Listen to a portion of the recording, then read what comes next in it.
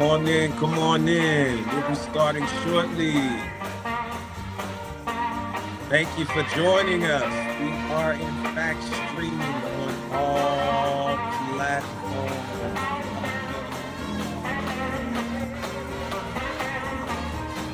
I'll be backstage, but we'll be starting shortly. Appreciate you all coming out to spend some time with us today, to fellowship with us on the Joseph 11 platform, Golden Boy Telling platform, also on Facebook, and also on TikTok. We'll be right with y'all.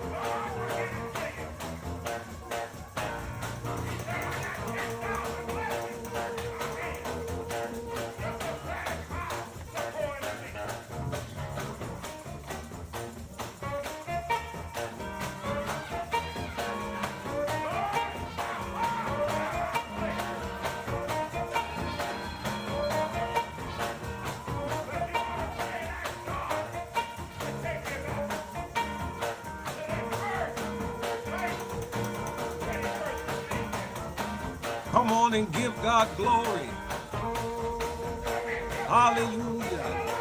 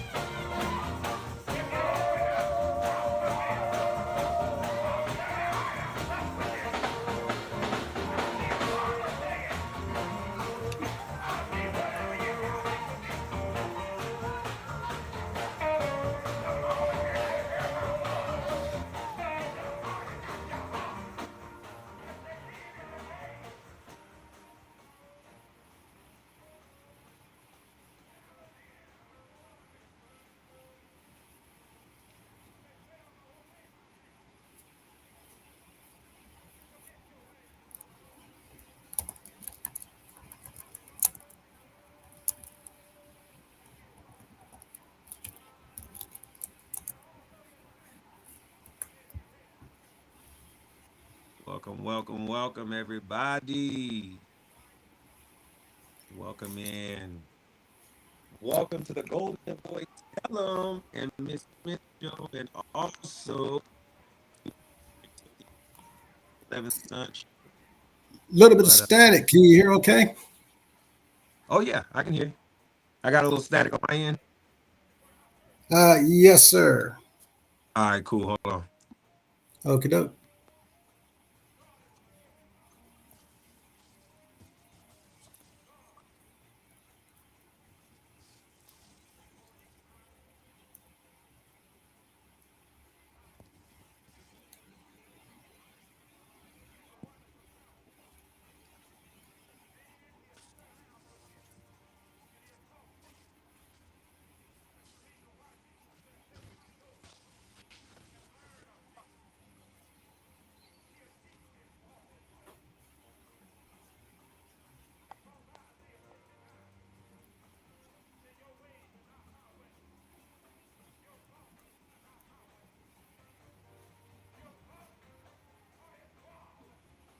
All right, solid. That a little There you better? go. Much, much, much. Awesome. All right, Uh, let me clear this out the way here.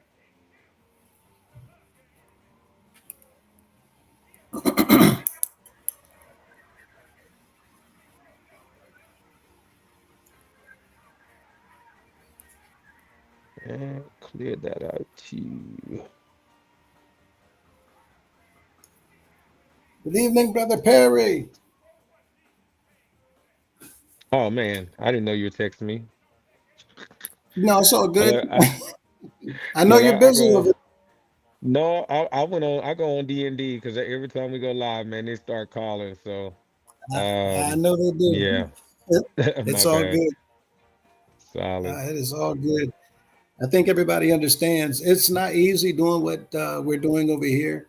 For those of Absolutely. you who have been with us, uh, we want to thank actually Golden Boy and Miss Mintz doing a fantastic job and working on their end with the technical difficulties from time to time. Every once in a while, it is like this, and Mm-hmm. I can't even imagine what it's like dealing with one platform, let alone three platforms. You all remember the Stone Age equipment that I was using with my rolled up pieces of paper and trying to make sure that it's not blurred or what have you for you guys. So I just want to really appreciate what it is that they're doing over there. And ask you all to continue to bear with us from time to time as we're still figuring this whole thing out. But yes, Absolutely. Golden Boy, good evening to My you, sir. pleasure. Good evening. Good evening. Good evening. Glad to be in the land of the living. Absolutely. Mhm. And do you want to go right on in um, to the recording, or want to give any shout outs? Well, I would just like to shout out everyone that's been coming out to see what Golden Boy Tellum has to say. Also with Miss Mintz. We appreciate all of you immensely. And for those of you that understand me, I like to say something that I heard one of my pastors say. Um, I'm not for everybody, but I'm for somebody. I'm not everybody's cup of tea, but for those who my audience is, they'll know. And sometimes folks they mature enough and they learn how to pick the meat out and spit the bones out, throw the bones away. But there's ways, and I'm just really thankful to be able to reach out the way that we are, and I'm thankful that I'm able to at least add some sort of a comedic approach to it, and hopefully give some people something to laugh about, brighten up someone's day, while still shedding light to the real issues at hand. So yeah, I feel good about that. Absolutely, and we thank you as well. And we see Miss Mintz is on this evening. I see her just drop a comment in the comment line. Uh, Feel free to check in, drop in, or just comment. We know that she has other responsibilities and obligations, and every once in a while she's not able to actually just drop those things and join in with us on the panel. But Mhm. we're appreciative for what it is that she does. Piggybacking off Absolutely.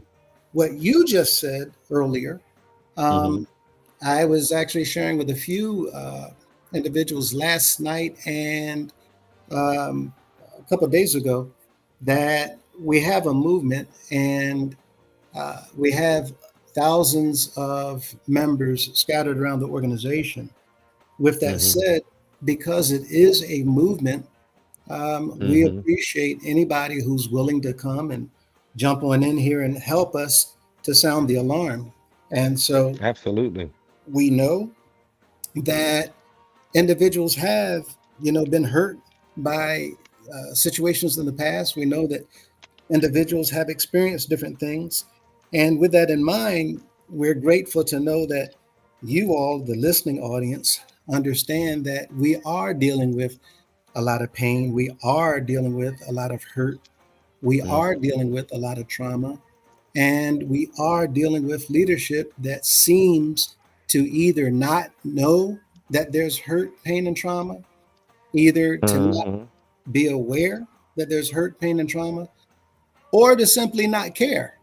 And the Hmm. impression has been over all of this long time, and we're now talking about 100 plus years, that there's Hmm. not a whole lot of care towards individuals that have been experiencing all types of things without the organization by individuals in leadership positions as well as others. So I just wanted to make sure that everybody understands that if there's anybody that shares their story, tells their story, or Hmm. decides to come on in and help us, and while out there sharing their story and telling their story, such as Golden Boy and Miss Mintz and a few others that have come onto the channel, I want you to know that we Hmm. appreciate you. Um, Absolutely. the thing is that we're trying to reach everyone. We're trying to make Hmm. everybody aware. We're trying to tell everybody what's been going on.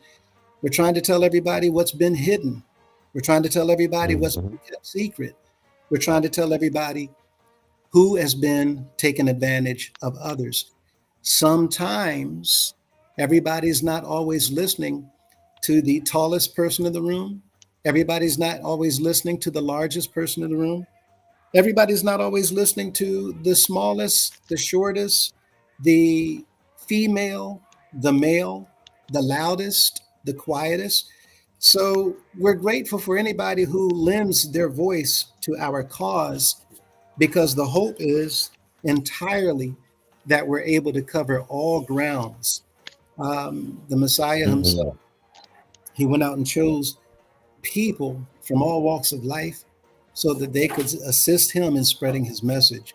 So I just wanted to make sure that everybody understands that whoever lends a mouthpiece to help us share our message and to make the people aware of what's going on, we appreciate you. Whether Mhm. it's here on this channel, whether it's on Golden Boy's channel, whether it's the Mhm. monitors themselves. We have some in the background that you all don't see.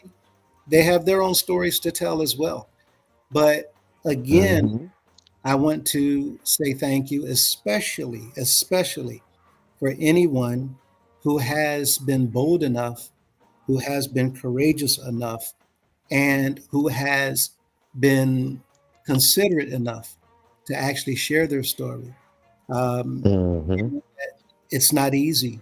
And we've heard, whether it's from Golden Boy, whether it's from Miss Mintz, whether it's from our dear sister, Miss Grace, or the others that have come on to testify. We've heard from Brother Perry. And there's many other voices that you all have Oh not yes. heard that's waiting to be heard, but because of the sensitivity of the things that they have to share, they're waiting behind closed doors or in the shadows. With that Mhm. said, I have something that we had talked about, Golden Boy, a little bit earlier. You want to touch on that now, or do you think we should save that until later? Our brief announcement about who may be coming on sometime in the next few days. Nah, we can say that to the end. Say that to the end. We don't need them to know up front. Uh, Let's dive down into what's going on in our communities, and answer some questions and connect with the commenters, and because that news is so huge that, like, yes, it is. oh man. Oh Yes, it is. man, they gonna say, Golden Boy, how you keep doing it, man? You ain't even a member. Remember? My. We shall see. Stick Yes, around to the end. And while you're waiting, go ahead and scan that QR code on your screen saying that you're going to stand and be one of those thousands of members that we were talking about that stand letting the outside governing agencies know that we are going to be in compliance. And you're going to be there to be that body that outside agency hands this organization over to. That's what you're saying, is that you're going to be there for the outside agencies to hand this organization over to you so that you can be in compliance with the law as you govern this organization. Period. Is that right? yes, sir. In fact, on that note, uh, looking at the numbers earlier, I just want to share with everybody. We have a number in front of us, 428 individuals visited the page, filled out some of the form. Everyone did not fill out all of the form. Some Mm-hmm. might not have filled out any portions that had an asterisk beside it. Um, Mm-hmm. and we know there may be difficulty from time to time while you're filling out the form, somebody making a phone call or a text message coming through. But the thing is, we have 124 individuals that it looks like thought you might have submitted your form, but did not. So, what Mm-hmm. we're going to ask is all of you individuals that did not see a thank you page pop up. Mm-hmm. If you did not see a thank you page pop up after your submission of the form, that is your indication that your form was not submitted. So if you go back and check on that form again, it'll take you literally less than 30 seconds.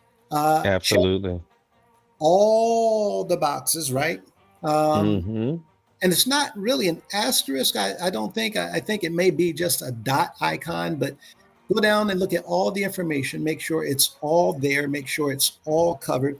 And at the bottom, all the way at the bottom, underneath of your signature, you'll see a couple of paragraphs. In fact, there's a few paragraphs. When you scroll past those paragraphs after reading it, at the last end of the page, that's where you will see the black submit button. Click that. You should see a thank you come up on the next screen. Now, your form has been submitted. And when we do hit that 310, again, there's 428 individuals that attempted, but we're not successful. We're right there at the cusp. We don't want to stop. Yeah, As they absolutely. Right? What was the number that you were throwing out there? 1,000? 1,000. Yeah, 1,000. Why? I mean, I think we can do more than 1,000, to be honest, but I think that a lot of us are just on the fence and just are still unsure and still kind of trying to, shuffle through all of the information that's been presented. But I'll tell you this much: it doesn't hurt just to scan it and just read it, just look at it, and then if you agree with what it says, then check the boxes that you agree with, making sure that you have the ones that are mandated by the asterisk. But just scan it, take a look at it, and see what it is. You don't know if you don't check it out. It's 1,000% secured. It is all encrypted. that part. And we are using a service that guarantees that it cannot be hacked. It cannot be cracked. That's what I love about encryption. So, but yeah, just give it a scan and, just fill it out if you agree. If you are saying that you're going to be one of those 310 plus UHOP members that are going to be around for the outside governmental agencies to turn this organization over to, because ultimately, if we don't scan it, then they turn it over to outside organizations by dissolving it and then giving them everything that we have. We're going to put a stop to that whole thought right now by making sure we are already prepared so that when they get here, and they are coming, but so that when they get here, they know that we are already prepared to do business. So the thought of dissolution should not even be in your mind, outside governing agencies, because we intend to be here for the generations to come. Period. That's all it is. And we That's just, all it is. right? And we just want to make sure that we do what we can prior to their coming, because once they come, they're not going to come asking us what we would like to do. They're going to come telling us what they're going to do. Yep. But like Golden Boy said, if we beat them to the punch, then we can literally show the governmental agencies, we can show the government, we can show the courts that we, the members, are not in collusion with all of the things that's been going on that may be criminal activity. The things that we've been showing you, we can see on our end for ourselves, according to the laws of the land, that it very much looks like there has been a whole lot of shaking going on. A whole lot of shaking going on. Absolutely. Has not been legal, right? Yeah. But we can't even guarantee that this will save the organization at this point. But what we can guarantee is that it gives us a fighting chance. Right. It gives them reason to ensure that we are able to be around. If we have nothing for them to work with, they will leave nothing for us to have. Exactly. And look at what Charmaine just said. Do you really think that they're going to tell you when they're coming? Right. Exactly. Right? And we know they're not going to tell us. They're going to simply come. They're going to show up out of nowhere. Thank you very much, Charmaine. That's the point that Golden Boy has been trying to make, Miss Mintz has been trying to make, we've been trying to make to everyone here, that you don't know. They're not going to give us a signal that they're on their way. They're just going to come kicking in doors and looking around. And if they don't like what they see, then that's a wrap for all of us. The only way around this is to click the link, and join in with us so that we can do what we can do to save the organization. I would like to Yep. also touch bases with those individuals who you know that you've reached out, that I've talked to briefly, and you're waiting for something from me. Then by all means, please excuse me. I apologize. I did not get back to you today or yesterday. A few things did come up and you didn't hear back from me. I want to let you know today, right now, that I do intend to, as soon as we're done tonight, to get back to those things that we had spoken about so that we can get you the information that you were looking for. There's three of you right now that's waiting for me to get back to you. You know who you are, and I will be getting on that as soon as this fellowship is over. You have anything else that you'd like to share or touch on before we get started with this clip? No, sir. I have nothing at all. I'm just gonna pause the music while you play it. All right, and just before we do so, we have another comment from Brother Perry. Just imagine an organization with the bands and the choirs and the hot licks and the Wilhelmina punches and the fellowships and the marching band. However, without the garbage. Let's make it happen. I love that, brother. Absolutely. Right? That's exactly Absolutely. for. Yep. You wanted to touch on that? Absolutely. Man, listen. I It's think just a lot so of much people to are afraid unpack of here, just want to be because they can't see it. And because of that fear, I think that's Yeah. a lot of hesitation. But what do you think? I mean, it is.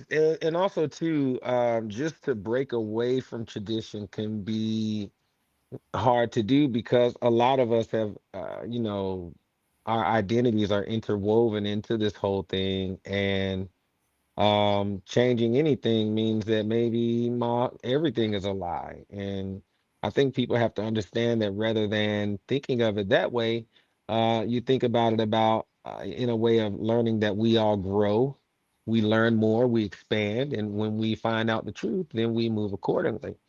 So I think that people just have to understand that discomfort that you feel, you're right there on the edge and you just need to jump off the porch, but you can't. Or you like that little chick that has to jump out of the nest, but it's afraid, but it has to happen. And we're always going to be stuck in that nest and never able to actually fly if we continue to allow ourselves to be suppressed in these ways. And it's so sneaky and subtle. And then it's a little more applied, a little more applied, a little more applied Right. until they got you. Right. And once you're in so deep, it's like it's no way out. You're like almost in the sunken place, and it's hard for you to see that you've been bamboozled or deceived once you're that deep into it, when you're 5 generations into it like myself. And it's only by the grace of God that those who are able to see, because it's not even us that are going to be able to make you see what we're seeing or where we're coming from. It straight up has to be the hand of God. We really cannot force feed you. We've had enough of that. you know um Mhm. so that's where I'm at with it. And I want to just say again, because of your honesty and your revelations and your opening up to allow us all just a peek into your story. I Hmm. say it that way because nobody will ever know what it feels like to go through what people experience, especially during a traumatic event. Nobody Hmm. will know what it feels like to have to carry that weight. Nobody will understand what it feels like to have to keep that burden and not be able to tell anyone because you don't know who you can tell as a child. You don't know who is going to report you to anybody else Hmm. as an adult that's going to get you into trouble. And unfortunately, many of these individuals who were minors simply had nowhere to go. And Yeah.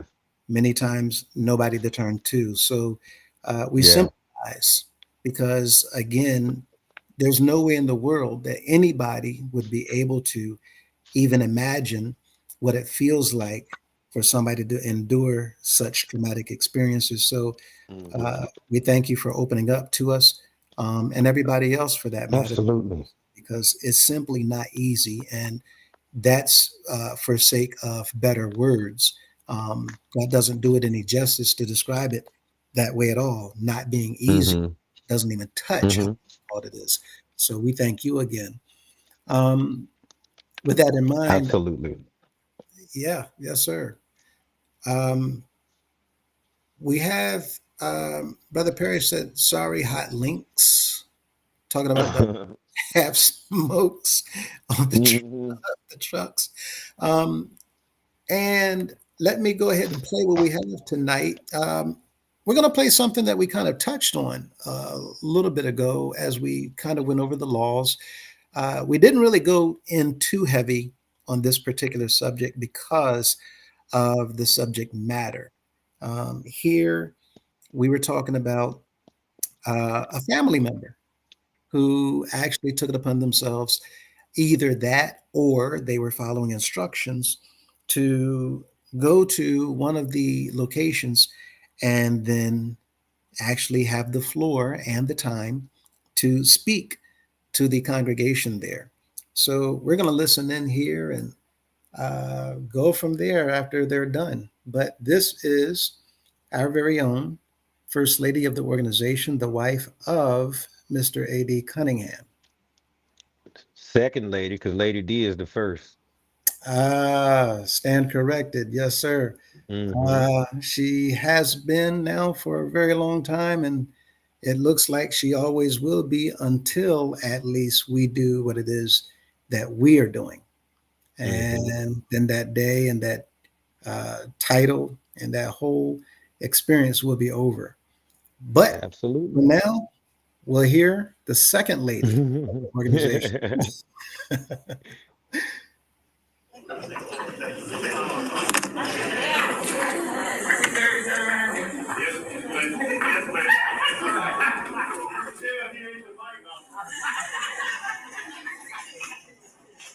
I want to give my grandson to precious, precious, precious Danny Cunningham. It's so funny, he tried to get me to call him by his first name. I said, your first name is Dear. The second name is Danny. I just want to say how much I've enjoyed being here tonight. I've never been in Huntersville before. This is my very, very first time. This is a beautiful, beautiful, beautiful house. And it wasn't planned. I called my niece and I said, y'all got anything going on?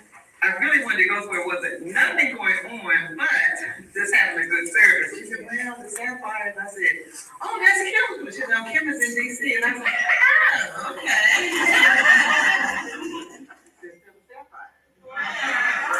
So I wanted to let you all know how much I appreciate being here tonight. And you all, I love working in the house of prayer. I always worked in the house of prayer. Yes, ma'am. Yes, ma'am. It is stifling to not be able to really work in the house of prayer. It really is. Now, I'm not going to do this much, but I wanted to pause here for a moment because my mind just went back to something. Did she say that he wanted her to call him by his first name, and she said your name is first name is Dear and your last name is Daddy? Can you rewind a little bit? Because I could now I got headsets on, but I just want to make sure myself. Let me turn the volume up. That's what it sounded like. Hold on one second. And I'm going to tell Okay, everything. there we are. Precious Danny.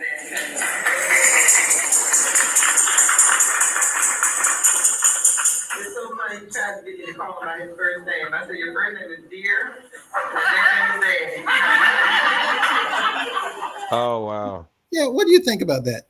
Oh wow. Well, what I say is, who does he like to be called daddy by the most? You or Rodriguez? Because Well, no, I both of mean we y'all. won't go there, right? Oh, okay, okay, my Yeah, bad, let's my make a bad. detour. Oh, excuse Yes, me. Yeah. Sorry, my But bad. do you think she calls Yeah. him literally daddy, dear daddy?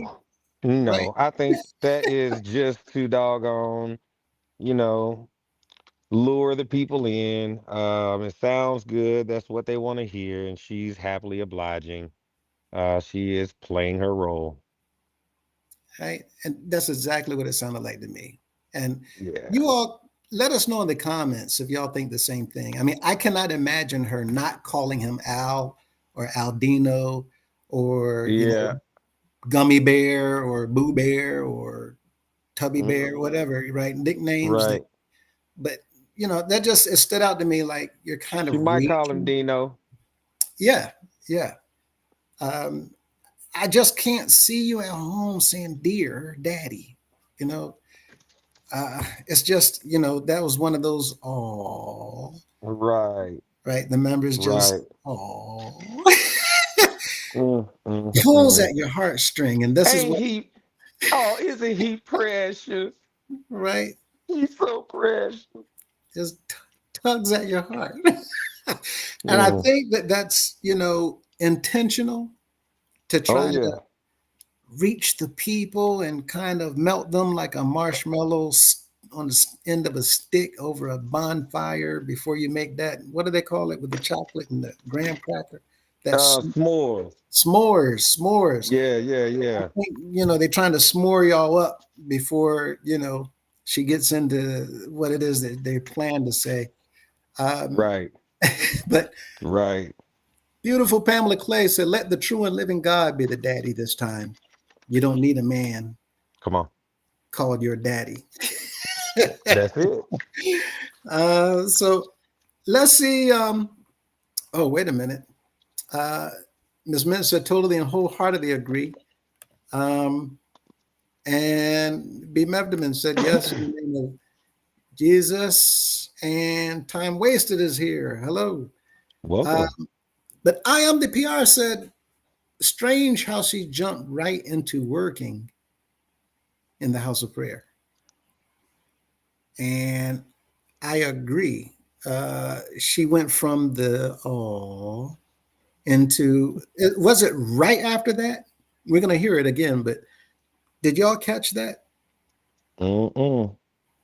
Okay, so here we are. Let's listen in. I just want to say how much I've enjoyed being here tonight. I've never been in Huntersville before. This is my very, very first time. It's a beautiful, beautiful, beautiful house. And it wasn't planned. I called my niece and I said, y'all got anything going on? I really wanted to go where it wasn't nothing going on, but just having a good service. She said, well, the Sapphire. And I said, oh, that's Kim. She said, no, Kim is in D.C. And I said, oh, okay. There's still the Sapphire. Right. So I wanted to let you all know how much I appreciate being here tonight. And you all, I love working in a house of prayer. I always work in the house of prayer. Yep, there it is. Wow. Yeah, I love Mm-mm. working in the house of prayer. And what about that part? I just wanted to go somewhere where there's nothing Nothing going on. on. Isn't that interesting? Mhm. I cannot Mhm. imagine that she was just in the area and thought to Right. call. What was it she said? Who was it? Her niece? Mm-hmm. Um, is there a program going on? Is there anything going on? And here's a question. Why Huntersville? Mm-hmm. And why Huntersville after somebody talked about Huntersville online? Who's Mm. that person that came out? Was that a few days ago? Somebody came out on social media talking about Huntersville at one time. Hmm. Uh, did Hmm. y'all hear about this Huntersville coming from someone about some problems with some paperwork or something? And perhaps Hmm. maybe the property was questionable because things not only up and up. I just Hmm. think it's a little coincidental that right after that, Absolutely. they're popping into Huntersville. Right. Not Right. not him, but her. Mm-hmm. Mm-hmm.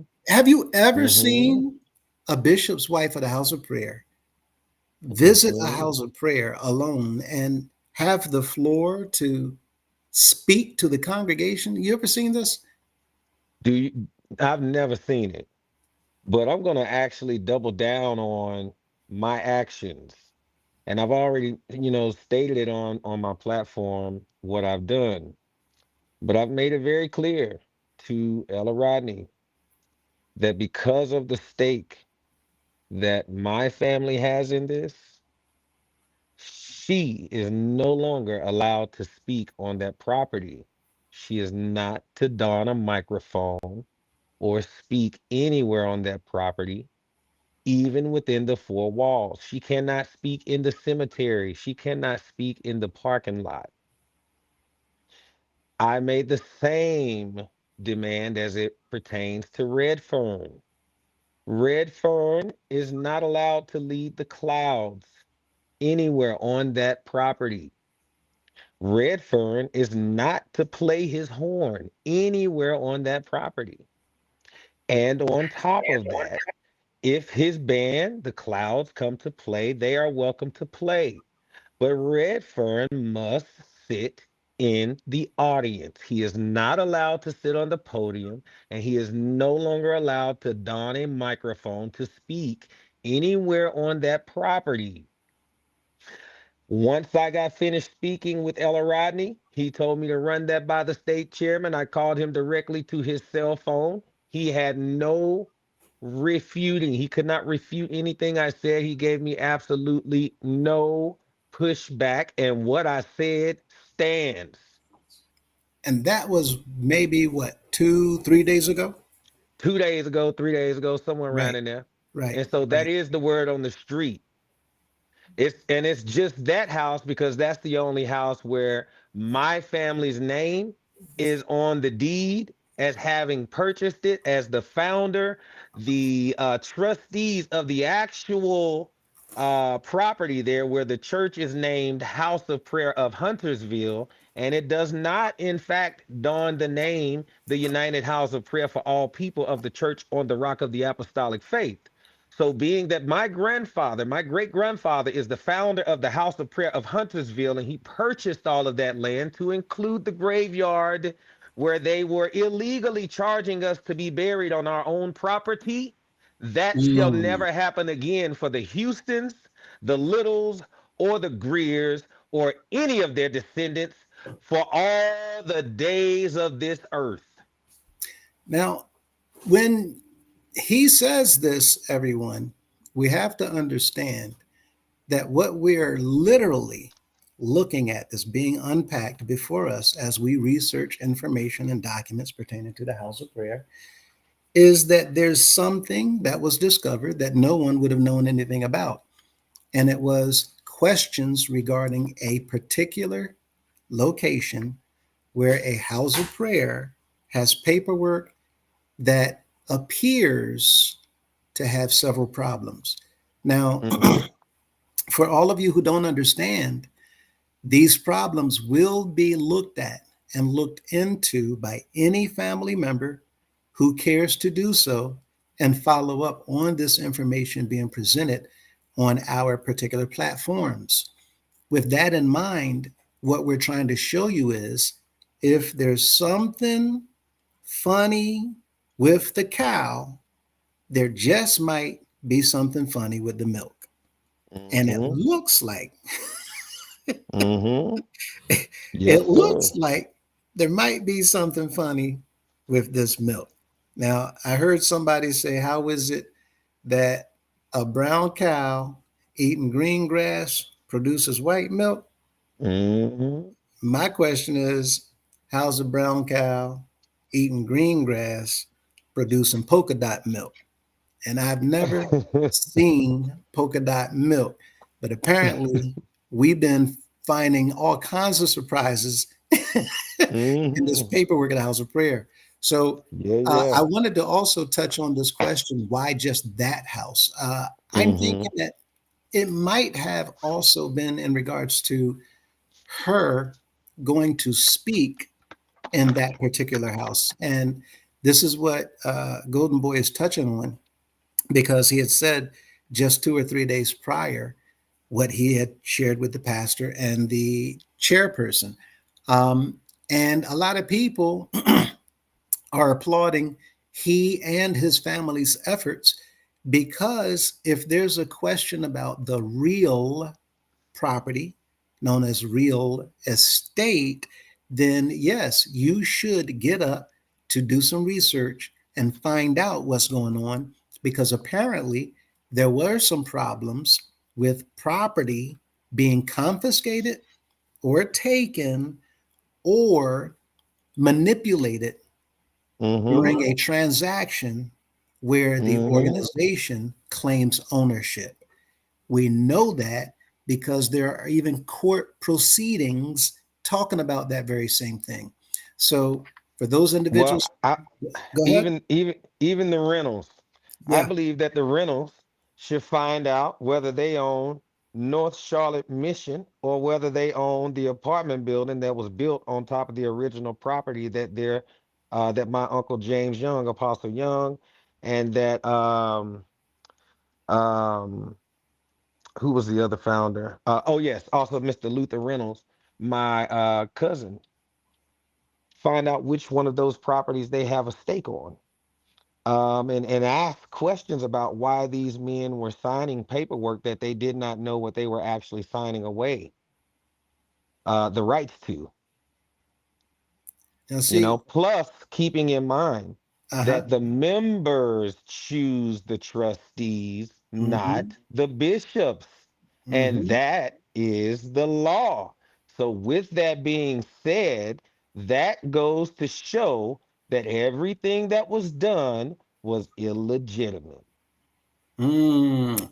And see, again, it's good that this is actually happening, because I've actually heard from another individual who literally called because they saw their father's name on some documents that we had shown on the platform. Um, Hmm. and it drew questions. They wanted to reach out and find out what's going on. Why am I looking at my father's name on this paperwork that we knew nothing about as a trustee? So, Hmm. what we're trying to tell you all is, if you see anything that we produce that raises questions pertaining to yourself or your family, by all means, take the time. Send us an email, Hmm. send us a text or a comment. For those of Hmm. you who can, reach out, call us, and ask those questions so that we can do whatever we can to get this information to you, and even put it in the hands of those persons who can go even further in an inquiry about those documents, because all these things have been covered up. And apparently, people who were covering up never thought that it would be discovered or come back up again.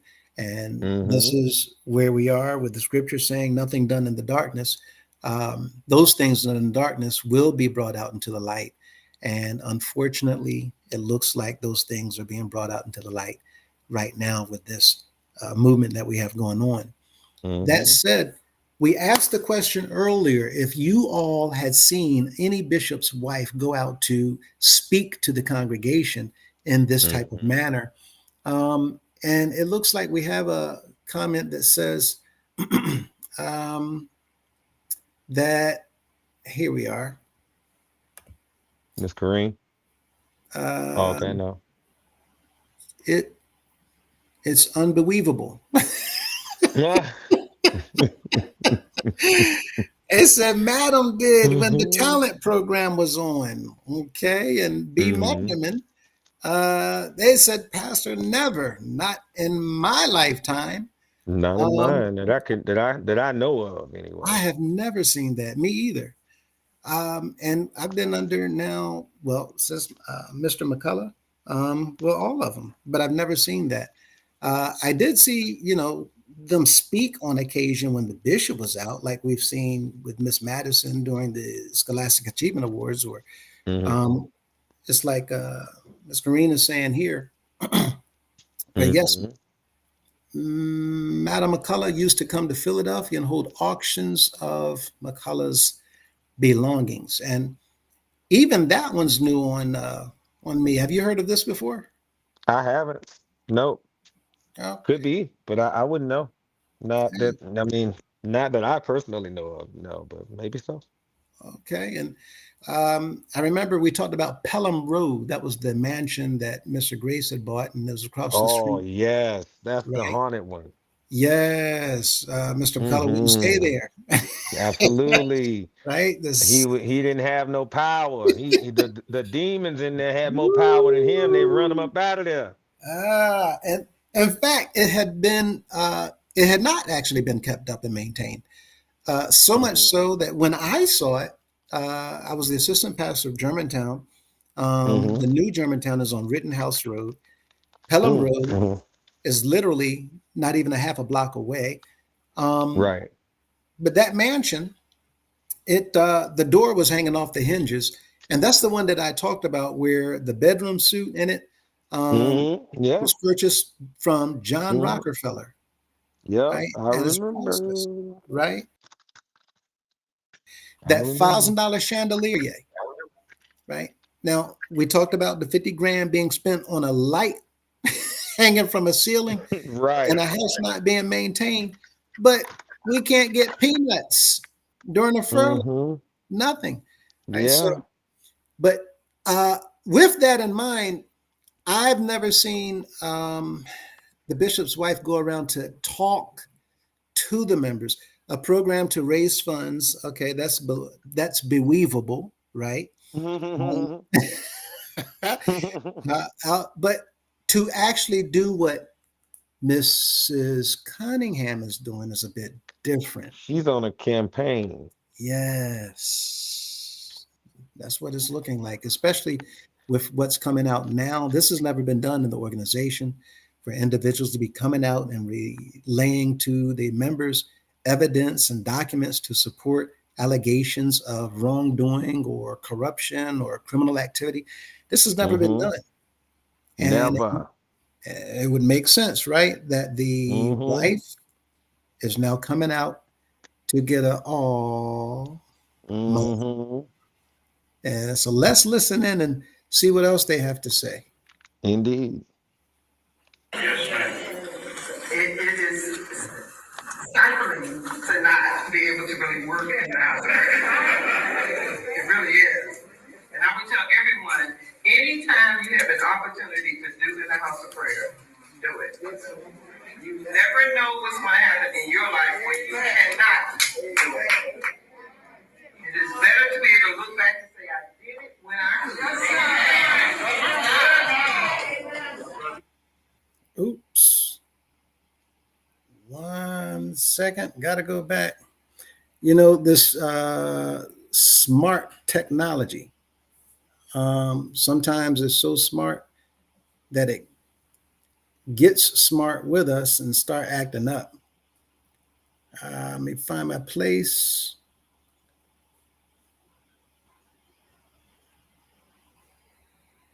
And here we are again. There's still a sapphire on, but just having a good service. She said, well, the sapphire. And I said, oh, that's Kim. She said, no, Kim is in D.C. And I said, oh, okay.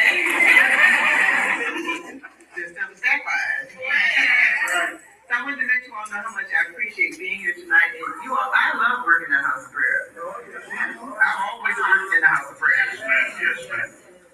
It is stifling to not be able to really work in the house. It really is. And I would tell everyone, anytime you have an opportunity to do in the house of prayer, do it. You never know what's going to happen in your life when you cannot do it. It is better to be able to look back and say, I did it when I could. Because I'm telling you all, this world we live in, this is really something. And we have this great opportunity, invitation from God to work in his house. Don't be slacking what you're doing. When it comes to ushering, you should be almost pushing people out of the way to usher. Amen. Do your job. Amen. Whatever your job is, do it. Because that's what you get paid for. Uniforms are beautiful. But they need to be in operation.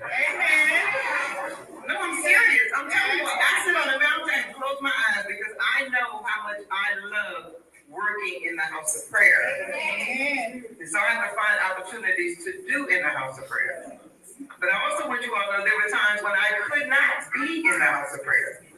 I remember I went away to school. My job sent me to Newport, Rhode Island, and it was during convocation. And I forgot which relative of mine called me during the baptism. And I just cried and cried and cried because I couldn't be there. You don't miss it. You can't miss it.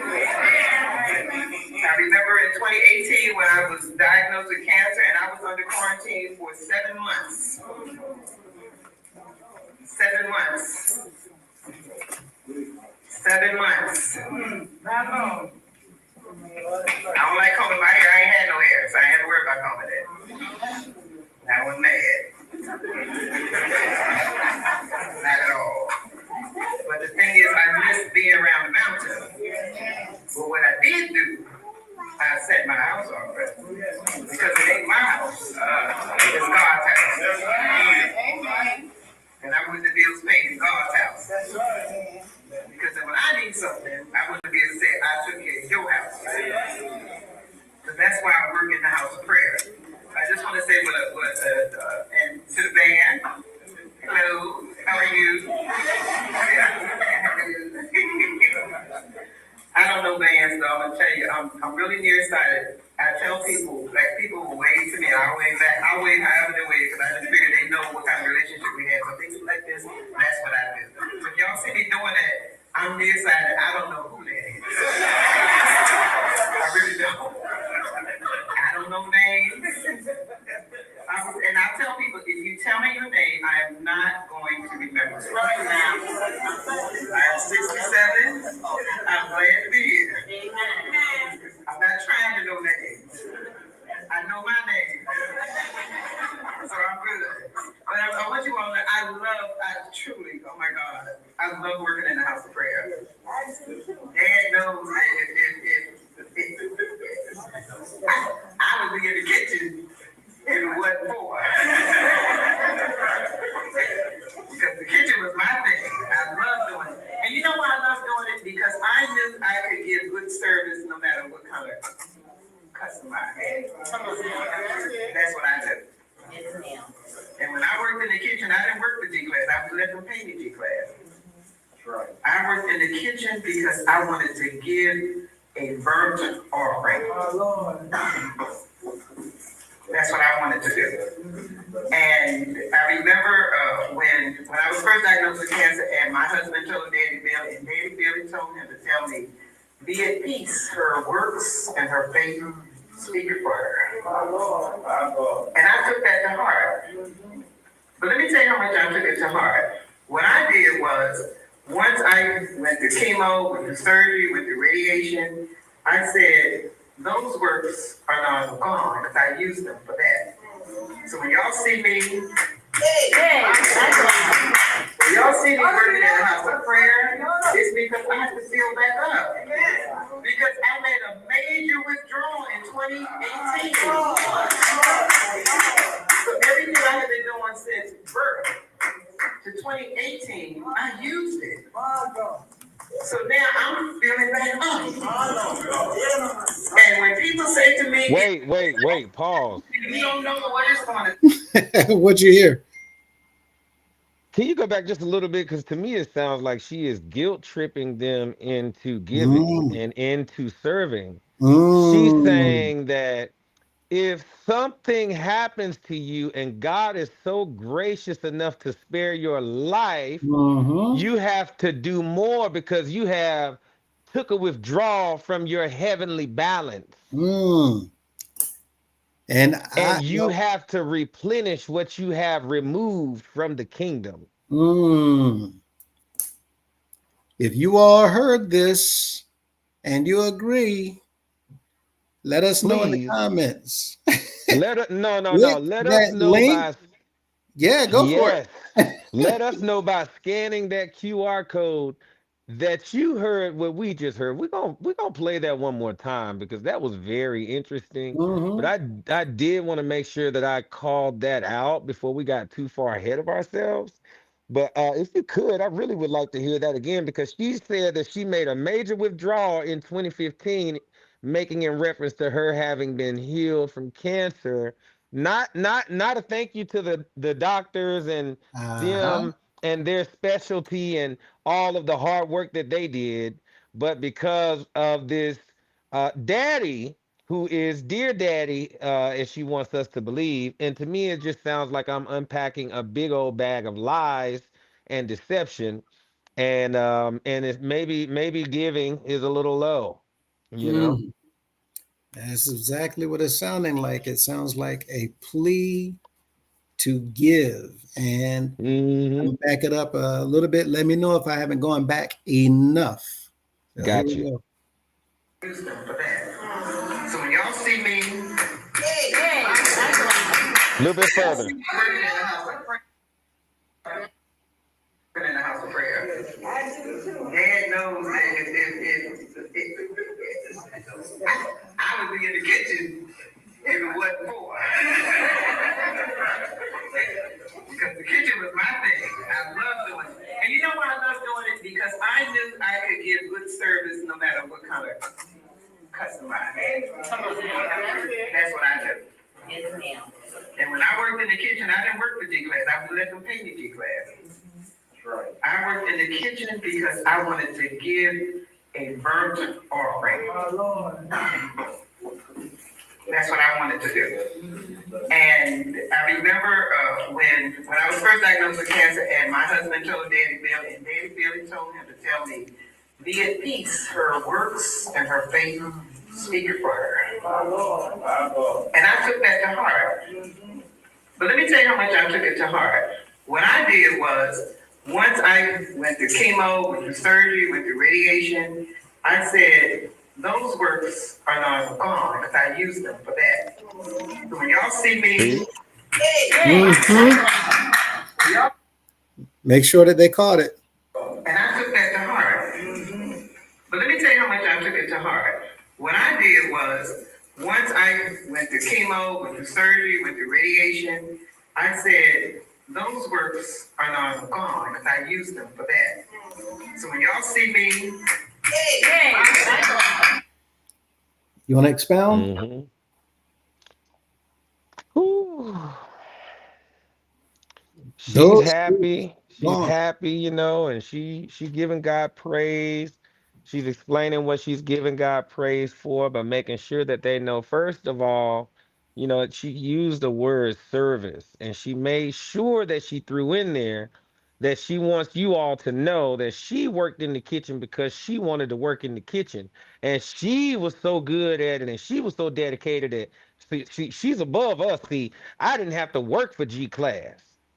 I gave my own G Class, okay? But no, And I that have part, still, hmm that part, she was indicating that she wasn't seeking anything, hmm and she mentioned burnt offering, right? Uh, I don't. It's kind of hard to hear all of it, so I can't speak to that part. What stood out to me right. really was that part about service, and then Yeah. her leading up to the other part about about working, Lord Jesus, It's a lot to and unpack here. cancer and the It's whole a lot. cancer thing. Uh, Yeah, that I think that's the most disgusting part to me is that you're making us feel like because you got cancer, you went through radiation and all of that, and because Daddy Madison said your works are gonna speak for you, that means that that took some type of financial withdrawal from your heavenly account. right. Although the church did not pay for your radiation therapy. Hmm. So where is the withdrawal coming from then? Because over there on that side, that's business. The bills still got to get paid. Kind of like we need to separate the CEO from the bishop. One thing Mm-hmm. is not the other. Mm-hmm. And us being super spiritual don't take care of that.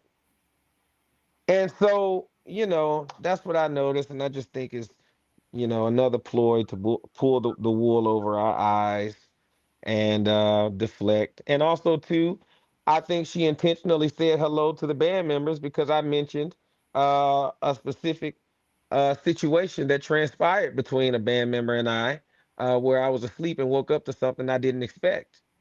So, Now, this was yeah, all in that same video when you talked about the property. yes, uh-huh. Now, see, what bothered me was the fact that you made a comment about how you felt, Mm-hmm. giving the impression. Now, I know by how you felt, meaning she said, I felt like those works that I had done before were now gone Mm-hmm. because I had Mm-hmm. to make a withdrawal, Mm-hmm. indicating since I received something, I now Mm-hmm. got to get back to work in the house of prayer and make Mm-hmm. more deposits Mm-hmm. because my work in the house of prayer, my deposits that I had already given in the past were already Mm-hmm. withdrawn because I got a blessing Yep. based on the situation that I was in. Now, that stood out to me because for you to say you feel like that work was a Mm-hmm. withdrawal, now you got to go back to making deposits. The problem with this is we don't work out salvation. Not physically, the Not way that we do in the right, house of prayer. right. We don't work. Salvation is free. The Uh-huh. debt, the price has been paid It's been paid. by our Savior. Lord and Savior The Jesus Son Christ. gave his life. We don't Mm-hmm. have to work in a kitchen. We don't have Mm-hmm. to sell raffle tickets. We don't have to Mm-hmm. do these things to raise money. Um, Mm-hmm. and going back to that In kitchen, order to get in. right?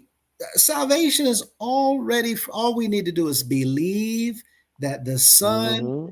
gave his life that we may Absolutely. have access to his Father and receive Mm-hmm. eternal life. Now, Mm-hmm. for her to say that working in the house of prayer kitchen, and she made a point to say she didn't do it for G class because, for those of you who don't know, working in the cafeteria, many of, if not most, of the workers are not being compensated, Right. right? Absolutely not.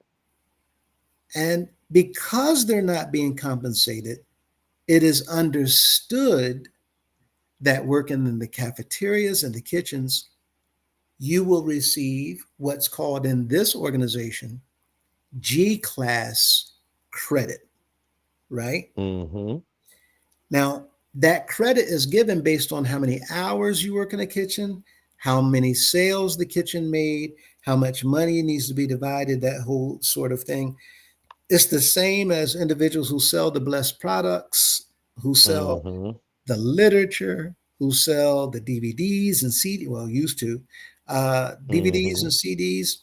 Um, they get a G class credit in exchange for their time and Mm-hmm. physical labor. Mm-hmm. What she said is, I didn't want that. I told them not to pay me G class for working in the kitchen. And she said, I wanted to do it as a burnt offering. Now, for those of you who don't understand, Mm-hmm. there is no burnt offerings being done today or My being goodness. accepted today. My goodness. It's called burnt offering because it described a type of offering that was being offered by the priests to the creator and how it was being offered. So there's wave offerings, right? Mm-hmm. There's heave offerings. Mm-hmm. There's burnt offerings. Just like Another type of free will offerings is a classification all of itself. But burnt offering means you're taking something and you're going to burn it. And when you're Mm-hmm. talking about this, you're talking about an animal. It's Right. pretty much a barbecue, right? It's going to be Mm-hmm. killed. It's going to be drained of its blood. It's going to be parted, but it's going to be Mm-hmm. burnt. Working in the Right. kitchen is not burnt off. The stuff that we're doing today is not burnt offering. Giving money is not burnt off. The problem here is what we're listening to is just another example of our members not understanding even the basic Mm-hmm. parts of the scripture. This is elementary. Yeah. And if we don't know what a burnt offering is, it's just like Mm-hmm. when they say, to come to praise, worship, sacrifice, right? We're not sacrificing anything nowhere on the planet today to the creator that he is either respective of or that he's accepting. Mm-hmm. His altar has been destroyed because it was in the house that he accepted, that he allowed to be ran by the men who the son said turned his house into a den of thieves. So all of this, like you're saying, Golden Boy, Mm-hmm. is just a twisting of manipulation of, in order to appeal to the hearts of the members there in Huntersville, while a Mm-hmm. recording is going to go out for people to listen to, in order to get Right. people to do what? What is the appeal here? To get people to work in the kitchen, to play on a band, to sell tickets, or is it just simply to Or give money? or is it do they need more workers so that they can have documented work on the books to maybe, wash some money or something? Hmm. Okay, another possibility.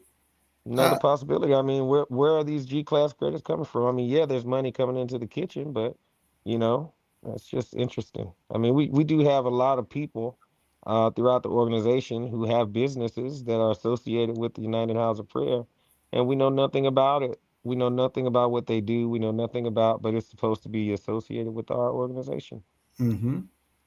So, Matter of fact, you'd raise an interesting point because wasn't it what, maybe a week and a half, 2 weeks ago, where he spoke somewhere and said, while yelling at the people, um, about people don't want to serve on an auxiliary, people don't want to that's be right. a president, Yes. people don't, right? Yeah. It Yeah, he sure sounds was. like she's Absolutely. echoing that message, like, Mm-hmm. y'all, come on, y'all, you need to Don't nobody be want to get on auxiliaries. Don't nobody want to work right, in the kitchen. Mm-hmm. right. We need to get it together. It's going to be interesting how she carries this further and how she makes a turn going forward. You ready Mm-hmm. to listen some more? Oh yeah. Okay. When y'all see me working in the house of prayer, it's because I have to fill back up. Because I made a major withdrawal in 2018. Mm. So everything I have been doing since birth to 2018, I used it. Wait. That's what you were saying.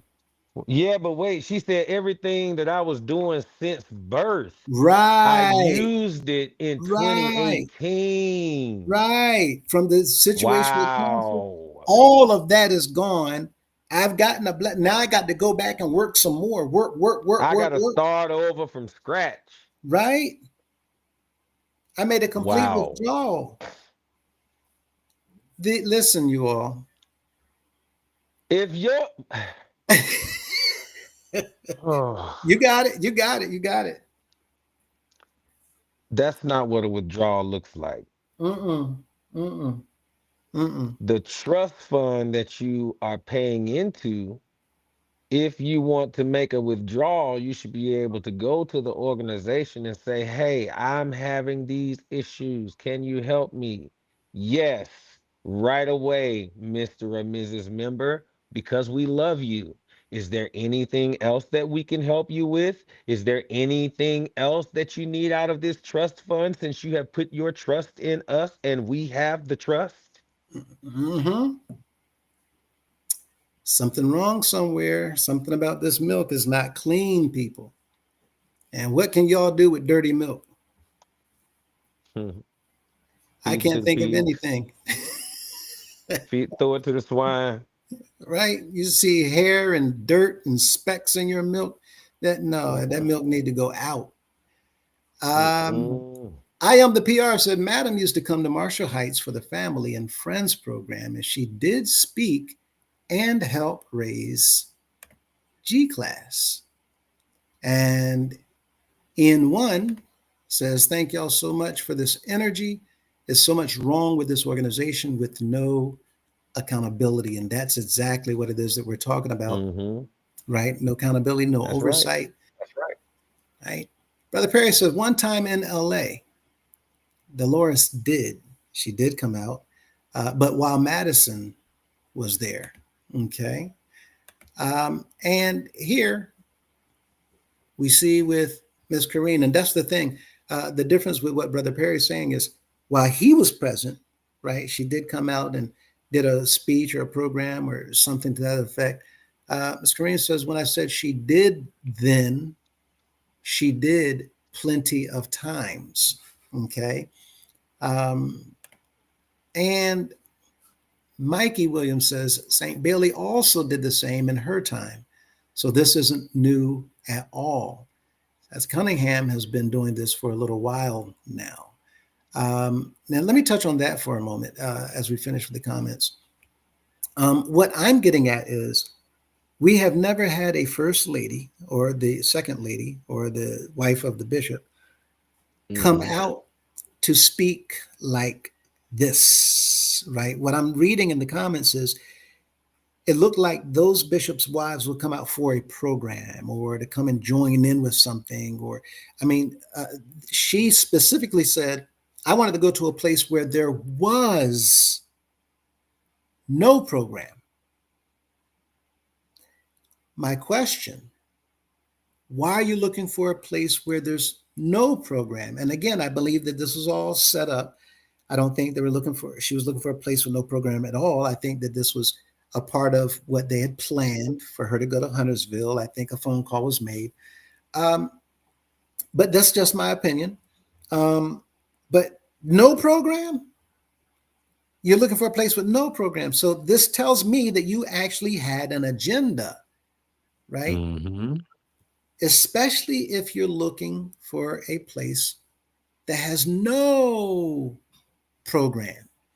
And then to be given the floor to actually say something, to be given the floor to be in the position to talk to the congregation, that's what I'm getting at. I've never seen this at all by a bishop's wife to go to a house of prayer, to be given the floor by the pastor, to literally talk to the members in this manner, without a program, without raising money. This is a support rally. This is a pep rally. This is a plea to the people. I've never seen that happen by any bishop's wife. I agree. Okay.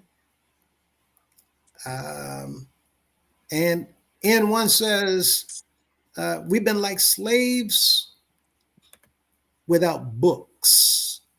And I am the PR. The former ladies came for a program, not just to encourage the members to keep giving their husband your money. Mikey Williams, respectfully, whether for a program or not, it's the same. They came to raise money or encourage members to raise money.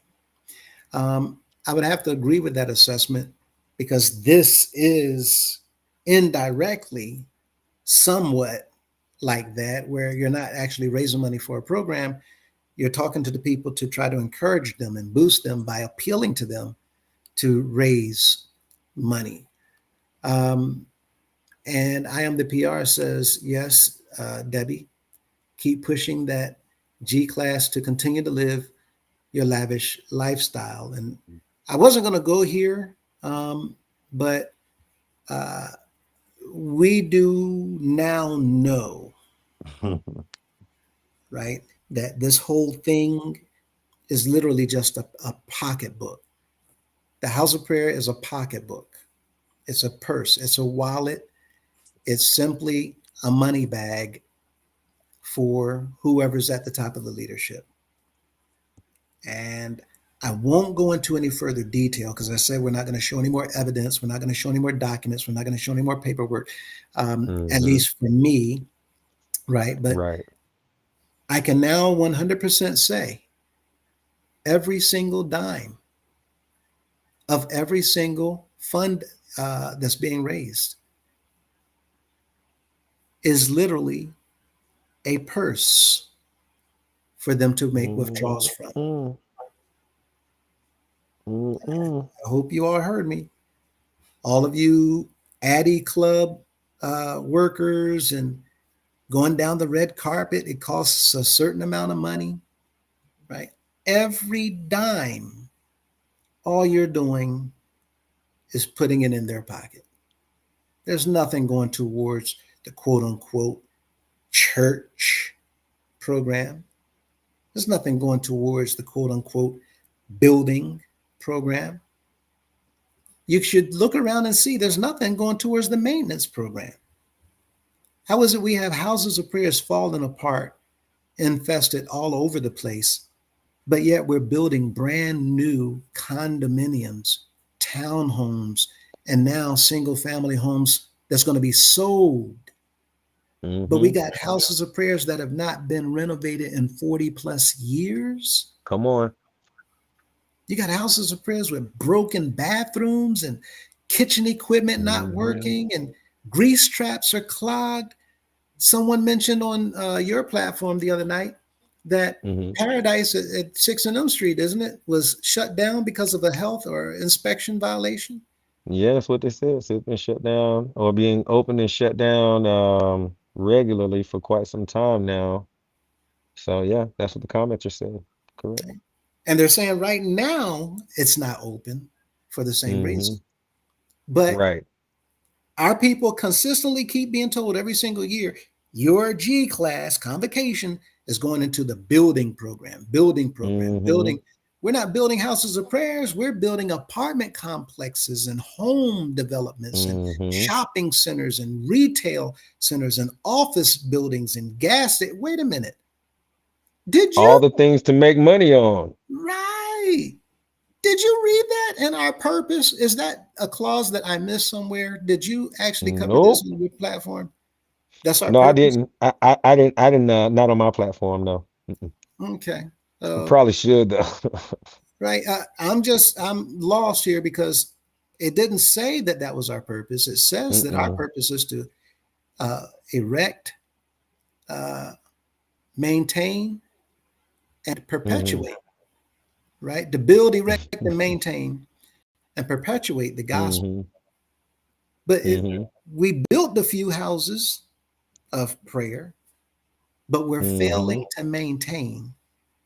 Yet we're building all kinds of other buildings that they want you to think your convocation. Well, maybe that's why they call them all houses, so they can't tell on paperwork if they talking about a house like the house of prayer, or if they talking about houses like real estate. I mean, because they get so slick with their verbiage, so maybe that's part of the reason. Because what I noticed is that in the Charlotte region, the C.M. Bailey Trustee Trust Fund has a lot of houses listed that it built.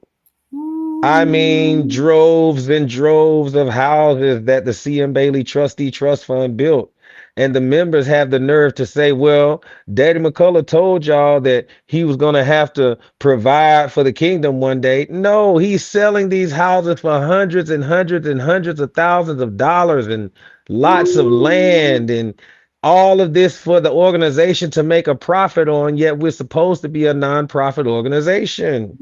It seems like a huge real estate company. And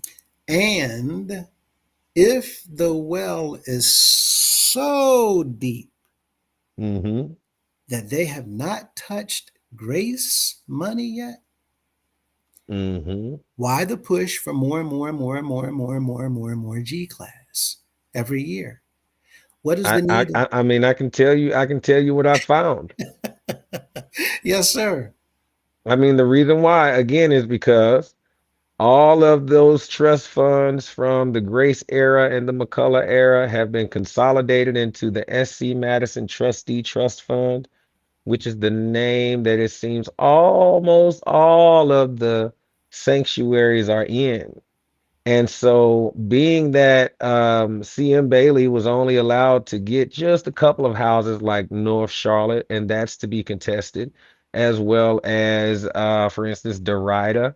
But one thing about Miss Dolores Madison is that she's not going to allow that mansion to be put in anyone's name other than the SC Madison Trustee Trust Fund, which is the name that it's actually in.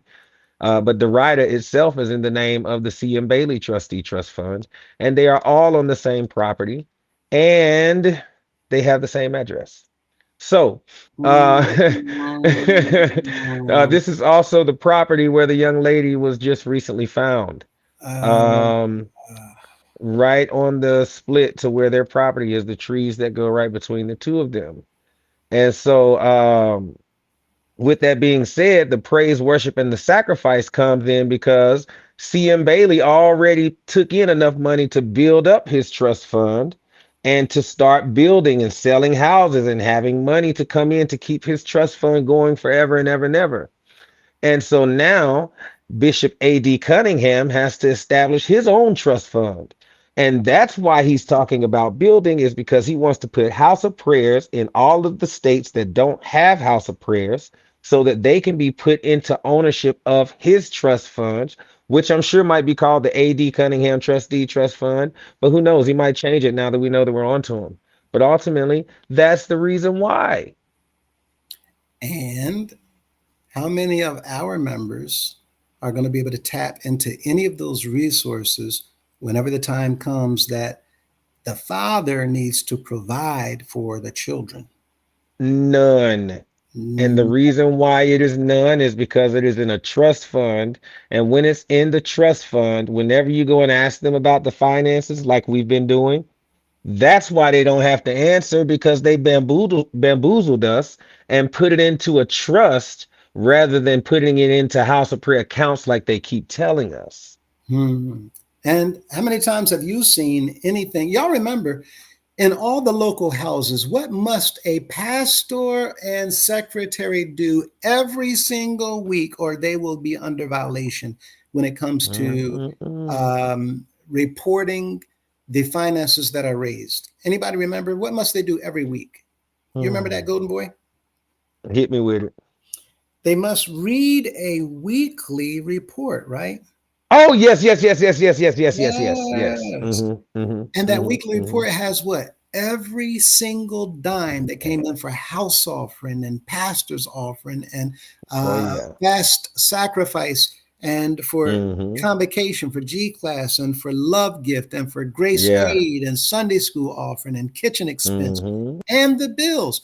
And at the end of that weekly report, you remember what else they must do, they had to do, and they had to include somebody from the congregation? Um, well, did somebody have to witness, or did somebody have to recount it? Refresh my memory. Well, I'm remember still there stuck on was, what I'm on I right know here, it's and I'm been trying to get over it. I know it's been a few days since you've been in service, Yeah, but, I've been busy, man. but they would call someone from the audience to come up and actually read and verify the bank deposit slips, Oh, okay, okay, okay. right? Why would they do that? To verify for the congregations that your money has been received, your money is now accounted for by reading the books, and your money Mm-hmm. was deposited into a actual factual bank account. And here's the bank slips, deposit slips right here. Mm-hmm. So we know that money went in. Problem is they never read when the money comes out as far as on an organizational level. They Right, read right, the expenses that comes out of the church local treasury, right? Light right. bill, water bill, those sort of things. We had to buy 3 mops, and that cost $32.82. They have that Mm-hmm. plus, the receipts. But on a nationwide, a national level, Mm-hmm. when does the executive staff ever read or release to the members how much they received? When do they read their books? When do they show their bank statements or deposit Mm-hmm. slips? It does not happen. Why? Because we've been conditioned and taught that whatever the bishop says, to Mm-hmm. believe him. Mm-hmm. Is that good business practice? Absolutely not. No, Mm. sir.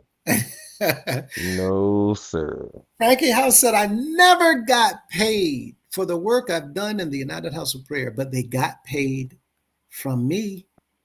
Mm-hmm. The lies they tell. Mm-hmm. Shake my head.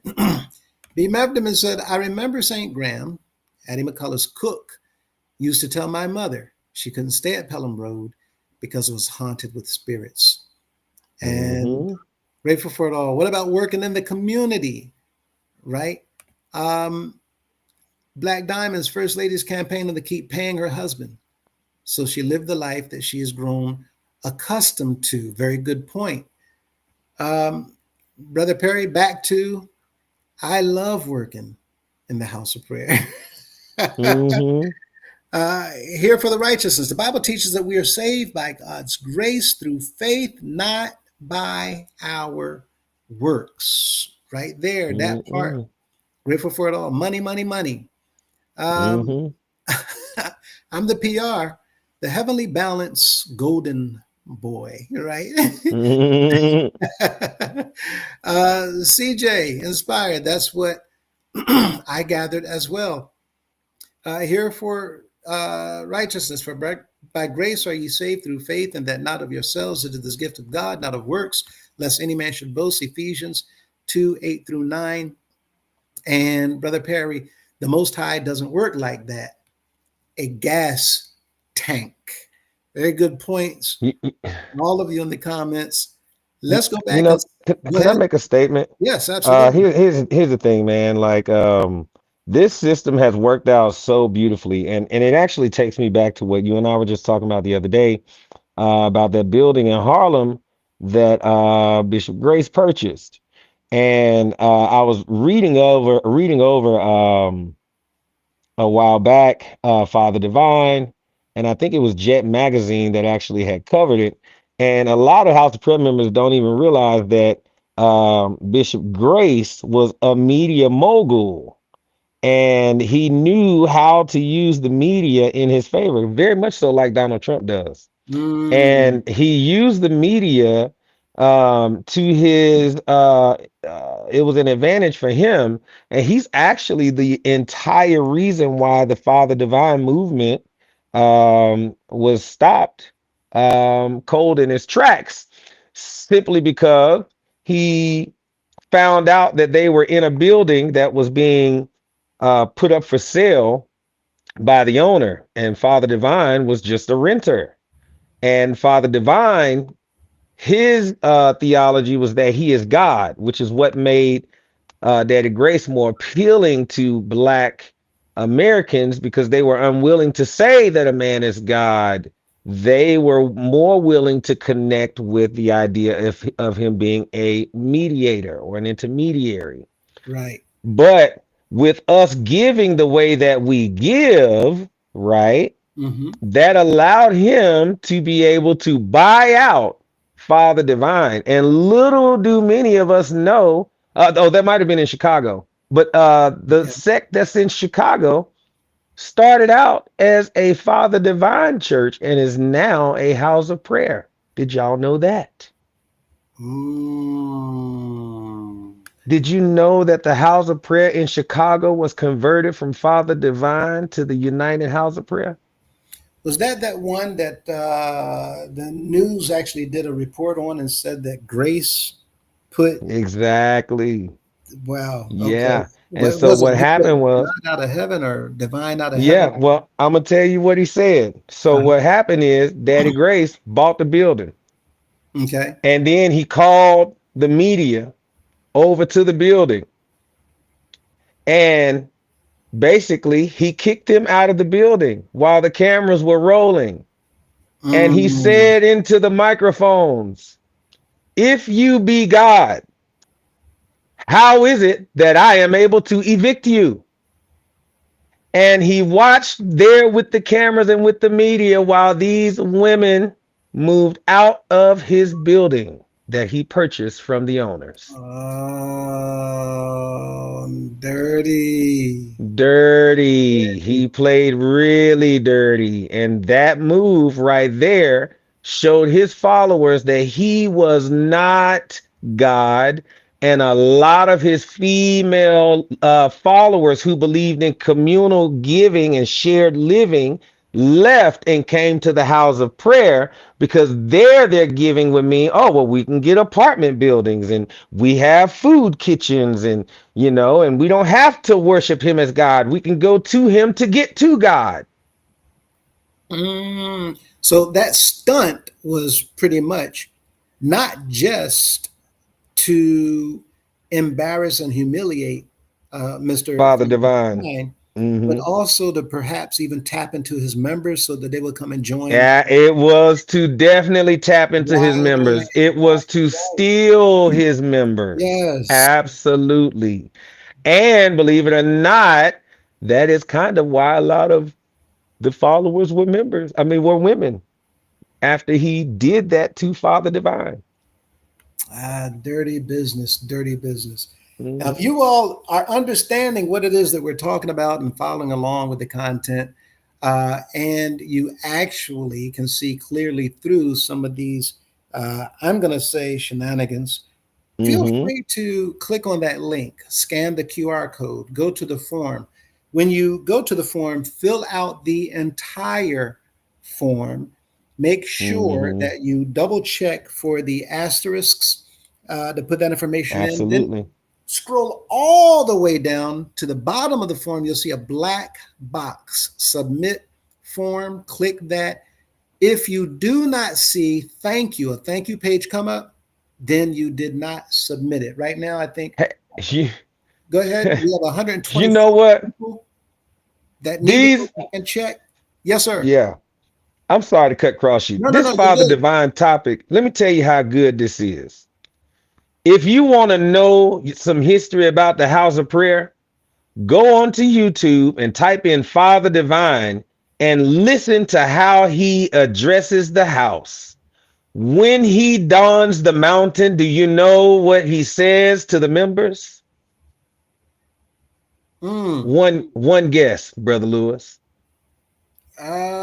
When he gets the house, does he? When he when Don't he tell when me he he go, says the same thing our bishop's been saying in here. he said, "Peace, everybody." Wow. And they don't say grace back. They say over there, they say peace. But our leader is Daddy Grace, so we say grace. Mm. So we don't even understand how closely alike the two organizations were. The Yeah. difference was we believed in capitalism and building buildings and buying buildings, and they believed in the women living in compounds, in communal living where they go out and work and then they bring their whole paycheck and pool it all together. And then you treat him like a god. And y'all. So that didn't really work for folks like the Daddy Grace movement did. Mm. And so please, I challenge all of you to just listen to one message. If you were on your laptop, I would ask you to go to YouTube and share a video of him right now, but that's all right. I'll just tell you, take some time out and just look up one message of Father Divine. And as he dons the podium, the first thing all of you will hear is peace, everybody. And it sounds just like a house of prayer preacher. Mm. Absolutely. And again, For all of you who are understanding and following along, to understand the history behind the founder of our organization and where he got received or copied and duplicated antics coming from others. Feel free once Mm-hmm. again to click that link, scan that QR code. We had 428 was the number I gave before, with 124, I think, individuals who believe they submitted their forms, but it did not go through. Go back and just double check just to make sure. Even if you redo your form twice, it will not Mm-hmm. duplicate on the other end. It is just to make sure that it did get counted. So go all the way down to the bottom, click that box, and look for a thank you page to pop up. Black Diamond asked a question, said, did Bailey pay for her chemotherapy and radiation treatment? Correct me if I'm wrong. I don't know. What about you?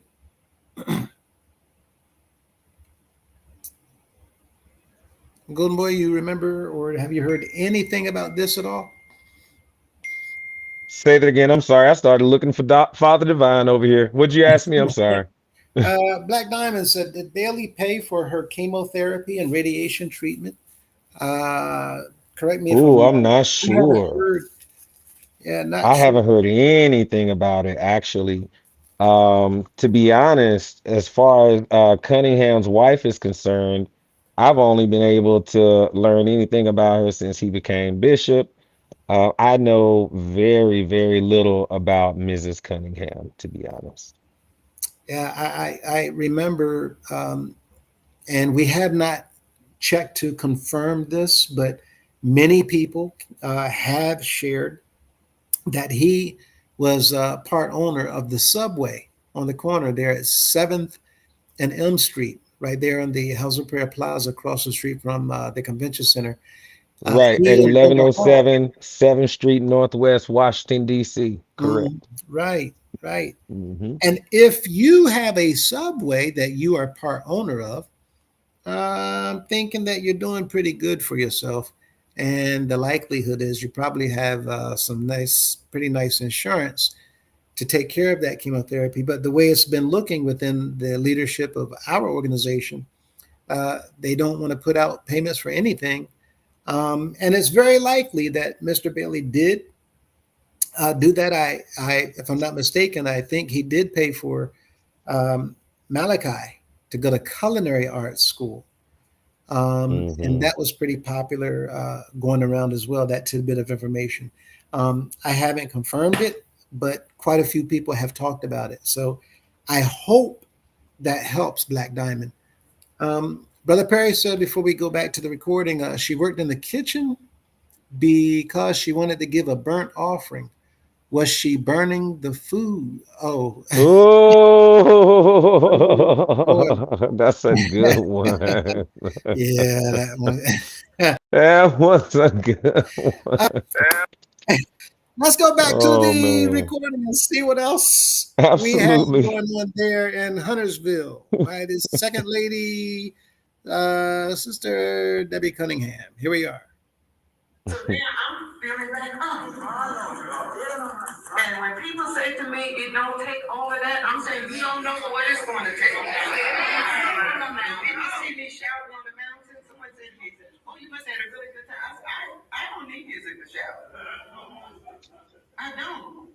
You all would be surprised that, and it's nothing but the devil, I understand, but he doesn't get the victory.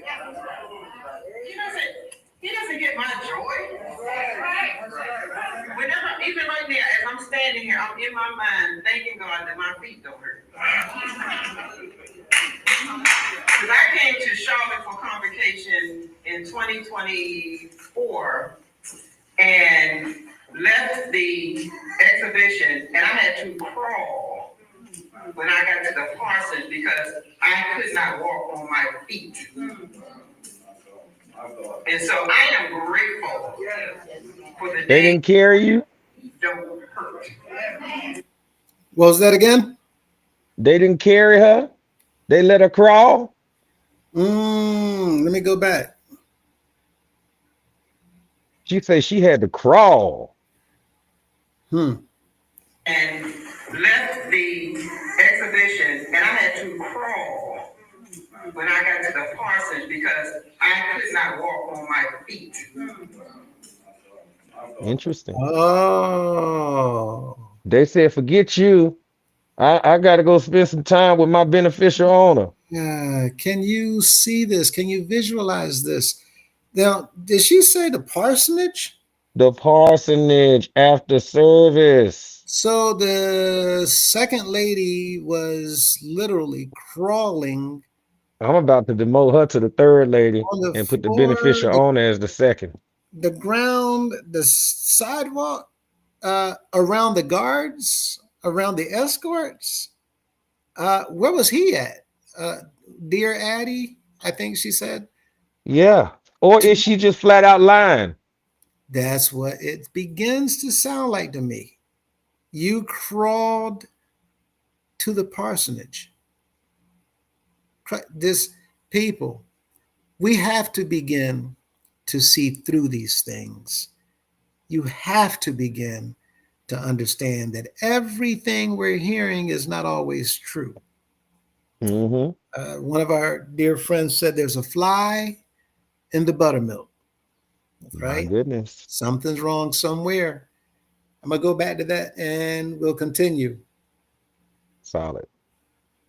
In 2024 and left the exhibition, and I had to crawl when I got to the parsonage because I could not walk on my feet. And so I am grateful for the days when my feet don't hurt. Grateful. I am grateful. Like right now, my knee is saying, hey, you hurt. Yeah, but I can stand up. I can't do nothing about what I can't do nothing about. I can't do nothing about what I can't do nothing about. Mm-mm. Huh. This is the first time I'm hearing it all the way through. I heard about the first 30 seconds and turned it off and got on the phone. It's very So- interesting though, right? It is. Because we're talking about a whole host of things going on here. And yet this is the wife. Not to mention we have men with titles of apostle, right? Racked with pain as well. Hurt, sick, diseased. Members all over the place. Hurt, sick, and diseased. All over the place.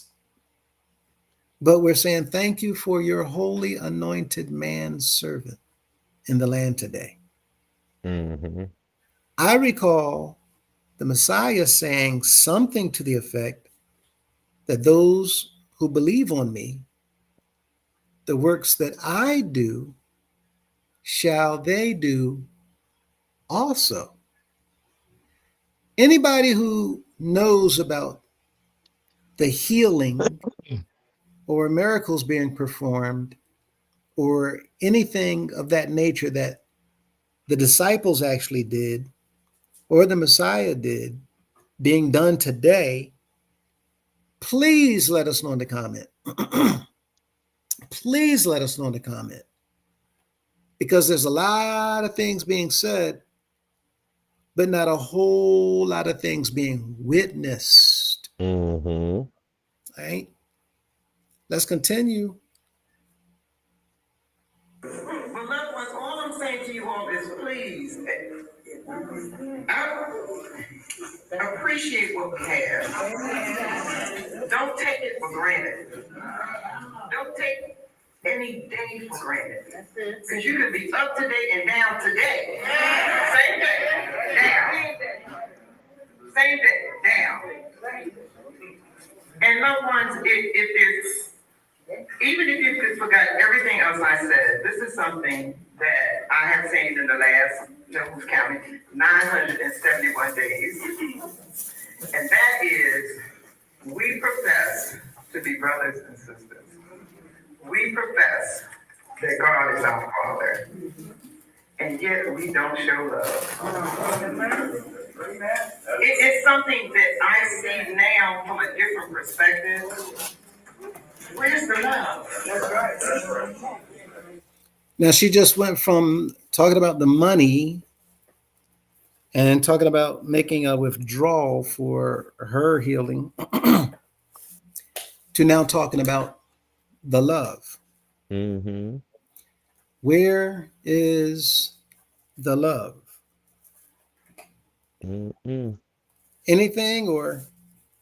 Well, my thing is maybe that's her confession that she didn't feel the love, learning that, they consider her account to have been withdrawn down to empty. She didn't feel like that was love. And, they're really, really strategic about how they say what they mean, but they know that the congregants won't get it. Mm, And so I think that it's more so to that effect. Where's the love? It was no love in this. But that's just my take. I'd be trying to, see what they really saying. uh, and she said that she's not seeing the love. Um, Mm. my mind In went other to, words, y'all ain't doing enough work. When you doing work, it's because of your love for the kingdom, your love or whatever. But I ain't seeing the mm, love in multiple ways. and I concur, except I also think about what she sees and what she doesn't see. She said that she didn't see the love. Now, Uh-huh. you are in a situation where you get to see a whole lot of things that we don't see, right? Mm-hmm. Mm-hmm. You're with people that we're not with. Mm-hmm. You're around people that we're not around. Ooh. You get to see a whole lot of what people don't get to see. So wait a minute. So are you saying that she's suggesting that they are feeling as the leaders that the members are not loving them the way that they used to? It sounds like the people not loving them the way they used to. And it also, for me, sounds like you're putting love on the people as a guilt trip. Mm-hmm. But my question is, Where's your love for the people? where's your love for the people? Mm-hmm. Where's your love as the second lady? When the Mm-hmm. members of the House of Prayer went through furlough, what was it that was contributed to the people from Mrs. Cunningham? Well, she got a placeholder in our Maybach that he bought for us members. Right? And what came from her to the members? What love did she demonstrate? Absolutely nothing. A But love every wave. right, but each time when the pastors come up, do they not pass up an envelope with her name on it? Oh, yes, yes, yes. Are they not expressing love from the members towards her? Mm-hmm. Indeed. Are they not also expressing love from the members towards Mrs. Madison or Ms. Madison? Mm-hmm. Mm-hmm. Yeah, she still got to make deposits to that SC Madison Trustee Trust Fund. And how much love did they spread to the members who were in need? Well, the Lord say don't come ask her for no money, so uh that's telling. So nothing there. And Mm-hmm. how much came from Mrs. Cunningham to the members when they were in need? None. None. The leaders here, they're not trained to give. Charity starts at home and it don't live in none of their houses. It's Mm, all about take, take, take, siphon, drain. And on top of that, run the members down into the ground until their bodies are just wore out. A lot of these members got full-time jobs and work for the House of Prayer like a second full-time job and don't get a dime. God forbid you slip and hurt yourself because you don't have workers' compensation. and that's another good point because Black Diamond asked, so the workers that worked in St. Paradise 7 days a week are not paid by wages? Correct me if I'm wrong. No. And no, if I'm not mistaken, they receive donations. I think right now the donations may be $9 an hour. $9 an hour. Um, and with that in mind, before now, as of late, it used to be just donations, and you just get an envelope. And the workers there did not know what was in each other's envelope. But outside of Paradise Cafeteria, for the most part, throughout the entire organization, I don't know of another kitchen. I don't know of any other kitchen besides Paradise that pays or give a donation in cash to the workers in the cafeteria or the kitchens. Now, I may be wrong, but I have not ever heard of any other house of prayer that pays or gives a donation to the workers. For the most part, all of them receive G class credit. And as you just mentioned, what are you going to get if there's a slip and fall? Nothing. Nothing. You're not going to get workman's comp. Nope. You're not going to get unemployment. You're not going to get Social Security. Not from these things. You're not going to get tax returns. Right? None of these things you're going to get because you don't qualify, because there's nothing going on the record to show that you've been exchanging your time for pay on a job. There is no W-2 that you're going to get from the house of prayer working in the kitchen. Yeah. And this is the issue.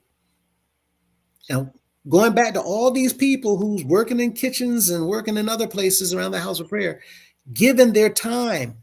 Now, again, giving their time. So I say, if you want to look for the love from the people, look at the people who's giving away their time to the organization without expecting a paycheck. You said you're not looking for G class. They're not looking for compensation. Right. You're in a position you don't need to worry about a bill. Everything you live off of is from the members. Yep. The clothes you wear, the food you eat, the electricity that you use, the water that you have, every single thing, the transportation. That's not even provided by your husband. Those things are provided by the members of the organization. You're living free as it stands for the bishops and their families until the end of that bishop's life. You are now living worry-free, stress-free, no financial worries whatsoever. Just like Miss Dolores Madison, off of the backs of the people. Now, all of that said, where's your love for the people? Where's Mr. Cunningham's love for the people? Especially during the furlough in Washington, D.C., other people all around the country was hurt too. And yet, when there's a natural disaster, he's telling the members go into y'all's pocket. Remember the speech he gave, what's in y'all's wallet? How about what's in your wallet? What was in my wallet is now in your wallet. Can you help us in our time of need, since we've been helping you who are not in need at all? So when you're going to talk about that word love, let's push back away from the table a little bit and take an honest look at what's going on. Because Mrs. Cunningham, you're not in a position to question whether or not people are showing love one to another. When those members down in Georgia went through a flood because of a hurricane, it was the members who loved the house of prayer enough, who listened to the leader, tell them to go into their cabinets, many of them who don't have, but they pulled out anyway to show love towards their brothers and sisters of the house of prayer down in Georgia. And many of the members are doing this all the time. So we'll go back and we'll keep listening a little bit more. I am the PR said I was told that Abby really knows the Bible and was a good Sunday school teacher. So how did she make the comment about burnt offerings? And I honestly can't say that I know, but I do know that we have a lot of Sunday school teachers throughout the organization teaching Sunday school, but there's a lot of those students in those Sunday school classes who would question what they're teaching because they're saying what you're saying in Sunday school has nothing to do with what this is saying in the Bible. Looks like over there on TikTok, they're watching the live, but their comments don't get to come up on the screen. And Okay. so their questions over there are like, oh my goodness, I would love to join in this conversation. Why don't you guys let people join in on the conversation? It's like we do, man, but unfortunately, the way that TikTok is set up, we don't get to see all of the comments over there. So one of us has to actually log into our TikTok and join in over there to be in the comment section. So if you would like to engage, if you are over on TikTok, if you would like to engage in the comments or even come up on the screen, you can. You would just need to comment either on Facebook or YouTube between Golden Boy Tellum's channel or Joseph the 11th Son.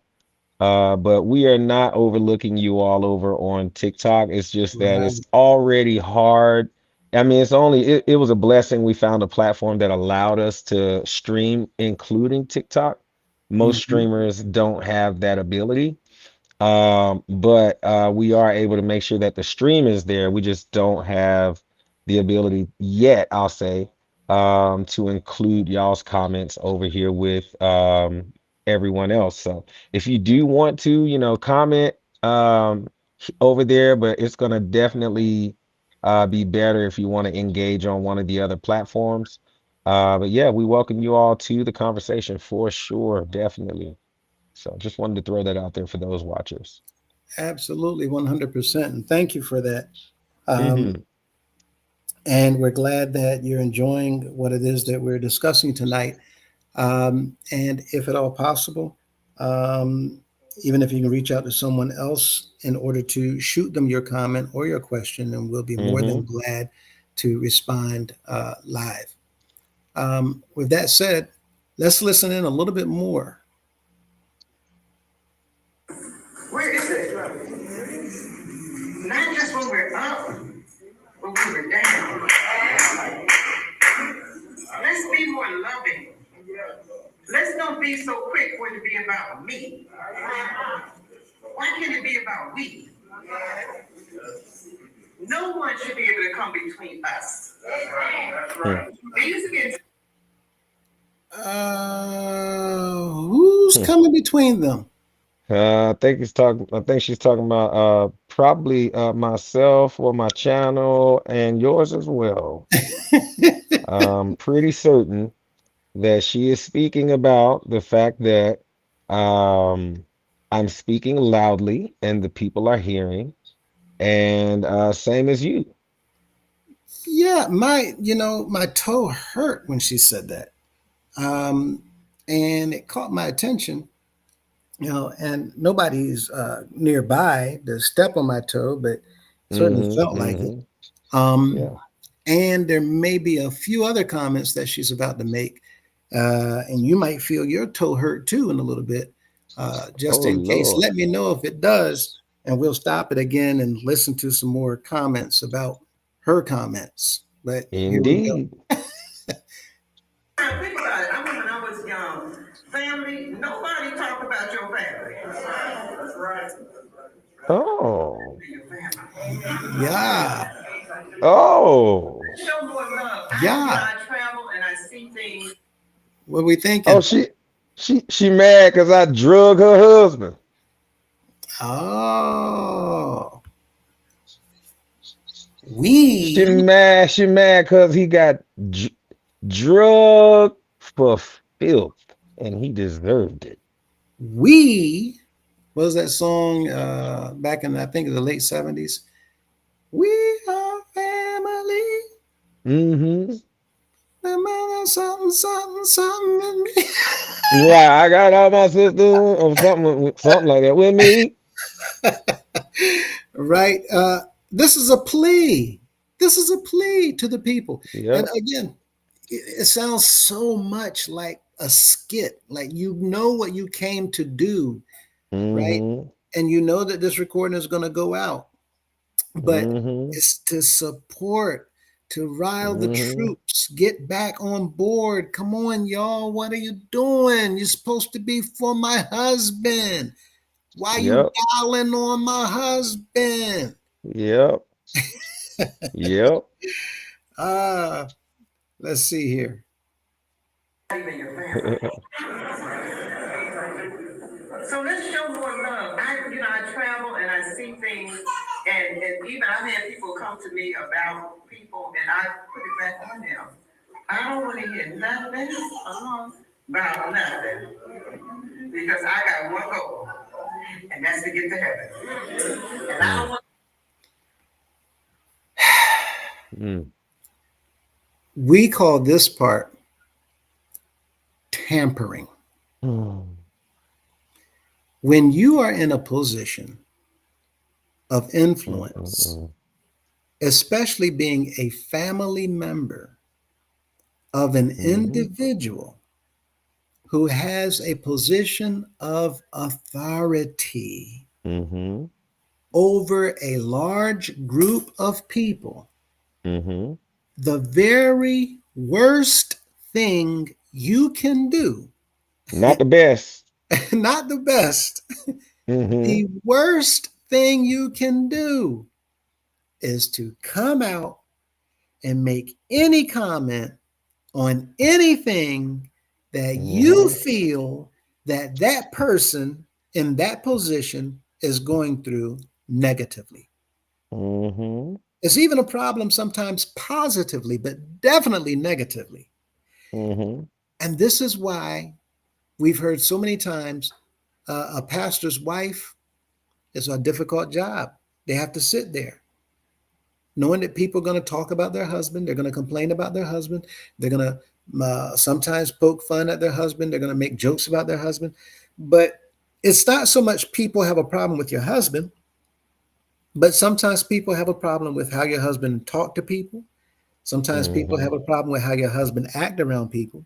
Sometimes people have Mm. a problem with how your husband look down on people. Sometimes people Mm. have a problem with how your husband shows arrogance around people, whether Mm. again your husband is a pastor, a council member, General Assembly secretary, senior minister, or I Mm. don't know, even a bishop perhaps. Mm. Mm. People don't like being talked down to, especially when you are living off of them. Well, the thing about it is, you're a public figure now. Yes. And so, as a public figure, people like me have rights to be able to come on a platform like what we have here today. And that's why I really love this disclaimer right here, because it says, if we could move that for just 1 second, that comment, let me see, I got where it. is it? Where is it? Yep, there we go. Copyright disclaimer under Section 107 of the Copyright Act of 1976, allowance is made for fair use for purposes such as criticism, comments, news reporting, teaching, scholarship, and research. Fair use is a use permitted by copyright statutes. Just wanted to throw that out there. You know. Mm. And that's the thing, because again, once again, uh, if you're a family member, you still become a public figure, even if you're in the Mm-hmm. shadows, just simply Yep. by relationship. But to make Yep. a public statement regarding Mm-hmm. what that public figure who happens to be in a position does, says, or has an issue with, you're now, if that person does anything illegal, you're now making You're an yourself a accomplice. co-conspirator.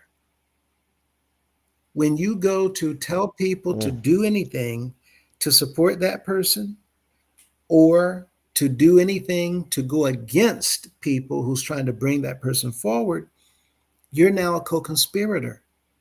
Whenever you engage in telling people to not listen to that person who's trying to bring that person forward, you're now engaging in witness tampering. Witness tampering.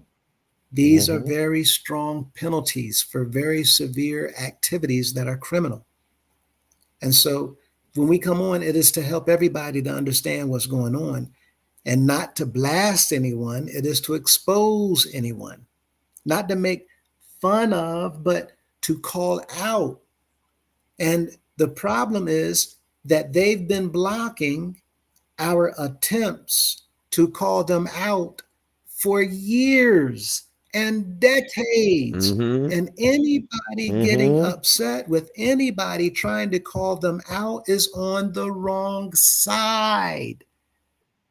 You're on the side of criminal activity.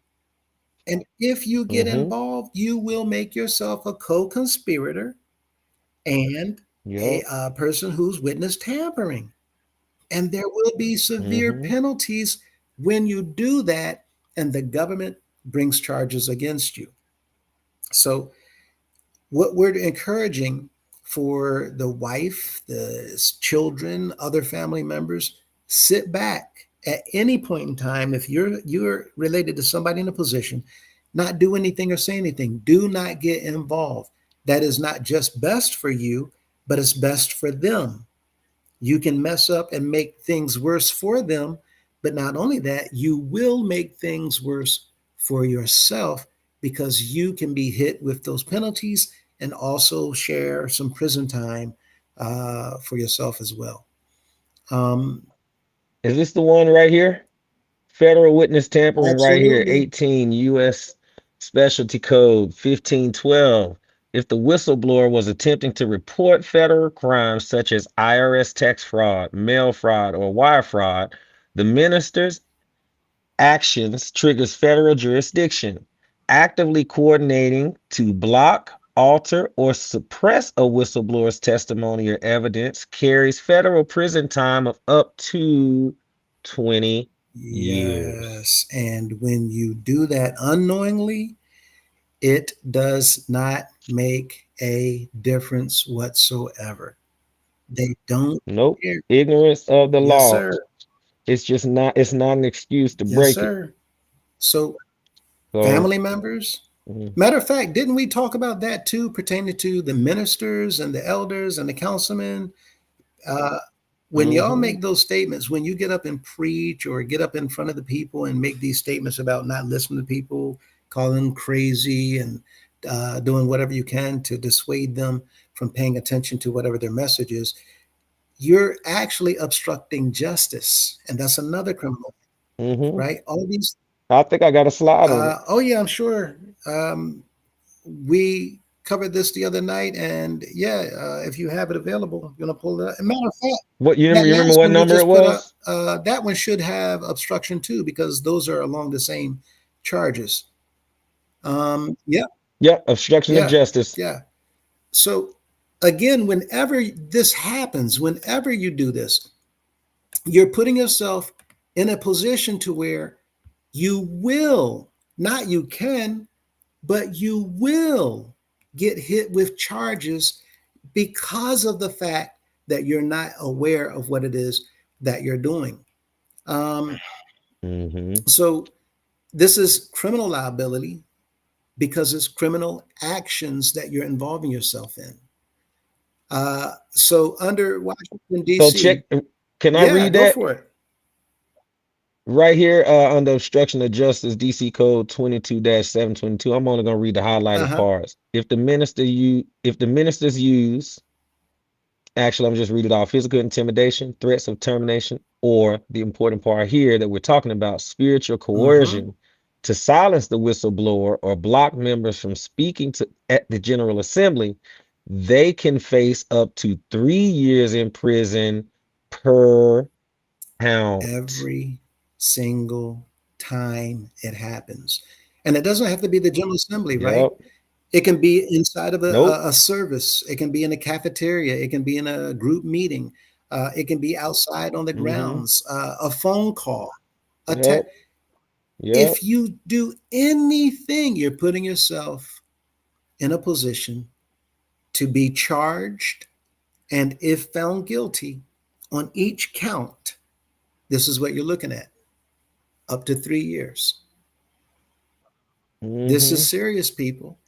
And just because you don't believe anyone when they're telling you about someone's actions, the best thing to do is just sit tight, sit back, and watch it unfold. We have laws that Yeah. we've been abiding by in this organization for, and we had this general counsel Mm-hmm. that appeared in front of the people to be holding people accountable for breaking the law. You violated the law. And this individual, Precious, Your Honor Supreme, they violated Article 4, Section B. And the members sit back, No, oh, no, you don't do that. All the comments being made in the back. And it's like something that's a pastor might not have deposited a check on time, right? Nobody knows the bank was closed on Friday and Mm-hmm. Monday because of an important holiday, but they didn't bank it. Right. And on Tuesday, there was a phone call. They got to run to the hospital because somebody's in a car accident, and they didn't bank it on Tuesday. And on Wednesday, that person dies, and that pastor go back to comfort and console the family. So they don't get to bank the check. Mm-hmm. Other people don't bank it because the pastor's dealing with that family and he don't call the other people to bank the check. And nobody's thinking about banking the check because there's so many things going on right now at the hospital. So then on Thursday, now the Mm-hmm. family is trying to make funeral arrangements, and all the members of the house of prayer are getting together with that family to comfort them and buy flowers and whatnot. And the check still has not gotten banked. But when these things come up, nobody Mm-hmm. asks about, well, why didn't the pastor bank the check? And then we had the man sitting at the top in the white chair at the bench saying, well, that was interest that we could have gained if the check had been banked, if it had been deposited. That's money lost for this organization. And we're supposed to do everything that we can, looking out for Mm-hmm. the best interests of the members of this organization. Know that that check should have been banked. It should have been in that deposit. And this is a violation every single day. It's a violation. Flat fine, $200. But nobody asked, well, what happened? Mm-hmm. Details not gone over in the court. No one even bothered to allow the pastor to have say so, get inside that microphone and tell what happened. And I'm sure if the members had heard, instead of them saying, that's a shame. He know better. He should have banked that check. And y'all hear in council all the time, people making comments based on the comments of the bishop. And if the bishop not angrily speaking, if he's happy and lifting them up, and he says, yes, you did such a good job. I'm pleased. I've seen all these things in you for the last 5 years, and you working hard and struggling and toiling. Then you hear the people, oh, clap your hands for him. Clap, clap, clap, clap, clap, clap, clap. Clap your hand. Clap, clap, clap, clap, clap, clap. And the people Mm-hmm. follow suit. Now, mind you, now that the bishop is the one being accused, where are the people at? Where's all those people hemming and hawing while listening to the allegations and the accusations? The council didn't Mm-hmm. even show evidence, but we're showing tons of evidence. Look at how many documents. And Golden Boy even showed what, two, just no, another document just now, backing up what we're talking about. Mm-hmm. Where are the people at? Yep. Oh, he know better. You know, someone just actually was in the comment section on Facebook, and she really looked silly. But we talked about whistleblower protections here, and she comes back talking about something about Witness Protection Act. And I'm like, that's not what we talking about. We're not talking about witness protection. We talking Oh about my goodness. whistleblowers. But then she has the audacity to say I'm low IQ and it went over my head. And I'm like, no, baby, stay on topic. But see, Lord. these are individuals who sometimes ready to criticize instead of listening and paying attention, right? Hmm. All these things would be beneficial if we just listen. And if we listen, we'll learn. And what we're learning now is that our bishop has not been nice. Our bishop Mm-hmm. That's been being naughty. Sometimes Bishop might be getting some bags of coal at the end of the year, Mm-hmm. right? If we Yep. stand still and not have this, what, favoritism, and just look at things for what they are, do you think our members would do a good job on a jury?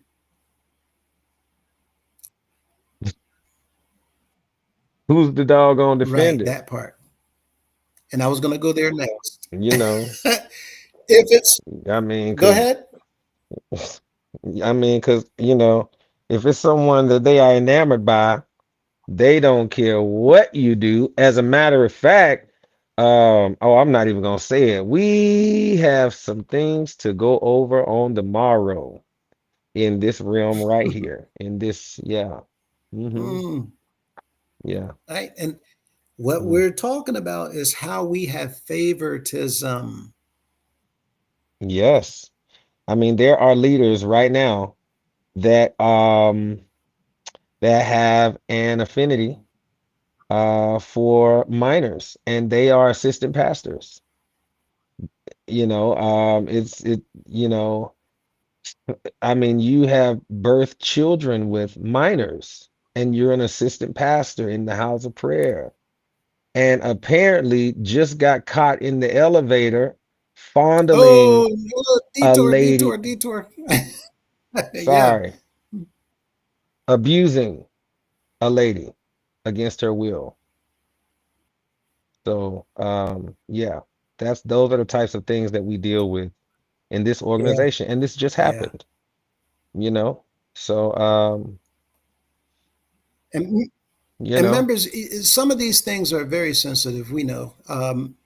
But the fact of the matter is, it's upsetting because so many of these things are happening right in front of our eyes and nothing's being done about it. You know, we have stories, right, right, that Golden Boy has been sharing with individuals and others have been sharing with everyone.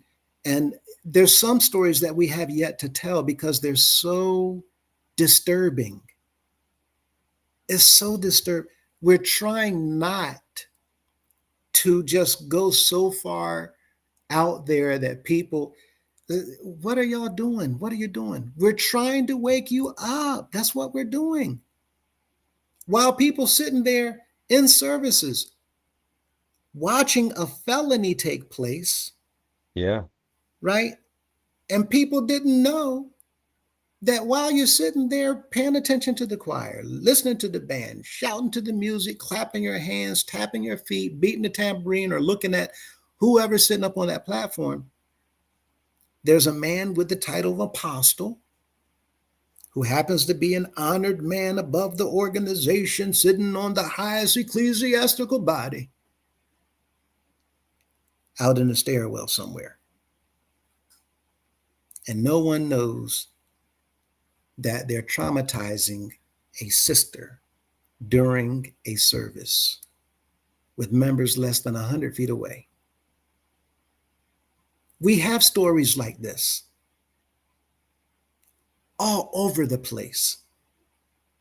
So people are angry and people will not be able to control their emotions as they relive that moment trying to share those stories. It's upsetting for absolutely. us, right?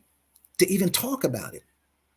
And now we have individuals who are here doing everything that they can to assist, but have their own stories as well. So instead of pointing the finger at individuals that we can utilize the word victim or survivor, Hmm. right? Some even say trauma, victim, trauma, patient turned victim. When talking about these things, if the perpetrator happened to be somebody that we adore, well, we don't want to hear it. Yeah, That right there is the problem. yeah. when it comes to Because he can do no wrong, or they can do no wrong. mm-hmm, They are without sin. How could they possibly sin? They're a savior. mm-hmm. They no longer became they are no longer flesh, all spirit. We just see them in the natural. Their body ceases to have human physical reactions to the things that are around them. They just become, gods, apparently. Maybe they believe that they become eunuchs. And see, on that note, before we continue with the recording, on that note, what he just said, y'all remember the story of the woman who was brought to the Savior, and they said, "What do you think we should do with her?" She was caught in the very act, doing what we know she's not supposed to be doing. Come on. The law says that she's supposed to be stoned. What say you? In front of everybody. Mm-hmm. And what do people do? Look at her like, sad, sad, sad.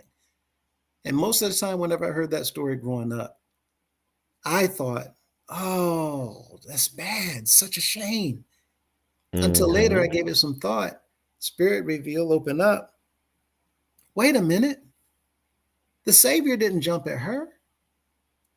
The Messiah, he understood. Bent down, start writing in the sand. Mm-hmm. But the scripture doesn't say what he was writing. I believe he was looking around at those men accusing her and writing their names. As he looked up and said, "He who is without sin, cast the first stone." Right. Now their conscience, eat them up. Because now if you throw that stone, her blood is going to be on your hands. Mm-hmm. I believe this is a bigger message because the Savior knew it takes two to do what she did. Mm-hmm. Where's the other one? You caught her in the very act, you said. Mm-hmm. So where's the man that you caught her with? Or are you hiding and protecting him? Maybe Right. it's because you all have done the same thing. But he didn't go there. Mm-hmm. But they knew they had sinned just as well as she did. And in this story, we see accusers that the Messiah pointed out as deceivers. Mm-hmm. They want you to look at her while they accuse. They holding the microphone. She don't have a mic. And he looking at them and say, how dare you? Y'all know Right. you're hiding someone who's guilty because you all are just as guilty and dirty and filthy and nasty as they are. Yet you are wearing your pretty clothes, looking like men who are devout and holy in front of the people. That's why he said, you're like the whited sepulchres, clean and beautiful on the outside, but inside full of dead men's bones. This is what we're looking at today. And people, when we look at these men and find everybody who says anything about them being guilty on the spot, that makes us wrong. And even though the laws of the land might not call you a co-conspirator, the eyes of our Father will. And everything that we do here, we're going to have to pay for in judgment in the morning. Because one thing about him, he does not show favoritism. He has no respect of persons. Right is right, wrong is wrong. A bishop who lies, deceives, steals, manipulate is just as wrong and guilty in the eyes of the Father and the Son as that man on the middle of the floor who did wrong himself. Many times they've set people up who did no wrong while they eviscerated them. So as we go back to this, I'll let it play through. If there's a point you want me to let it stop, I will, but I won't stop it anymore so that we can get through the rest of it and go from there. Solid. Okay. Be weighed down with anything that's not going to get me there. But loved ones, let's show more love to one another. Show love to the people you don't know well. Because if I do for you and then you do for me, I gotta do the same thing you do for you. Come on now. Let's do for somebody that can't do for us. Let's do that. Let's do that behind the scene love that nobody have to know about. Some of the most precious items that I've gotten in the last 171 days was counting, were from people who came to me on the side and said, I just wanted you to have this. I saw this and I thought about you. And what I say to people is, for me, the greatest thing anyone can do for me is to do for each other. Do that. Amen. Show love. Be loving. Let's represent our Father well. Let's let it be so when people look at us, that's their DNA. People think it's insulting when they say, you have a dead family. I ain't insulted. Daddy Madison once said that his children only need to be reminded. So sometimes now I don't go to people, I really don't. People come to me, and I tell people, don't come to me if you got junk. I'm on my way to heaven, so I just can't. I'm sorry, I won't. Yes. But when I say something to someone and they act a certain way, you know what I say? I thought I knew who your father was. I thought I knew. And what somebody shows me, I accept. Nothing. No comment. No comment. All right, we're going to come back to that. Let me go ahead and let it play.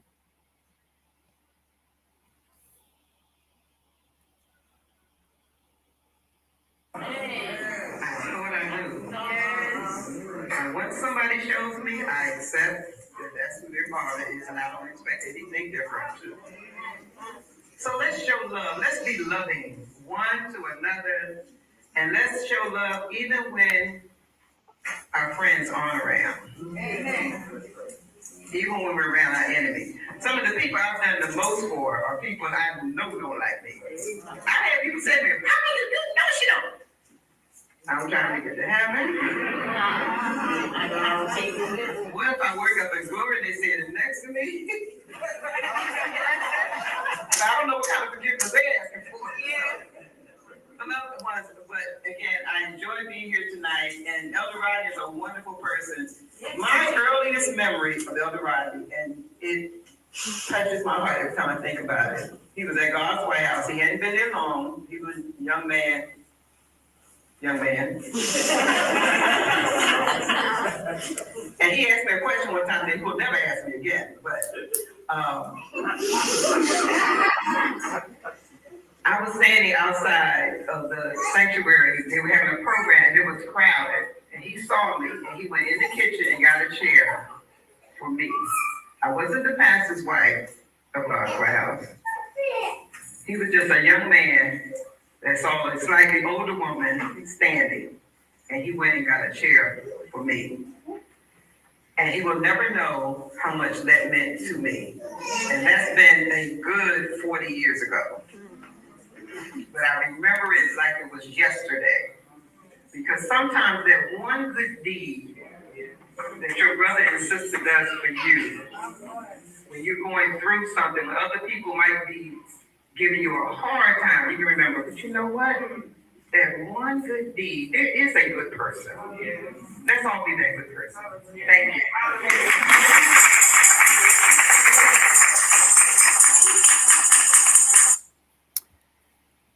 And there we have it. So here we are. I think we lost connection with Golden Boy, and he will probably be back on momentarily. But here we are, and we're back. Yeah, I got booted. Sorry about that. No, it's all good. Did you hear the part? I mean, I've been gone for like the last minute and a half or so. So I missed a huge portion. Well, it was just the ending, but there was Hmm. one part where she actually said that she finds it sweet. In fact, it's the sweetest thing when uh, people do for other people, right? To show their love and appreciation for them. And she said sometimes when people are doing things, she looks at them and their actions. And she put it like this: when someone came to her something, she said, "Listen, I don't listen to nothing about nothing. I'm trying to get to heaven. That's all I'm worrying about." And when other things come up, she said, uh, she'll think to herself, "I thought I knew who your father was. I thought I knew who your father was." And she preempted that by saying, um, for those individuals showing love, let's show who our father is. And if you have dad's DNA, you will show love one to another. But see, there's a problem here because you just said, let's show people who our father is. And it sounds like you're implying the That great, daddy. huh? To me, it sounds like you implying daddy rather than our Heavenly Father, in my opinion. Well, no, you may be right. And of course, members of the House of Prayer, our minds instantly go there, right, when talking about this Hmm. particular subject. But I thought that she's implying the way that we do something about the Father, right, the Creator, Hmm. and then insinuate something about the man, the bishop. And we Hmm. do that so interchangeably in order to equate the man, the bishop, as equal to the Father, right? Even he himself Hmm. said he's a God on earth. He Hmm. said he's the modern day version, right, of the Messiah. Um, Late model version. late model, late model. Uh, Hmm.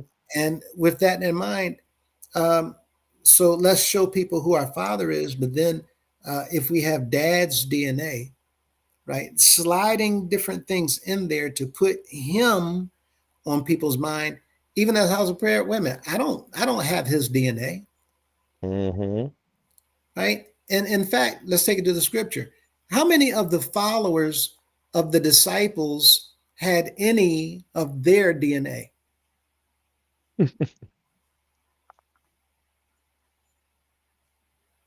How many of the people in Paul's day had his DNA? Hmm.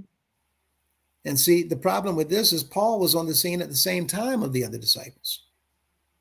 It's not for us to have any of the men who carry the gospel or give the gospel their DNA. It's for us all to look up to, look at, lean on, refer to, and trust in the one Hmm. true Father, our Heavenly Father, the creator of all that is, that was, and ever will be. Hmm. So, in those little things, I found it interesting that again, the wife is here, but sounding like a speaker slash teacher slash missionary to Hmm. tell people what they should be doing, what they should be doing, what you should be doing, and give, give, give, and love, love, love. And uh, we don't want anybody to question us. Our father was. I took that to mean, us, what we're doing. Because wait a Yeah. minute, I've known you for all these years, and all of a sudden you're out here doing this. Wait a minute, I thought I knew who your father was. That's what I think she meant. That's what I think that she was insinuating. What do you think? Yep. Spot on? 1000%. Mm-hmm. Okay. Uh, Zalika says, um, have you listened to Prophet Jones? He was from Detroit and was influenced by Father Divine. I heard of him. I haven't gotten a chance to listen to him or listen to anything that he had actually said or shared, but I know of him. And it looked like, if I remember the pictures that I saw, it looked like he was sitting in chairs that looked like the chairs that Mr. Grace sat in. Remember those wicker chairs that were weaved together, the high back? He had one of those. And it's interesting that Prophet Jones, Mr. Grace, and Father Divine had a bunch of things that kind of resembled one another. Um, do you remember Prophet Jones? I do, as a matter of fact, and I have. I'm actually going to do a piece on him this week. Okay, so talk to him right Hmm. on up. Yeah, Everybody, yeah. you I've actually been, I've been holding off on releasing this for actually quite a while. So I'm gonna go ahead and put it out this coming week, and it will all make sense. But yes, I do remember Jim Jones. As a matter of fact, we talked about him slightly last night. He is the one that is known for the "Don't drink the Kool-Aid" slogan because he laced his Kool-Aid, or it wasn't even Kool-Aid, it was Flavor-Aid, with a poison, and he had his members to drink it with him because he knew that the federal authorities were closing in, and there were only a handful of survivors who mm-hmm, all later on, um, you know, unalived themselves. mm. So it that was a was very tragic story, for sure. that was the people's something. I thought it was over in Costa Rica, Mm-mm. No, it was in Guyana, Jonestown, Jonestown, right? Jonestown. Yeah. Hmm. Right. Prophet Jones, however, I think that was another individual Oh, who, Jim Jones is who I was talking about. Jim Jones. right, right, Got uh, you. Jim Jones, and he actually did what he could to escape the authorities because they actually came over there to pick him up. Uh, Hmm. but Prophet Jones was as elaborate as Mr. Grace was, and if you look into Oh, him, really? right, young man, um, wore some very, very peculiar clothing. Um, and like I said, he had a chair that actually sat in a place that resembled what we do in the house of prayer. Um, Hmm. Hmm. and he did a lot of things that resembled what we do in the house of prayer. And it's interesting because when you look at these different leaders of these different places, they all kind of resemble one another with the use of the same tactics. In fact, we had shared how some of them even say the James. exact same things, to include the worst one in here is better than the best one out there. Hmm. Well, I was surprised to learn that other Oh, leaders. yeah. I see his chair here. Uh-huh. Wow. I was surprised by that because how are all these different leaders saying that the Hmm. best one in the worst one in here is better than the best one out there? Now, so it lends a little bit of credence to some things that's going on that we may not know anything about right now. Um, Let me show. Let me show his chair here. yeah, Let me do that. I'm gonna put it on the screen. Let me download it here. Boom. Here we are.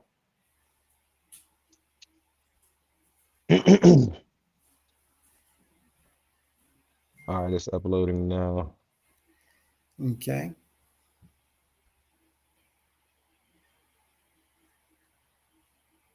Oh,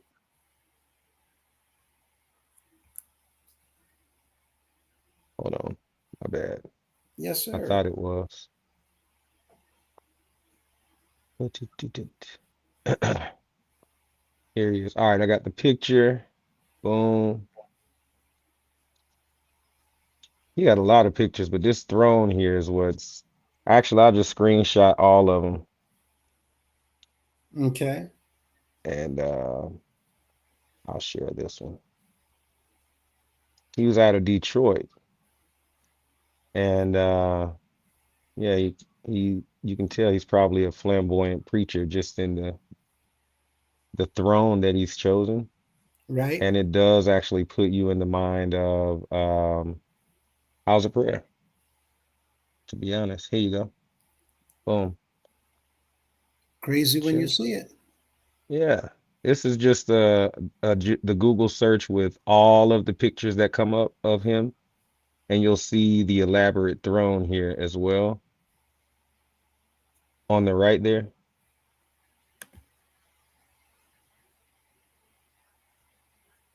There it So is. it's very interesting.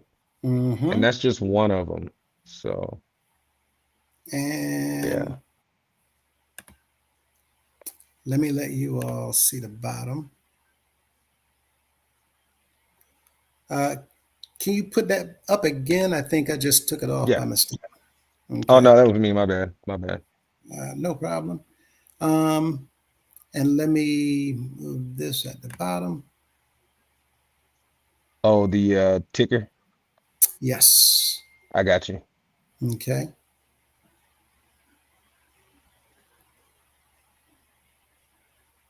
And that's just a screenshot, so I can't like scroll or anything. Right. But look at how flamboyant. Mm-hmm. Oh, wait. The one right there, I'm gonna get that one where he's sitting on the throne with the guards. I thought that one was interesting earlier today. Let me Well, show the y'all thing that one. is, just so you know, that there's a lot of speculation about Prophet Jones having some issues with people of the same persuasion. Um, and if you look at that red tinted picture, Uh-huh. right, that looks very peculiar, doesn't it?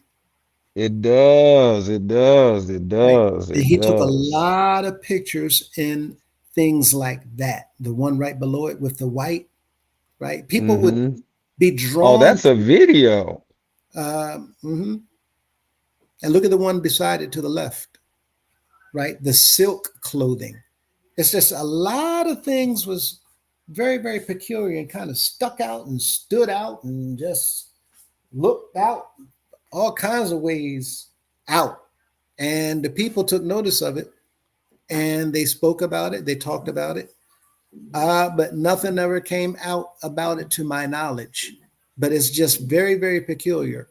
Him, Mr. Grace, as well as Mr. Divine. Um, and it seemed that Mr. Grace was targeting various properties that these men owned so that he could do certain things, as you were saying earlier, to acquire the property that they had. In fact, one of the mansions that Mr. Grace had purchased was also a mansion that Mr. Divine had bought as well. He bought it from the estate. Uh, I can't remember whether it was a foreclosure or what, but he was in financial trouble, and Mr. Mm-hmm. Grace purchased it with cash, of course. But I think that one had 65 rooms in it, Mm-hmm. and it was. Here, Go ahead. no, I was gonna show some of these other screenshots that I had. This is the one that I was talking about with him with the guards sitting on that throne there.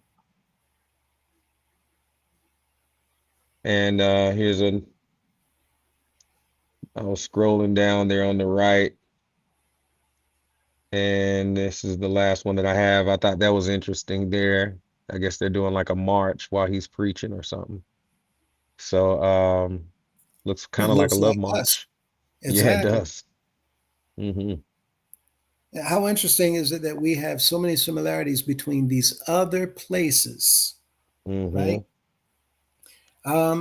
With that said, that's all I wanted to bring up so that we could actually chat it up about that. So we can go through the comments. We've kind of been touching on some of them already. You want to do that, sir? And see how quickly we can get through here?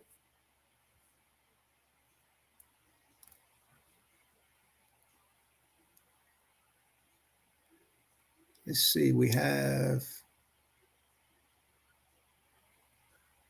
okay, starting from the top.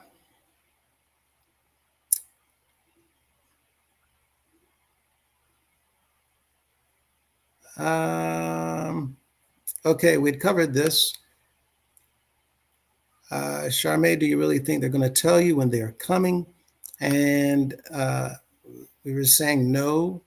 Of course, they're not. And I think Charmaine was pointing that out for the members to understand that you're not going to have a heads up at all for the authorities when they come in. They're simply going to come in, which is why it's important. And we've been echoing one another for the members to go and click on that link to scan the QR code, fill out the form. Don't forget to hit the submit button at the bottom and look for a thank you page. If you don't see a thank you page, then it did not submit, and you can just go back and redo that. It'd take less than 30 seconds, unless you want to write in a comment. But Brother Perry says, just imagine an organization with the bands and the choirs, and we talked about this again, and the hot links,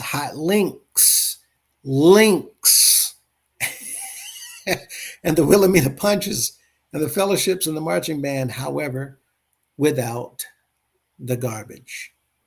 Let's make it happen. And the lives of him and her, and that's exactly what it is we're looking for, to make it happen. Right? And you want to read through some of these, sir? Yeah, and I was just talking, I was I couldn't figure out how to unmute. Lord have mercy. And it's just as easy as can be. I'm just clicking on all the wrong stuff. But yeah, I just got to figure out exactly where you are right now because we have some more come in. This is Eliza him and her. Oh wait, you know what? Yeah, it looks like we're at 2200, right? Yes. Solid. So yeah, if you click through them, that'd be good. Okay. Solid. So let me go back down there. I also want to encourage everyone, stick around because we actually still have that announcement that's getting ready to come out at the end. Absolutely. And so we're going to tell y'all about that at the end of the comments. And I'm sure there's going to be some comments about it. So you don't want to miss this surprise at the end. It's worth sticking around. Oh, yeah. Oh, yeah. Solid. Okay, I'm almost there. It's a lot. And I'm reminded now of this, what was that Big Head Blue Alien cartoon? Where that thing Lord. Almost there, maybe 2 more seconds, another second, and just I don't know. Oh God. Is it an alien? Yes. I can't remember. Oh, is it Futurama? No. Metro Man, Metrocity. Anyway, I'm gonna get my son to tell me this movie. Y'all would love this movie, but here we are with I Am the PR. All right, so how about Malachi saying it was a sin if you don't walk in the walkathon? He did just say that.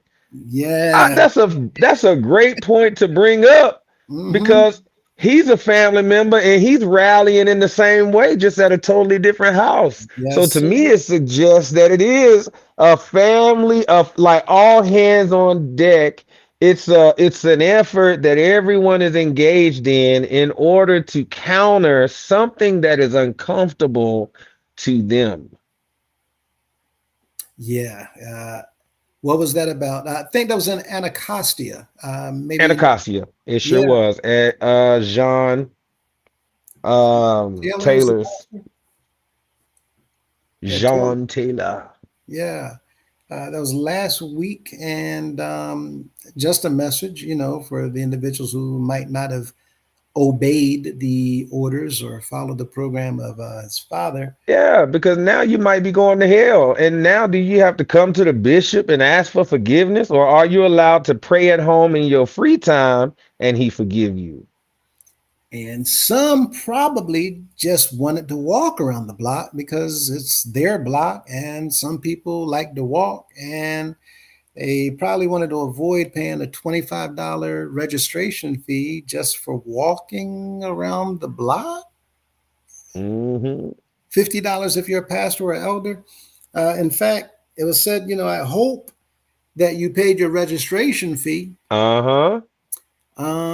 And my That's what he question was, said. what are you going to do if they If don't they pay? didn't.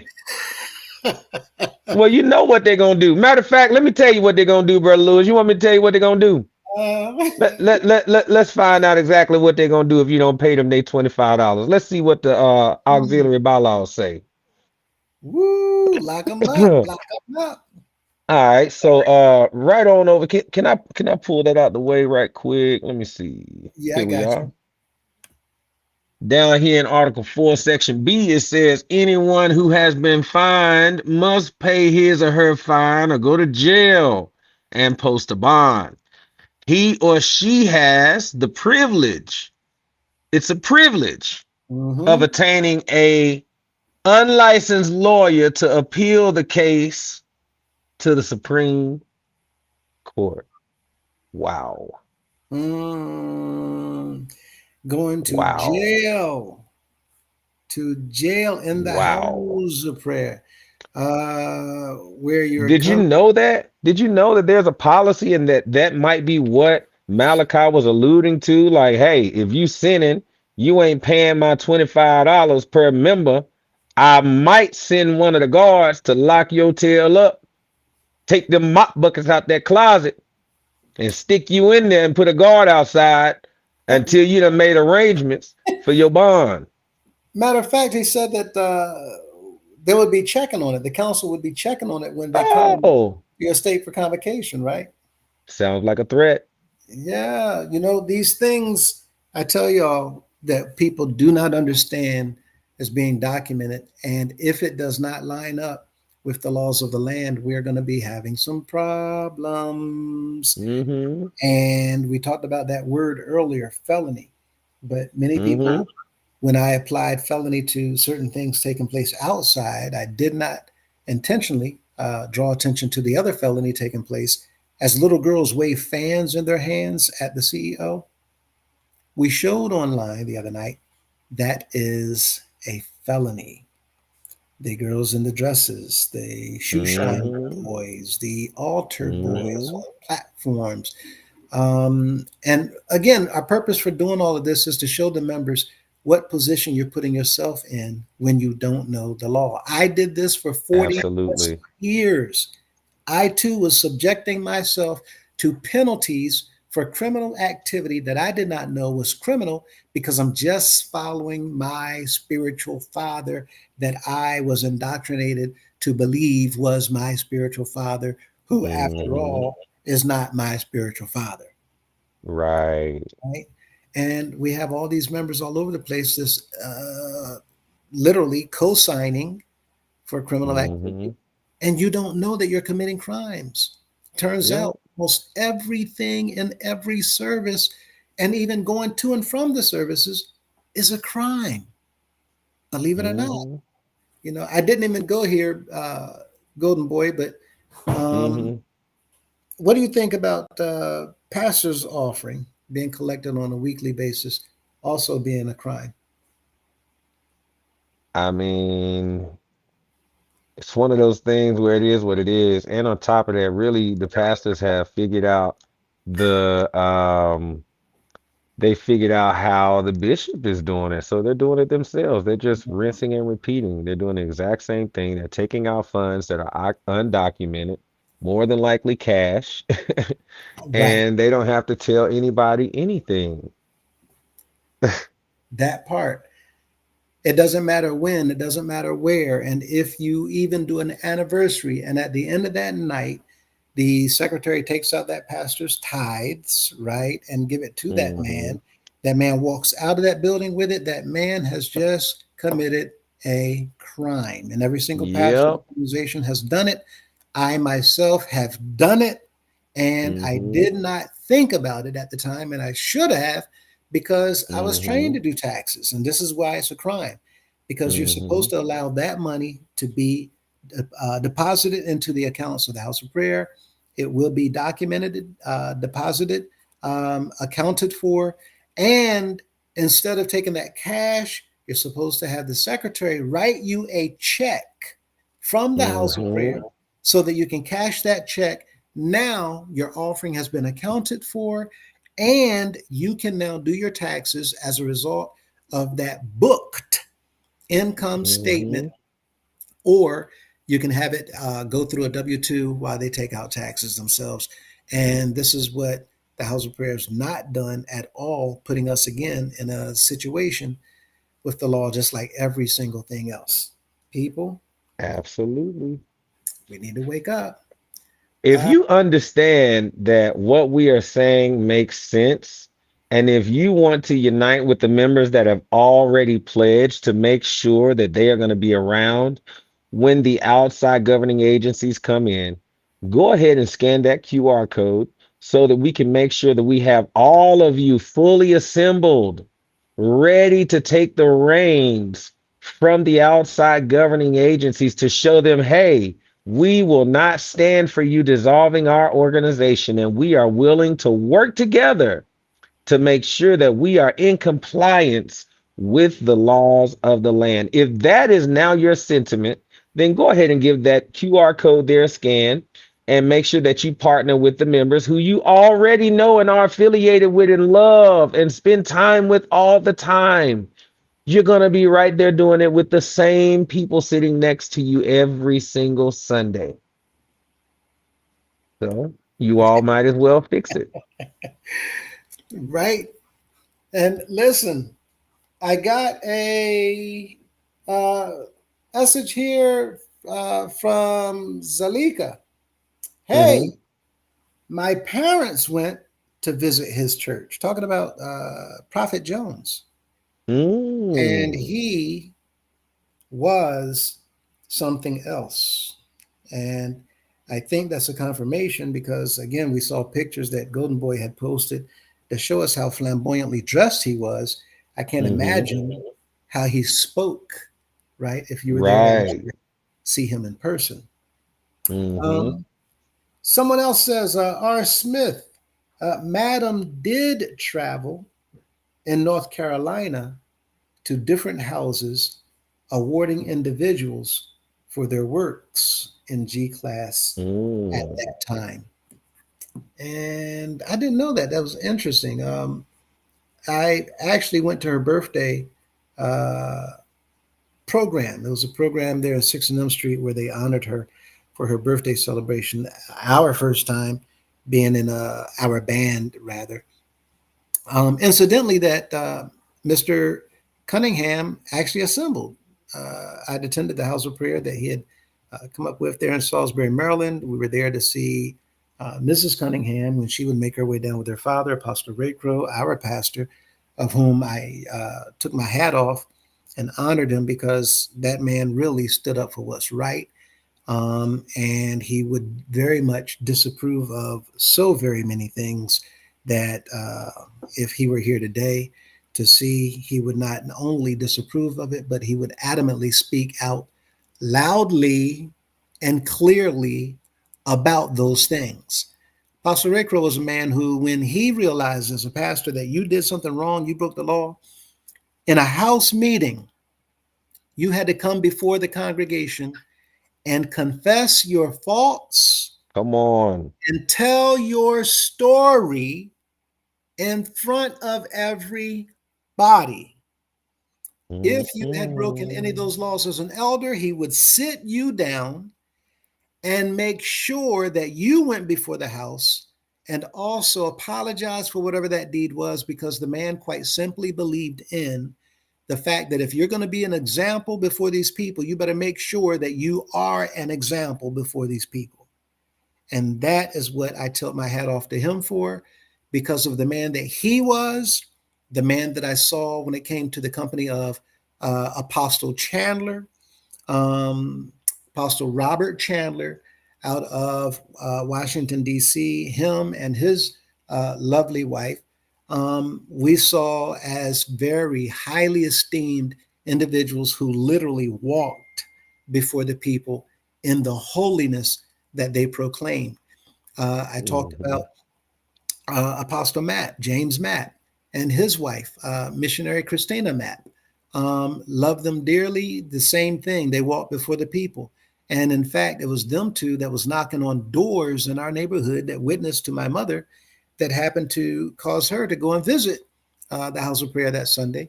And we lift them up because they meant what they were doing.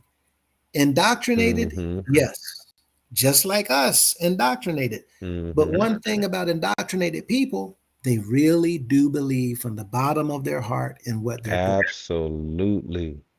You want to touch on that?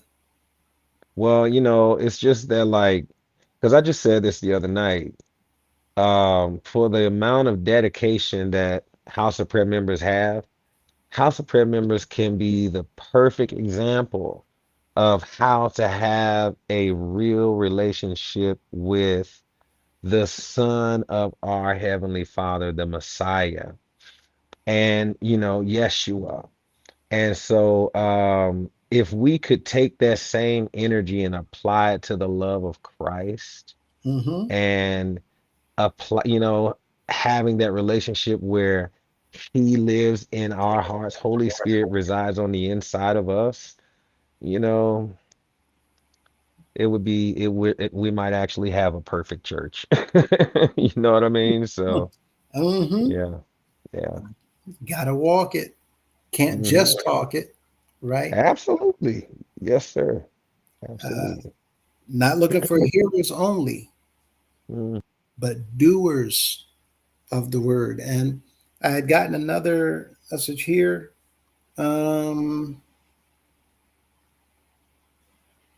It says, "Peace, Brother Lewis. For your information, Elder Monroe preached an entire message about last night's videos pertaining to him. So he was hot. He mentioned that he received so many calls about what was said. And I have to say, I haven't had the time to send us the recording. Matter of fact, I'm gonna put it on the screen, the address you need to send it to. I haven't had the time to see other videos. We have been literally being able to catch up quite a bit while Golden Boy and Miss Mintz are able to cover information on their channel and allow the members to reach out to them as well. Sometimes they're not able to come. Quite frankly, everybody, we're dealing with just free time. And it's not even free time. We're just taking more time to cover information that we feel is necessary and it's important and that you would probably want to know about. So with that, everything that we're doing is pretty much voluntary. There's absolutely not a dime that we're getting from no one. Individuals don't understand that we actually have other responsibilities as well. You hear Golden Boy say all the time about Miss Mintz being a mother, and she tries to not take so much time away from her child. And sometimes, absolutely. Right? Sometimes we can hear her interaction with her child while she's still on here because she cares so much about putting this information out to you guys, even here with myself. So many responsibilities, and I can't even tell you all about Golden Boy, the amount of time he's putting in. Y'all don't even know that we have monitors and moderators behind the scenes that y'all never hear from. And they're devoting hours and hours and hours and hours of their time because we feel that this is so important that we're giving any amount of time necessary to do what it is that we're doing, because this information is upsetting to us as well as it is upsetting to you all when you receive it. It's not pleasant. Mhm. It's not always something that is nice and polite and sweet and dainty. Doesn't always smell good. Mhm. It doesn't always taste good coming out of our mouths, but it's so important that it needs to be told. And this is why whistleblowers are highly respected and covered by federal law, because the federal government appreciates it when people come forward to report individuals who are breaking laws, especially taking advantage of the public to do so. So, with all of that in mind, Jesus Christ. if we are working to make our way to heaven, like Mrs. Cunningham stated, then we would be mindful to do everything and not show favoritism, not turn people away from one another, but encourage each other to do as the Messiah did and listen to one another. If there's an opportunity to sit down and answer questions, well, let's come and sit down and answer questions. Even the Father himself said, come, let us reason together. And we've been trying to do this with Mr. Cunningham for now through going on 3 years. So here we are, still here, and we're trying. So Mr. Monroe or any other pastor or any other council member, we implore you all to stop doing what you're doing. Think about what you're doing. Consider what it is that you're doing, because this is not a game. I know that it's been treated like one for decades, especially in this organization. But now the hour is far spent. The show is coming to the close. We're about to call the final curtain, and the government is reviewing all this information. They are. If you all don't decide to come forward, if you all don't decide to work with this coalition, I'm telling you, you will regret it. It's better to work over here and figure out how you can utilize your information to help dig you up out of the hole that you dug yourself down into. We cannot tell you enough. Will there be penalties? Of course, there will be penalties. That's not our choice nor our decision to make. But working with the individuals that we are going to be working with, you stand a far better chance of being able to work something out if you Absolutely. then did roll Because dice. you're Go on the ahead. side of right. Yeah. And it's documented. And you have protections against any upset or disgruntled leaders. Woo. And you have protections against them trying to get people to silence you Yes. or Absolutely. retaliating against you. Yeah. Think about your families. Think about Yeah. all the other things that you're going to be losing besides your freedom. Mm-hmm. And many of you, when you go in, there will be no possible chance of coming out. Yep. RICO cases, I think, yeah, we did show on here the longest sentence time so far in the history of this country, if I'm not mistaken, is 545 years awarded to one person. Mm-mm. And then there was an error. They discovered an error and they took time off of that sentence. You remember how much time they took off? Mm-mm. No, I don't. 5 years. Stop. Stop, bro. They reduced their sentence from 545 years, Oh my goodness. 540 years. Mm, mm. People, Wow. you need to come forward. So Mm-mm. anyway, we'll continue with the comments. Indeed. Uh, someone said, sounds like you have to pay for a healing. But what about the woman who had the issue of blood for 12 years? Oh, She didn't give the Messiah one single dime. let's talk about that then. Wow. Let's talk about it Yeah. because there's someone on YouTube that made a poster here. Okay. And Ah, you know what I mean? yeah. So Yeah. I think that this is very creative and I think that Absolutely. it is right on time. I have the credit down here at the bottom of the channel on YouTube where we found this. And I mean, that's what you're talking about right here, Yeah. right? Yeah. I mean, I mean, all What's right, that say? moving on, move. 5 minute It's prayers for $5, 10-minute prayer, mm-hmm. $10, healing for $25. Addis Oh, Close.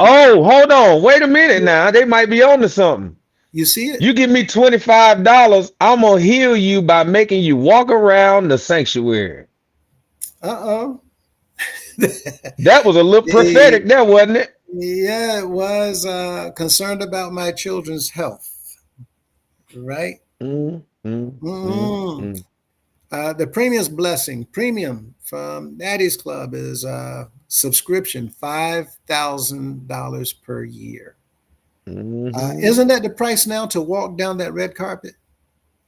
Something like that. It's something absurd. I know it's several $1,000s, and I would have said three. It's so much information, but something did change to 3,000 if I'm not mistaken, and it might be something that's 5,000. Oh, I'm not sure. It's Yeah, just a no, you're bunch of right. It mess. was it was at 3,000 to Hmm. walk down the red carpet announcement weekend, and that was increased from 3,000 to 5,000 white thousand. Oh no, I did not know 5,000. that. Wow. Yeah. And for the auxiliaries to get a number, that was increased to 10,000. And that used to be 5,000, if I'm not mistaken. But they go on to say my Yikes. birthday, huh? I said yikes. They go on to say my birthday and holidays, $100 plus.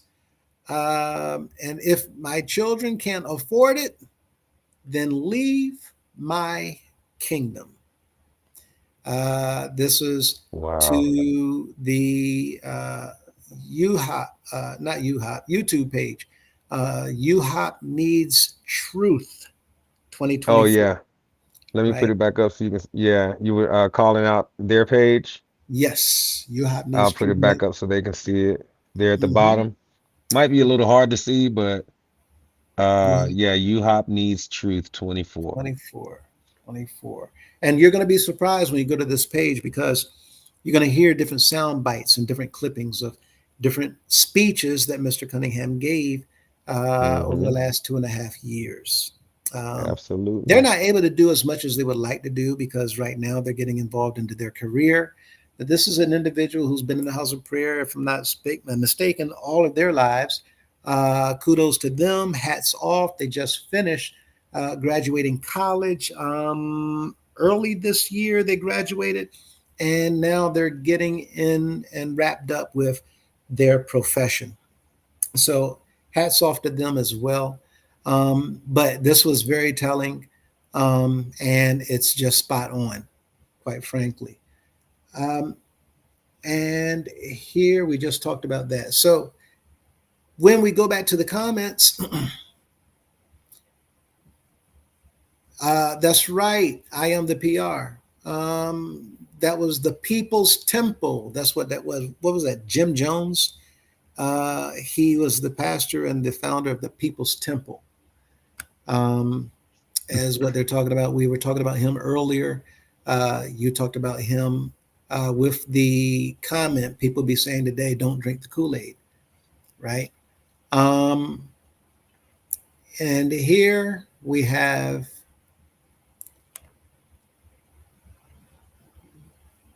the lies of him and her.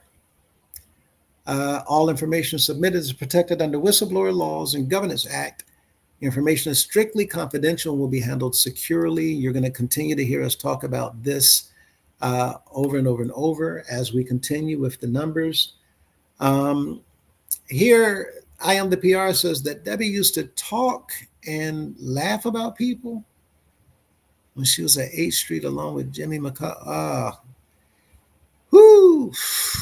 Yeah. Well, you know, since y'all bring up Jimmy McCullough, the only thing that's saving him tonight is that we are on an open fellowship. Yeah. And, you know, we remember so many people and very, very, very, very close, so very close to these individuals. And that's the thing, you know, the camaraderie that we had, the memories that we had, the experiences that we had as we came together to simply enjoy one another's company while doing what we thought was lifting up, exalting and praising and worshiping the Most High. And this is why this is so disheartening, because we've learned that the entire time we were a part of a sham, a scam, a scandal, a scheme, bamboozled, hoodwinked, tricked, conned, taken, not mistaken. I don't want to sound like, you know, those rhyming pastors be coming out.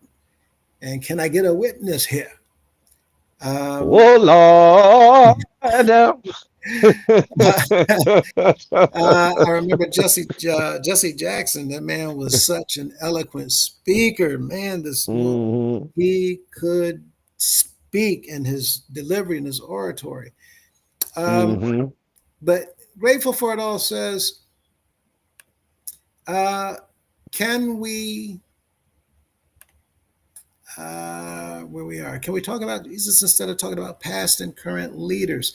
Well, the problem, Grateful for It All, yes, we can, absolutely. But the purpose in doing what we're doing is, once again, to bring awareness to everybody that's here in the organization. And I've still talked to some individuals today who still don't understand the purpose of the channel.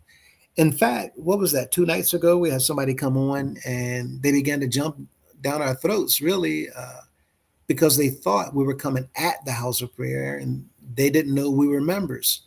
They thought that we were obsessed, right? Wasn't that the word, obsessed? Yeah, Obsessed, that's obsessed?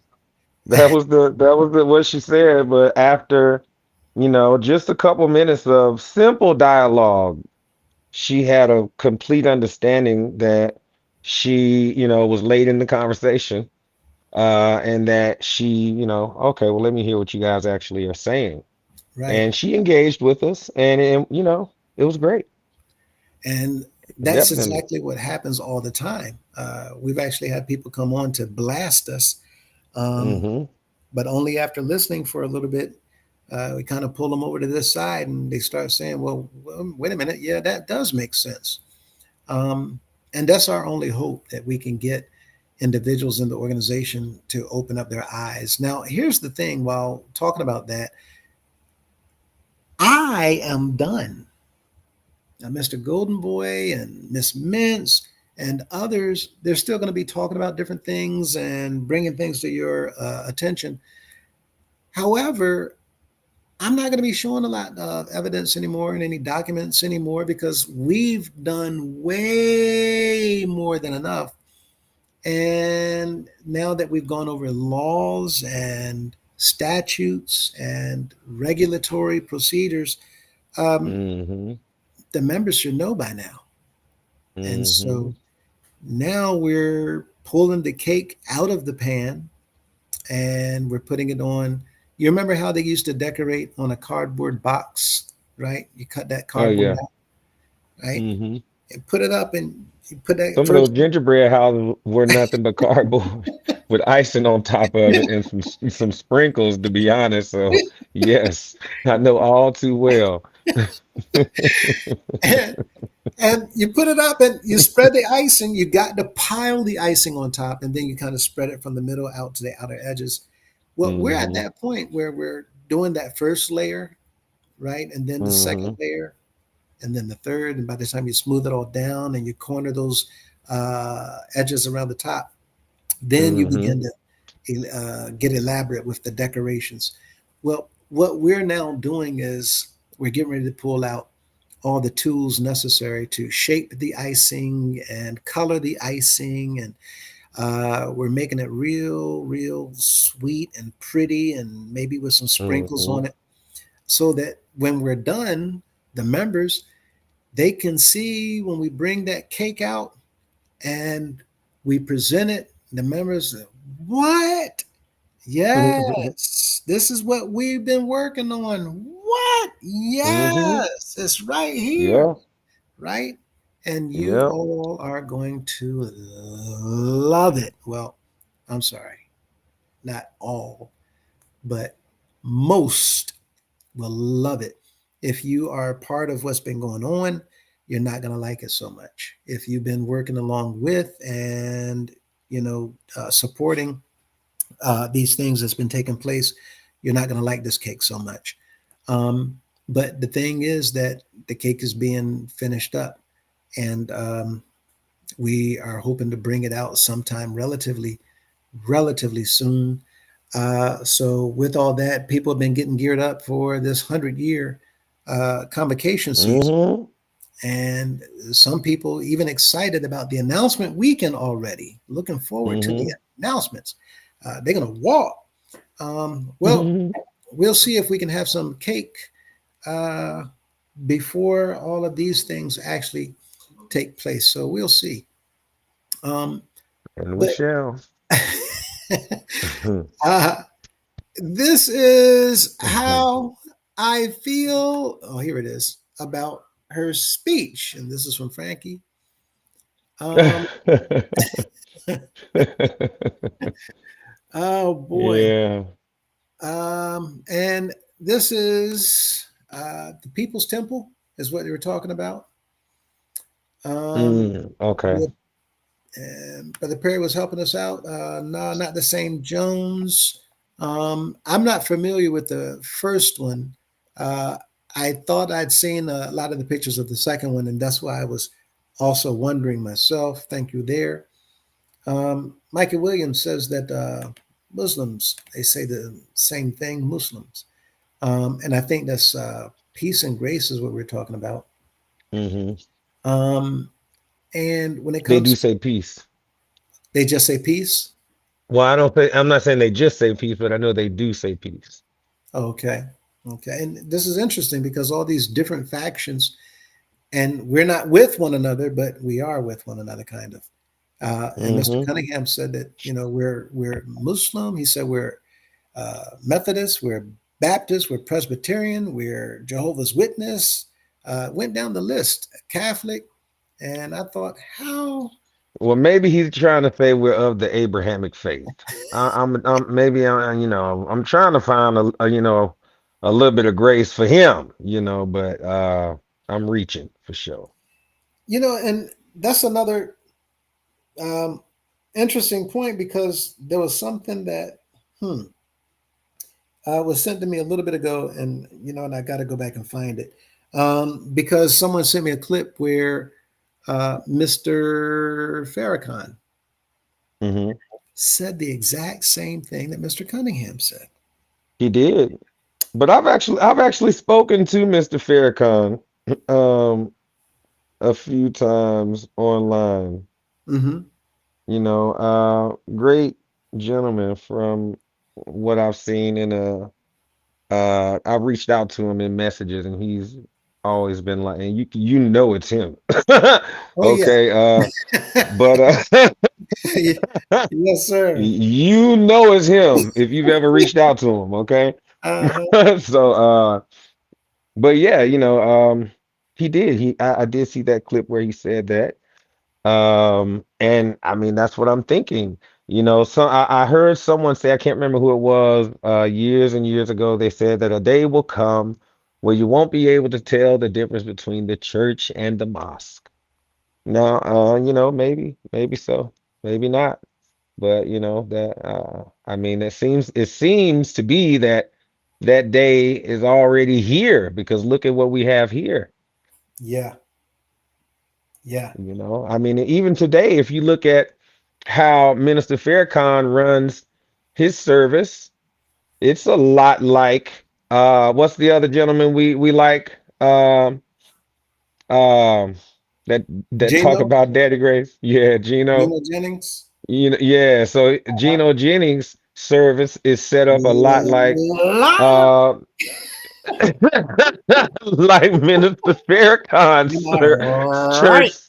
You know what I mean? They mirror Yeah. each other like, I mean, they are just exactly alike, you know. So even a lot of times in their delivery, how they talk, you know, Read it, so Steve. Read it. yeah. I I'm a mean, little I'm slow just there this morning. saying. You know, so but folk ain't paying attention to those little minute details. But I don't know how we could miss that. But yeah. Yeah. And uh, B. Medlerman said, Pastor, we all know that's not true. I think that was about, what part was that? Um, Hmm.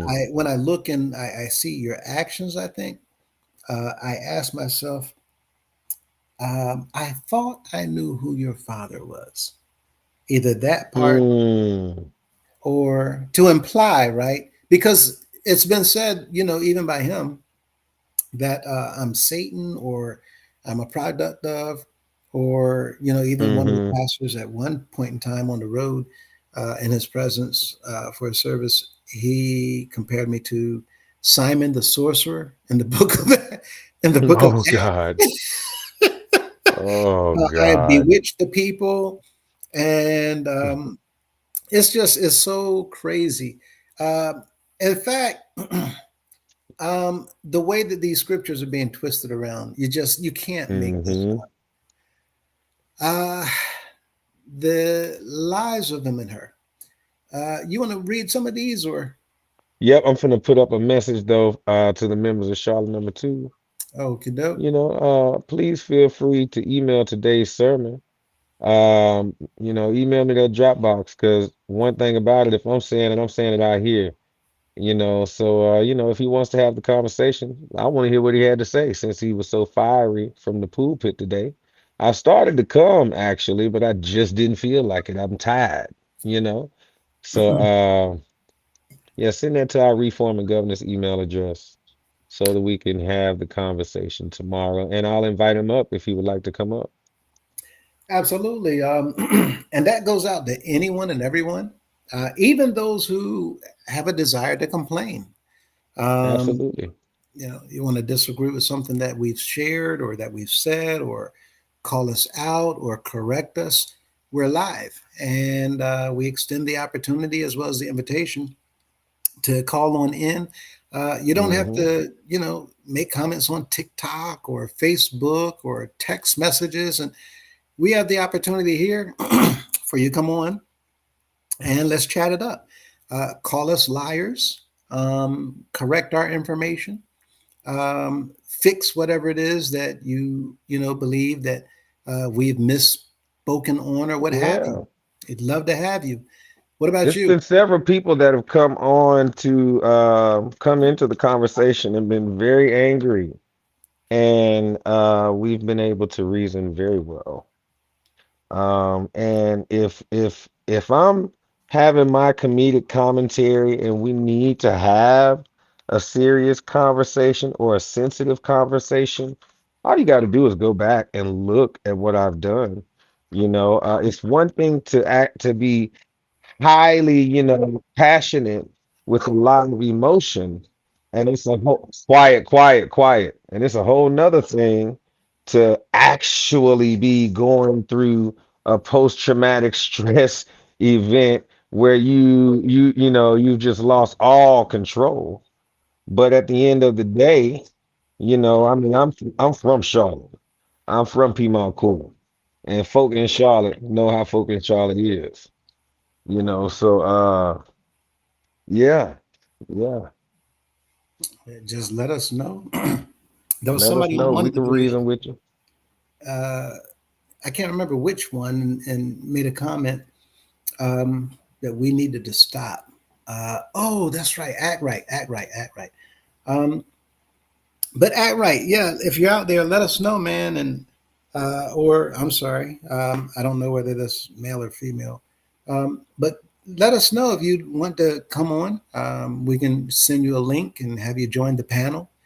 If you want to pop up your camera so we can see you and you can see us while we chat it up, talk it out. Um, we are 100% transparent. Anything that we're not sure of, we're going to say it. Anything that we are certain of, we're going to say it. Sometimes we're certain of things that are not quite true. And those things that we're certain on, we're not that certain about. Look at the 40 years of indoctrination, Yeah, right? yeah. So true. So true. So Yeah. true. So, yeah, just By the come. way, I just want to say, since Yep. we've gotten on tonight, we've actually had 40 people or so to actually scan the QR code. And so I just want to say thank you all for rocking out. Right now, we have 65 people that are on between all the platforms, but that's kind of been fluctuating. So it's actually been more people that have been watching. So I just want to encourage everyone to make sure that you screenshot the screen, to scan that thing later from your other device, or whatever the case is. But nonetheless, make sure that you are one of the many that are making themselves available to stand shoulder to shoulder, flat footed, as we say, 10 toes down, to show the outside governing agencies that we refuse to allow the United House of Prayer for All People to just vanish into thin air because of the actions of our leaders. You Mm-hmm. know what? Outside governing agencies, if they cannot do it right, we, the members, will do it right. Hey, we don't even know how to do it, but we'll make ourselves available for those that are going to be able to come in and show us the way. Maybe there will be some, since we have all of these finances, maybe the organization will be able to hire the people to come in and teach you all how to properly do it.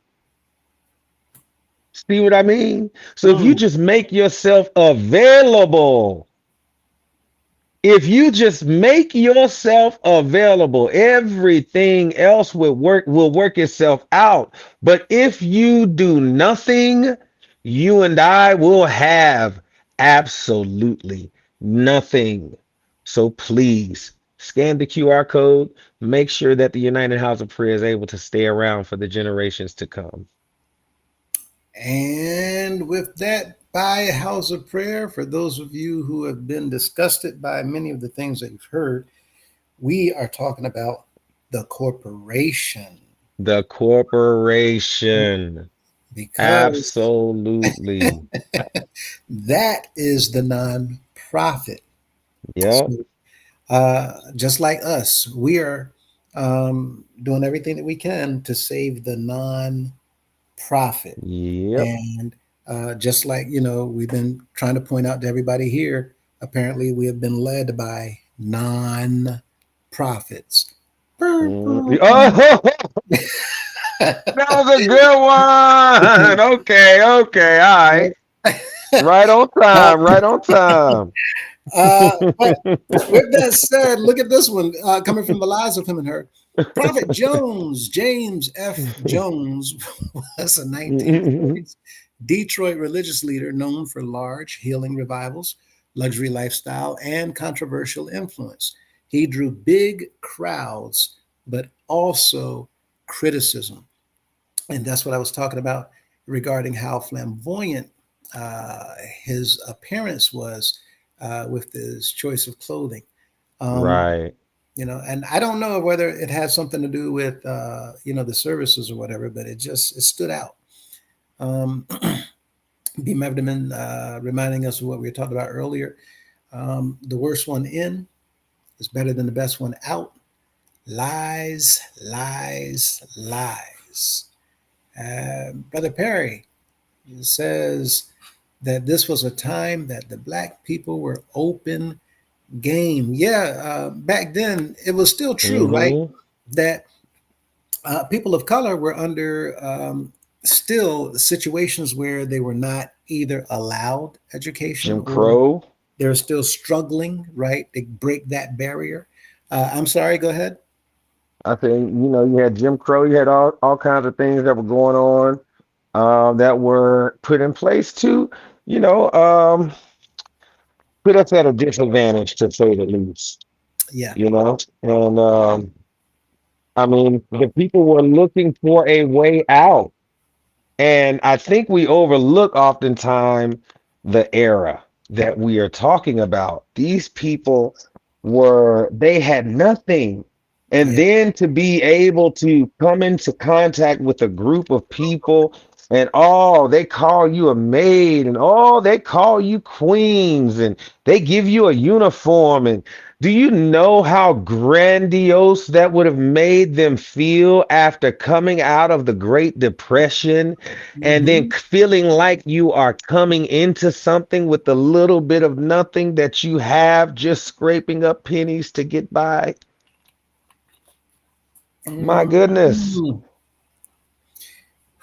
Mm-mm-mm-mm-mm-mm. And matter of fact, that reminds me of that last sound bite where he talked about, people trying to save money and tuck it away. I'm not going to touch it. Oh yeah. Then he said, you get the feeling some joy, and all of a sudden you find yourself digging and pulling out those Mm-hmm. stocks and going to the corner of your wallets. It's just this. The worst part about it is the members in the background are saying every time, "Yep, you're right." I mean that make you feel like how the cartoons used to do years ago, right. 80s and 90s, or like Yosemite Sam or whoever it was. They pick up one of the characters by their foot, like Daffy Duck or something, hold them upside down, shake them real good, Yeah. all the change, the daggone the little analog alarm clock with the bell in it, you know, a pair of boots might even fall out. You know what I mean? Right. Like what in the world? Y'all are really doing a shakedown. And that was the craziest thing because they would do that with it was that Daffy Duck. Yeah. We would wonder where's all this money and change coming from because He he ain't got no pockets. got no pockets, he ain't got no pants. Oh boy. In Yep. fact, Zalika would like to say hello, everybody. 1 second. Hello. Let me see if she's available. You want me to put the link in the chat? You can. Let me check with her now. Hello, Zalika. How are you? Hey, fighting you. Doing very well. Golden Boy said, would you like a link so you can join us on the panel tonight, or would you want to do that later and stay on the phone? You mean just stay on the phone with you? Can they hear me? Yes. Yeah, we can hear you loud and clear. Okay. You want to stay on the phone, or you Okay, want to yeah, join the panel? I'll stay on the phone. I'll stay on the phone and I'll join the panel maybe later. Okay. So Solid. this is Zalika Jaha Peace. You've seen her making comments on the comment section on the side, everybody. So hello and welcome, Zalika. And Welcome. absolutely. Thank you. Anything you'd like to Mhm. share, say? You want a few moments? Yes, I am so excited about what you are doing because I mean everything that you and Golden Boy have been saying, Miss Mintz, we have been saying the same thing about all of these controlled religious organizations. And if people would just go and take a look at some of these sanctified holiness churches, Mm-hmm. a lot of times we don't want to believe that there's similarities, but there are. Yes. You've been saying, we were told the same thing. The worst in the organization that I was affiliated with was better than the worst was in ours was better than the best out there that weren't members. We were told that we had the word, other people just had the letter. And some of them got mad and said, well, without the letter, you wouldn't have the word. Do you mind sharing with them, or you want to hold off for now? But where you're talking about what she's not a member of the House of Prayer, was not ever a member of the House of Prayer. She's talking about the place she was affiliated with. Do you want to share that now, or you want to hold out until later? I'm gonna hold off because Golden Boy said something last night, and I said, and you were so spot on because I had thought about that, and I said I don't want to give them any ideas either. Right. And stuff, you know. And I had asked Minister Lewis, what did you all call your biological male parent in the house?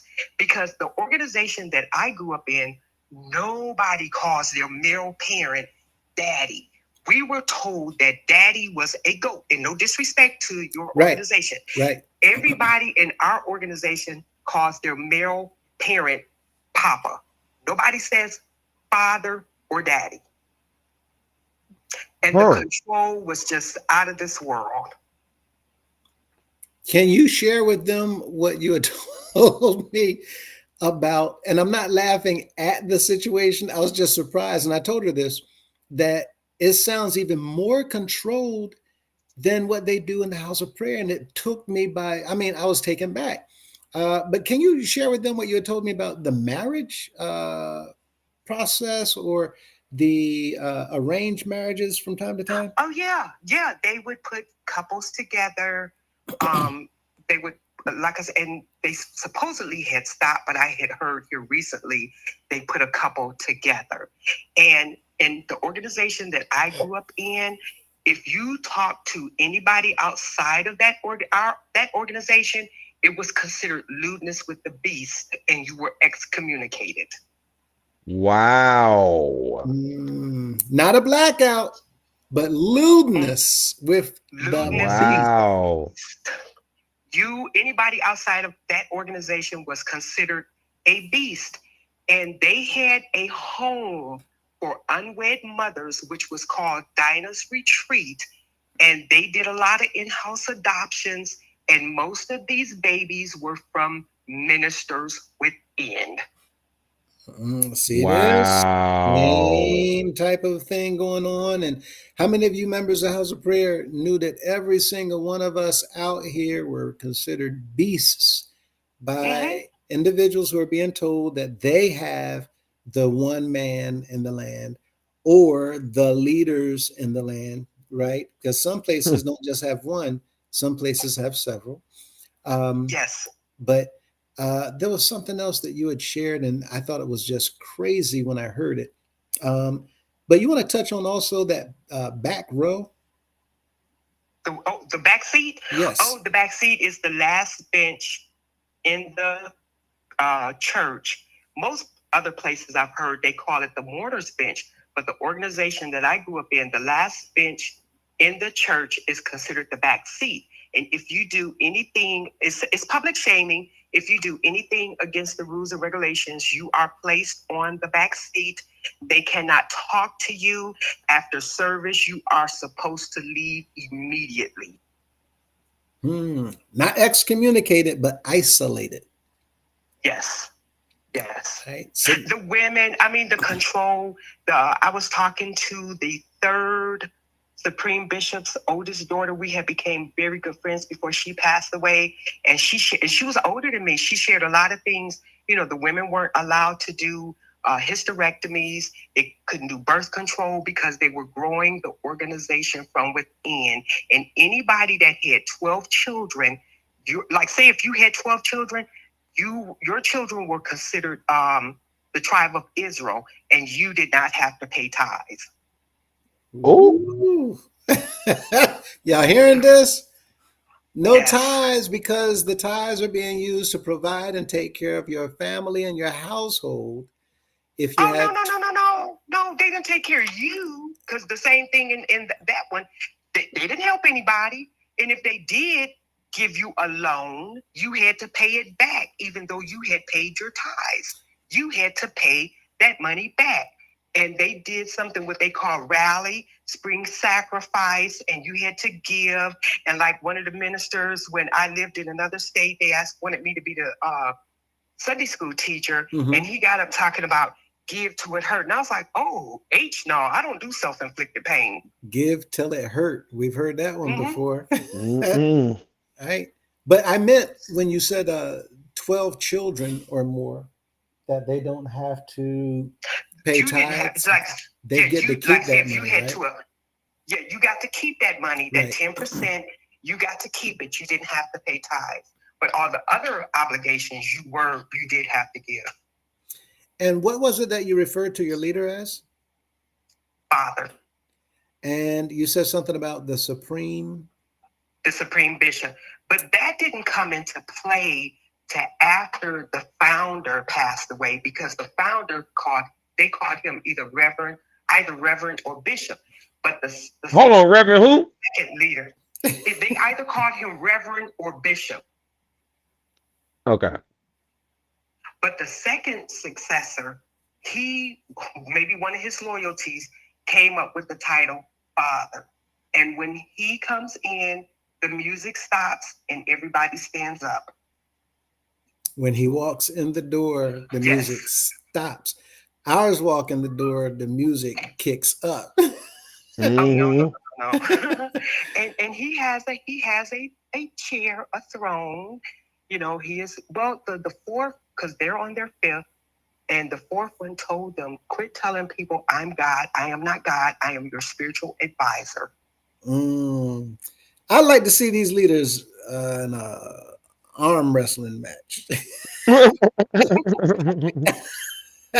Mhm.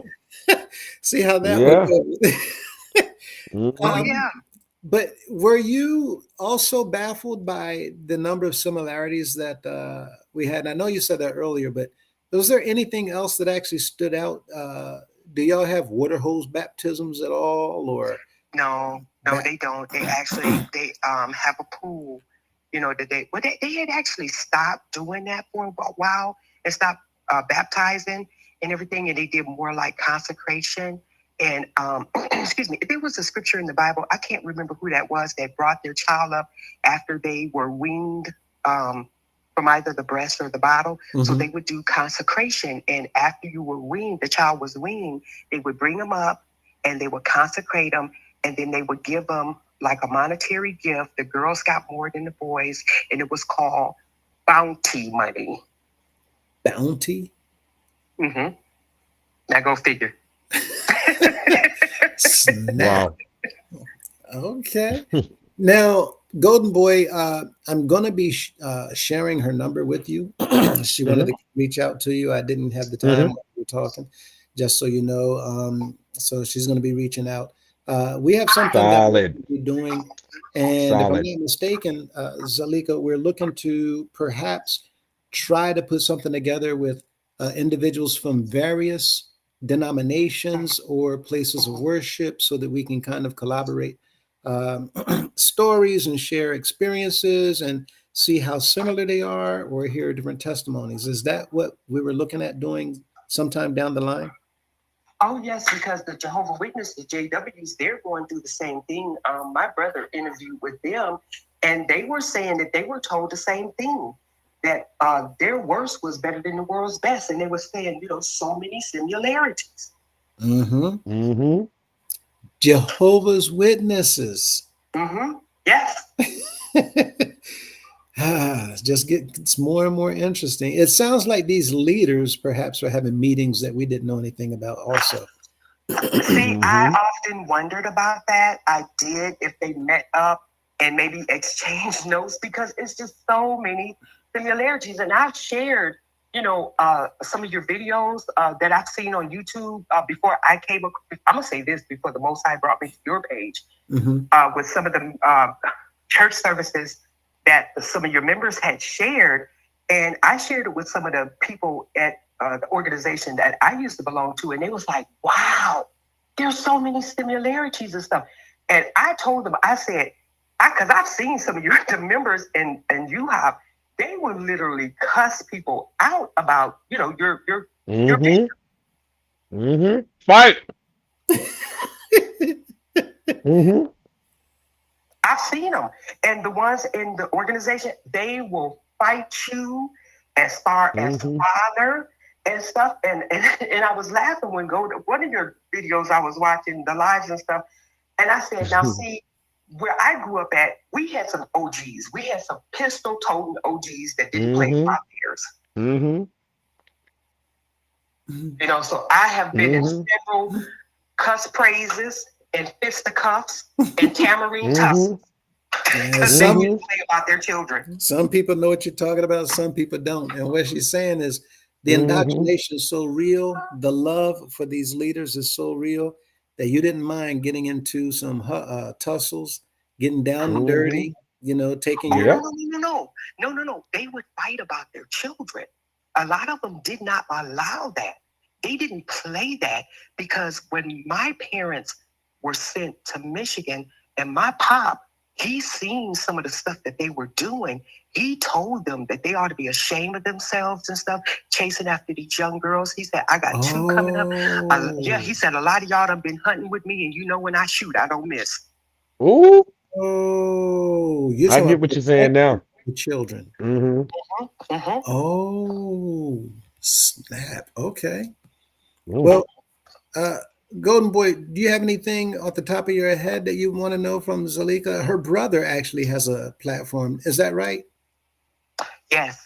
And see, the same thing that you all, they won't bother him because they know that he's telling the truth. Mm-hmm. Mm-hmm. Mm-hmm. I've actually I've been over to your brother's platform too. So yep. I've checked him out. I just need to dive more into it deeper. All right. And But then what I'll share with you about Prophet Jones. My parents went to his church in Detroit because we had a neighbor that Mhm. belonged to his church, and Prophet Jones had took his son, who was sickly, and took their son from them, and took him to his house and called himself praying over him. And my pop made him go get his son, and so because he Mhm. wasn't getting any better. And when they went to his church, they said he locked the doors when you got in there. He had guards. He had a step that went the stairs and the stairs didn't go up under $10. An older lady fell asleep in church. He told her to wake her up. She did not fall asleep in his church and made her sit on the floor in the aisle. oh God. Mm-mm. Yeah.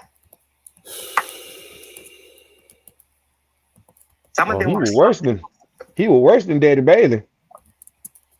Yeah, some of them were something else. They really were.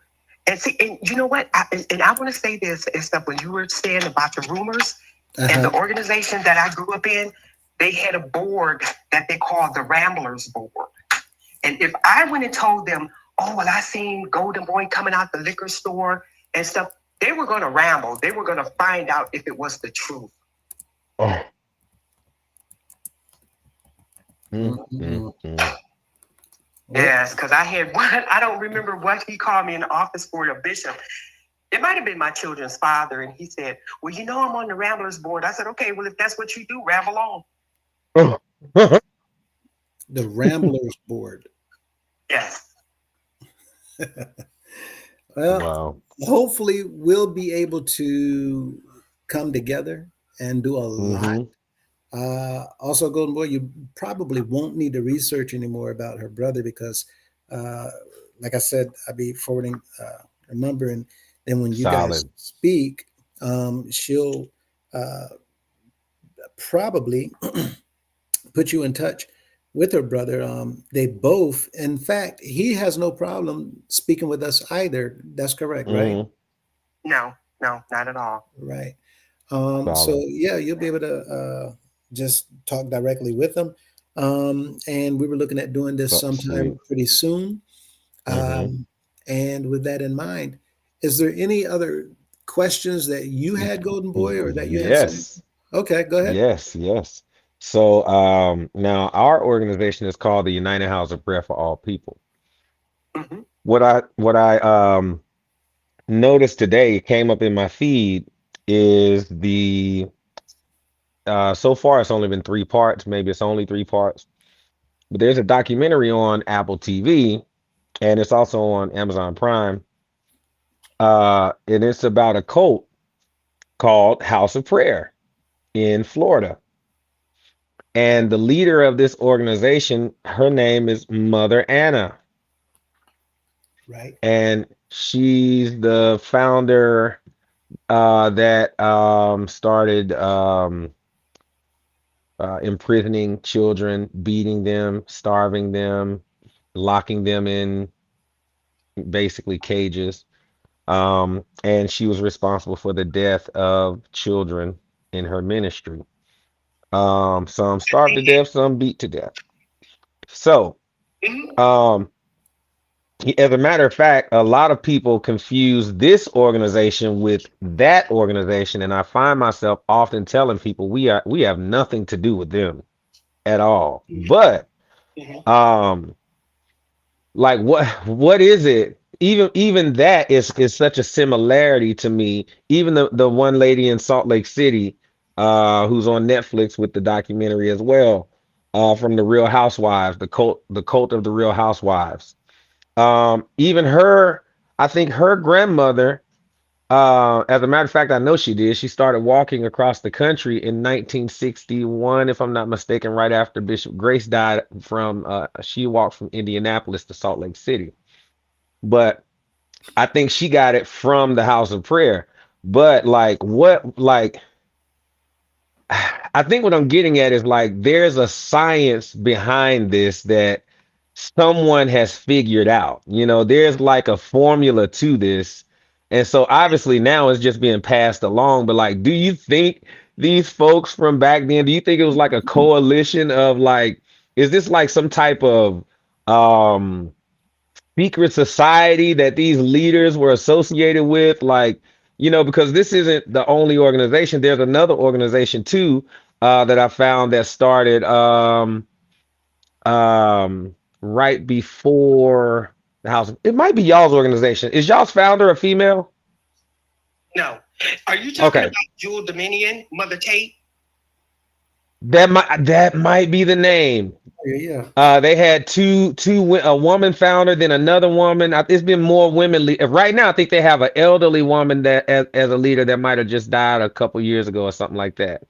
But And Golden Boy, are you talking about mhm. the one that actually had a child that died while with her in her care? Oh yes, yeah. Okay. Little baby Moses. That's the one, the House of Prayer down there in Florida. That one's called um her name was Mother Anna.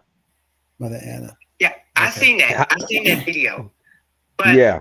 the other one, if you're talking about Mother Magdalene Tate, she started what is that, Jewel Dominion, Ground Pillar of Truth or something like that. I shared that with you. They consider themselves the keeper of the sacred steel, the steel guitar. Oh, tell me her name again, Mother what? Magdalene Tate. We visited her I one of their think churches in Detroit. Mother Magdalene Taylor or Tate. Tate, Tate. Yeah, Tate. But to answer your question, Mhm. there's so many of them that I do believe is somewhat of a secret society. Excuse House me. of God. That's what it is. Yep. Absolutely. So Mother Mary Magdalene Lewis Tate. Mm-hmm. Yeah. So she established the House of God as well, I guess. I So would I have to was go I back was and kind of looking at them, but I didn't really get a chance to dive into it. And they actually have, if this is the one that I'm talking about, they are on their fifth leader as well, but I believe they were founded in like 1907. So no biting puppy. So That's the I dog, had you know. read I had read where a lot of them went to see this voodoo priest in Louisiana. Even the one that started Church of God in Christ. New oh Orleans. yeah, I Mm-hmm. wouldn't be surprised. Hmm. Now, you have a comment on here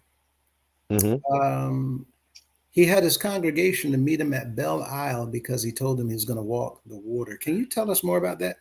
That was Prophet Jones. Right. Prophet Jones.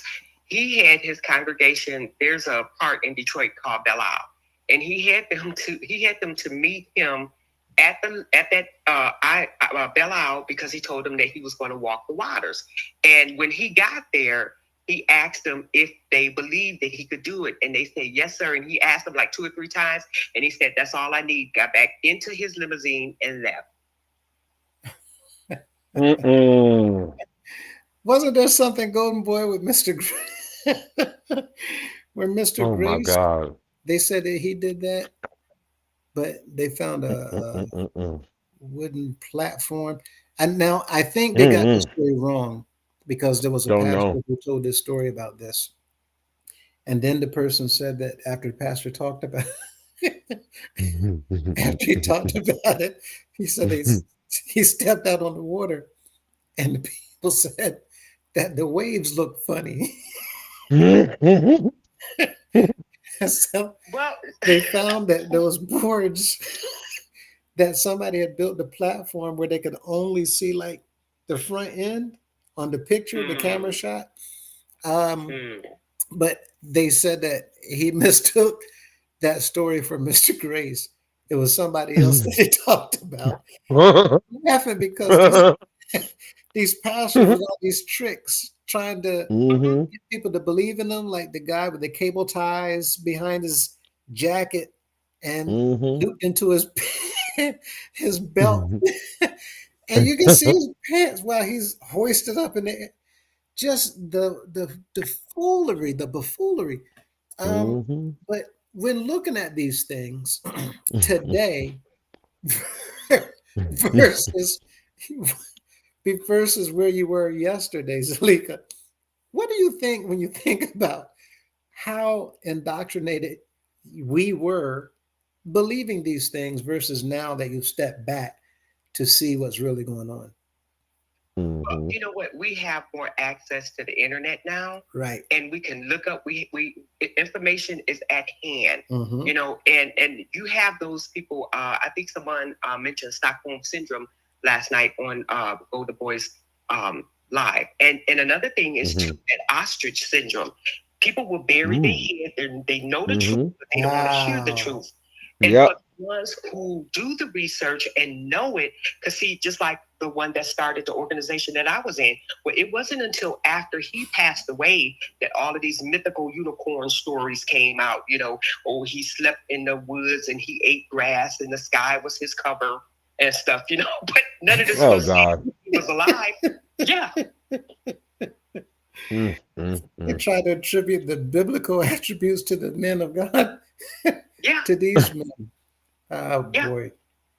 And Golden Boy, did you have any other questions? No, I'm whole.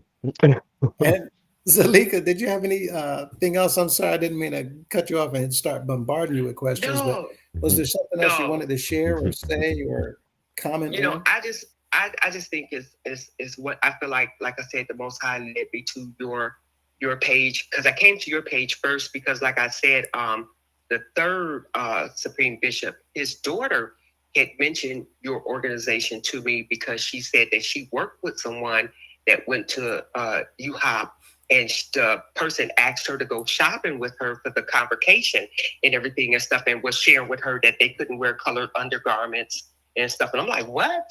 And stuff, you know, so that's when I started looking at, you know, UHOP. What? Huh? Yeah. She said that one of the members of UHOP told her that they couldn't wear colored undergarments.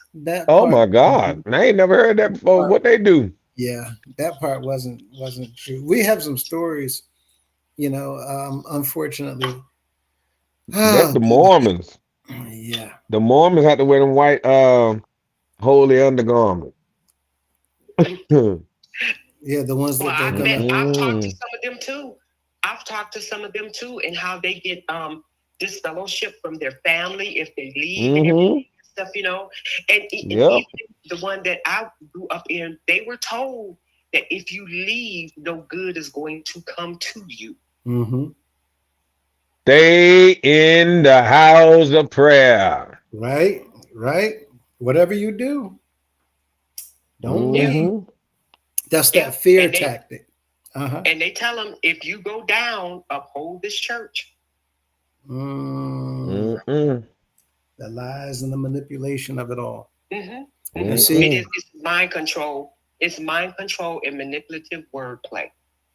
Mm-hmm. we can come together like this, as we're supposed to, as we should, because quite frankly, people of all walks of life, all Mhm. age groups, all ethnicities, all nationalities, all races, all backgrounds, all education levels, all professions, right?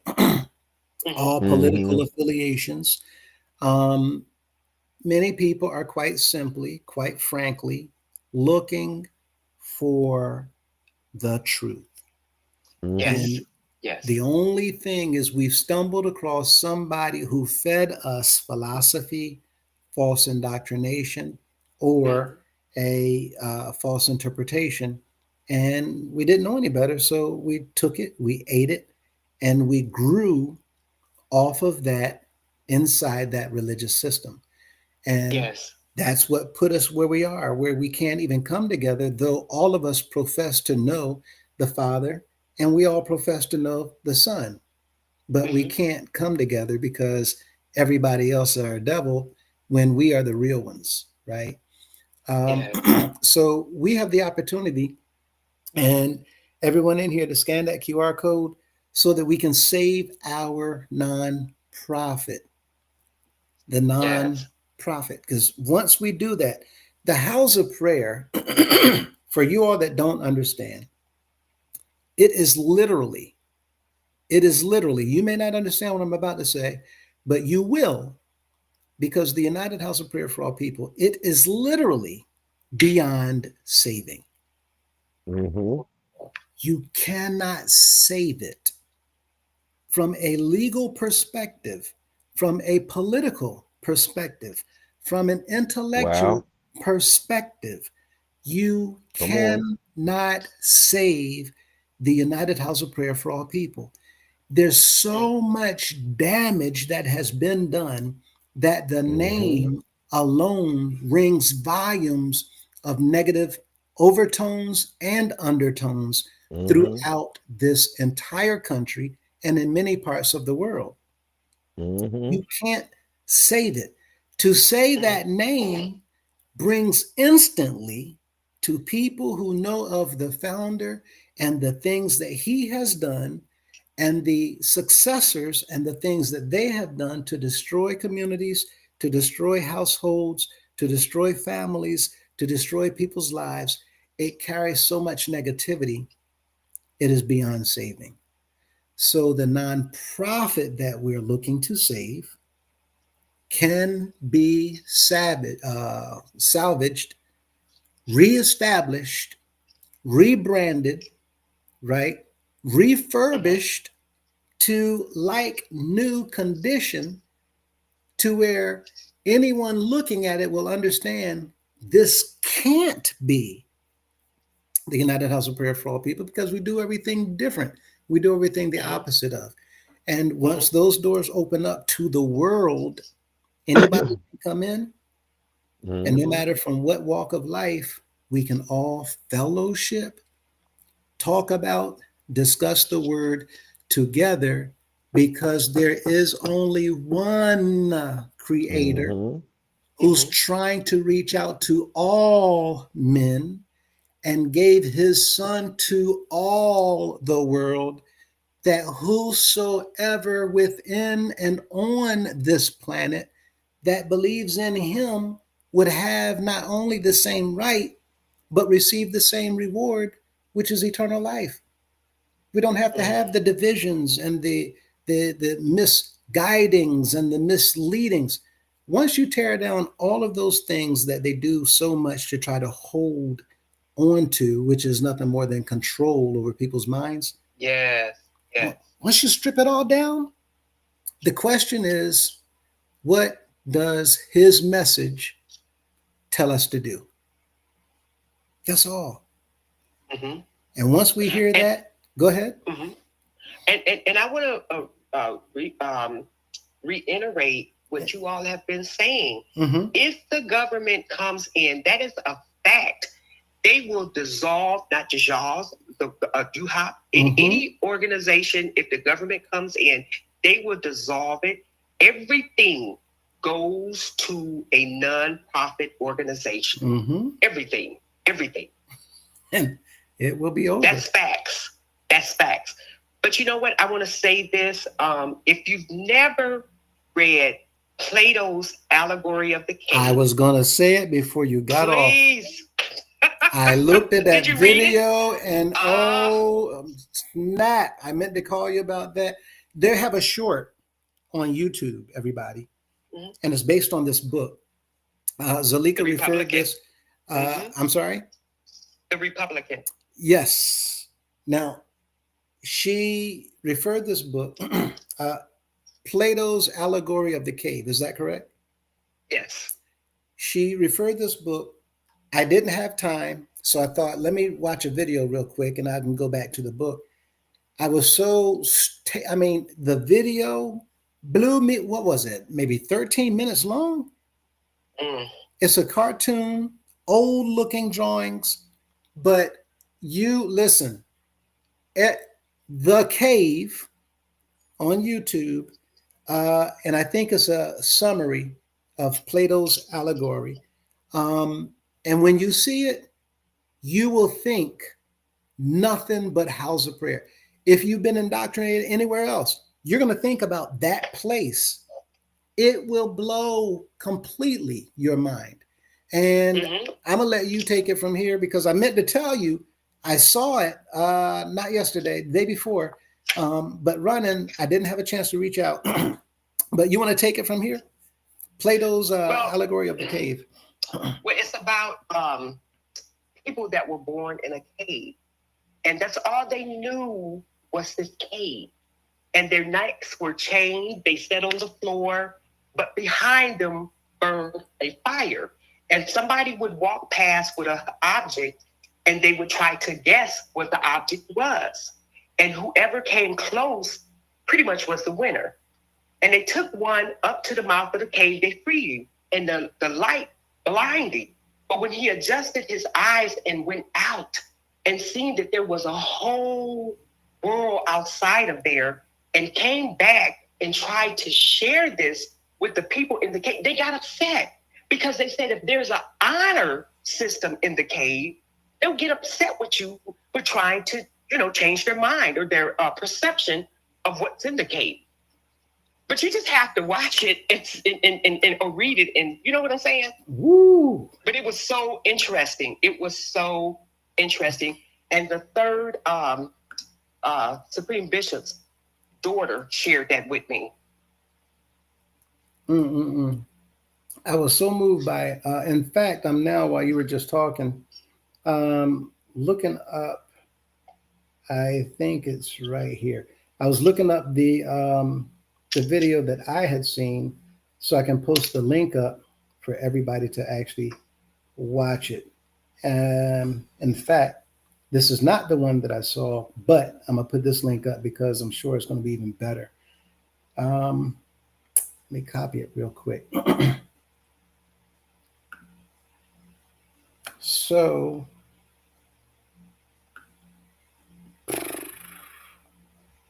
share.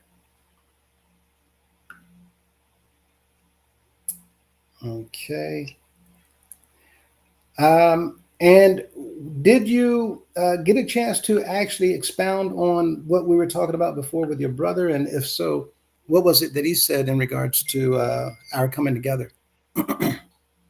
Oh, he's fine with it because we're happy that people are finally waking up and seeing the lies that they have been fed and everything and stuff, and we had read the 4 agreements. Are you familiar with that? No, I did get to see the book, but I haven't read it yet. Well, when you get a chance to read it, he talks about domestication, how that we as humans can be domesticated too. We just think that only animals can, but we can be domesticated. Right. Be it religion or whatever, we can be domesticated. Are y'all hearing this? What'd you think about That's crazy. being domesticated? I mean, well, we already know that in the house of prayer, they think of us, some leaders, put out the message of, even a dog is better than us because a dog can get on Daddy's Club. A dog can come up with $2,000 to get on Daddy's Club. What's wrong with you? Matter of fact, Annabelle can go out here and kill people and then put $2,000 on Daddy's Club, and they'll make a movie about Annabelle, a true story, being a murderous doll, and then they'll drag that doll in the sanctuary and put it on Daddy's Club. That doll can pay its way into heaven. What's wrong with you? Wow. Now, see, that's interesting. Me and my daughter was talking about that today. The organization that we were once affiliated with, they never preached about, heaven and hell. We were taught that heaven and hell was a state of mind, that there was no heaven in the sky, and there was, because the scripture that says, oh, heavens come together, there's an S on the end of that, and the people were the heavens, and there was no hell under the ground, because it says hell from beneath has moved to meet thee at thy coming.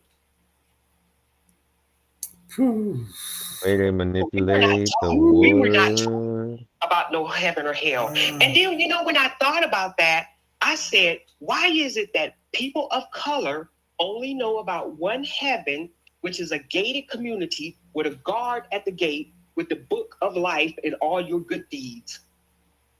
We need to have these conversations. We do. We definitely do. Gotta touch on these issues, these subjects.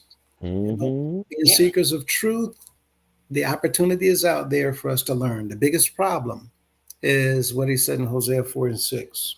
My people are destroyed for lack of knowledge.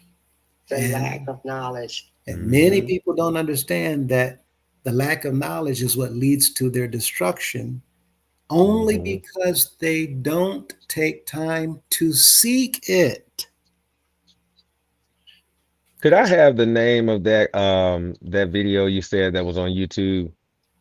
Yeah, I'm gonna type it in now. The Solid. link is up on the comments. Oh, okay, got it. But I that's see it here. One of the things that my parents drummed in us to read. It's 7 of us, and my parents drummed that in us. Read for yourself. Don't let nobody spoon feed you. And what was that again? Read for yourself. Don't let anyone spoon feed you. Spoon feed you. Oh, it says video unavailable. Really? I just pulled it up. Okay. Let Might me just be me. So don't let anybody spoon feed you. Spoon feed you. My parents always told us, read for yourself. And I think you had mentioned something about someone had said that the people in the house of prayer don't read. Oh, yes. Yeah. Miss Madison. That is the problem. Yeah. That is the problem. When I lived in Minnesota, I visited this one church because these people were always downtown whenever I came through there from work. And I said, you know what, let me go visit this church so they can leave me alone.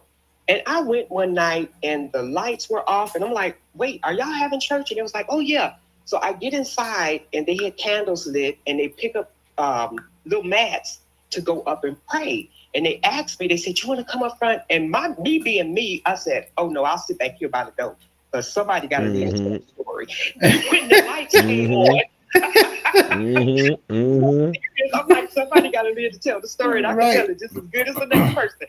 But when all women, it was all women. And the minister came out, and he, nobody had shoes on. And I guess they took that scripture literally where it says, take your shoes off, because when Moses was told to take his shoes off because he was on holy ground. Right.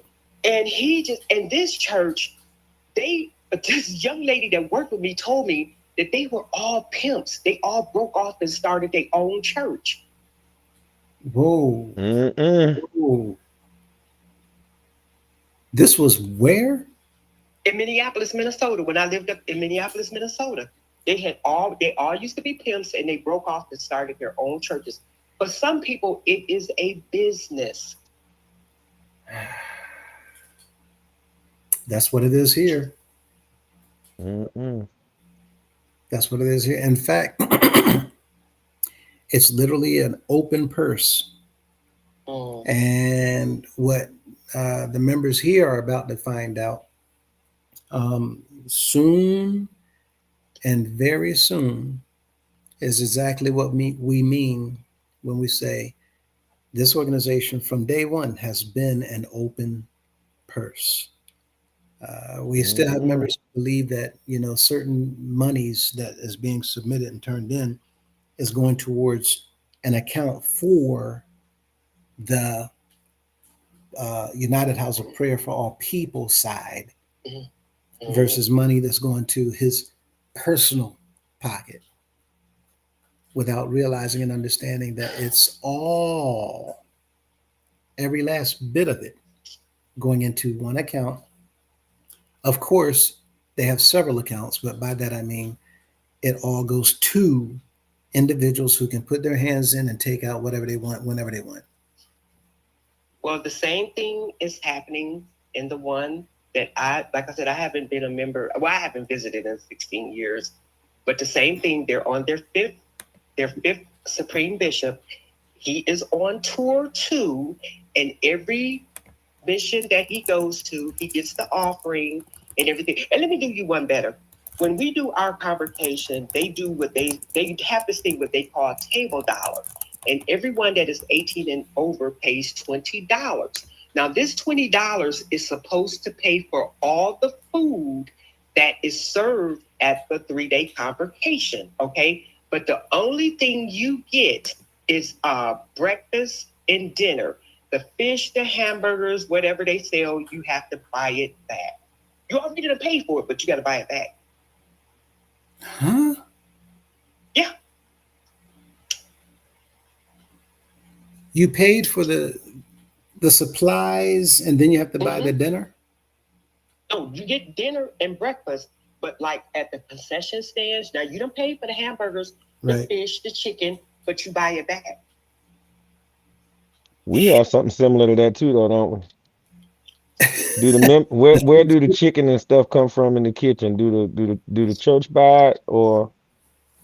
Oh yeah, you're talking about the groups when they go in. Yeah. Mm-hmm. No, we at our convocations, it's a 3-day convocation. Like I said, if you're 18 and up, you send $20 and it pays for all the food, but the only thing you get is breakfast and dinner, which a lot of people don't go to breakfast and stuff because, you know, your hotel's got the continental breakfast, but you pay for the fish, the chicken, and the hamburgers and whatever at the concession stands. Concession stands, even though you've already paid for it. And no, none of the members in there, the organization that you know, they don't own the buildings. Headquarters hold all the deeds to the buildings, because one was telling me, well, we had to put a roof on the one mission. I said, why? And they said, cause you know. And I said, no, why did you have to put a roof on? And they said, I said, so they're not taking care of their own buildings? I said, you don't hold the deed to it. The district that you're in, you don't hold the deed to that building. They do. They need to take care of their own buildings. So they're doing the same thing, not maintaining anything and expecting everything from the people.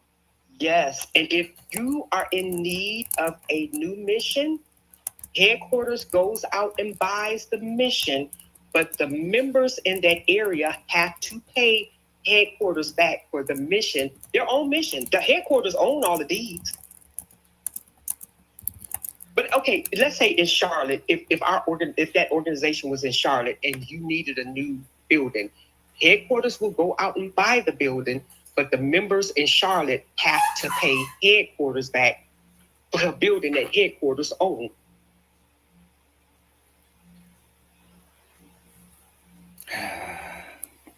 You see, that sounds like some of the things that we've been uncovering.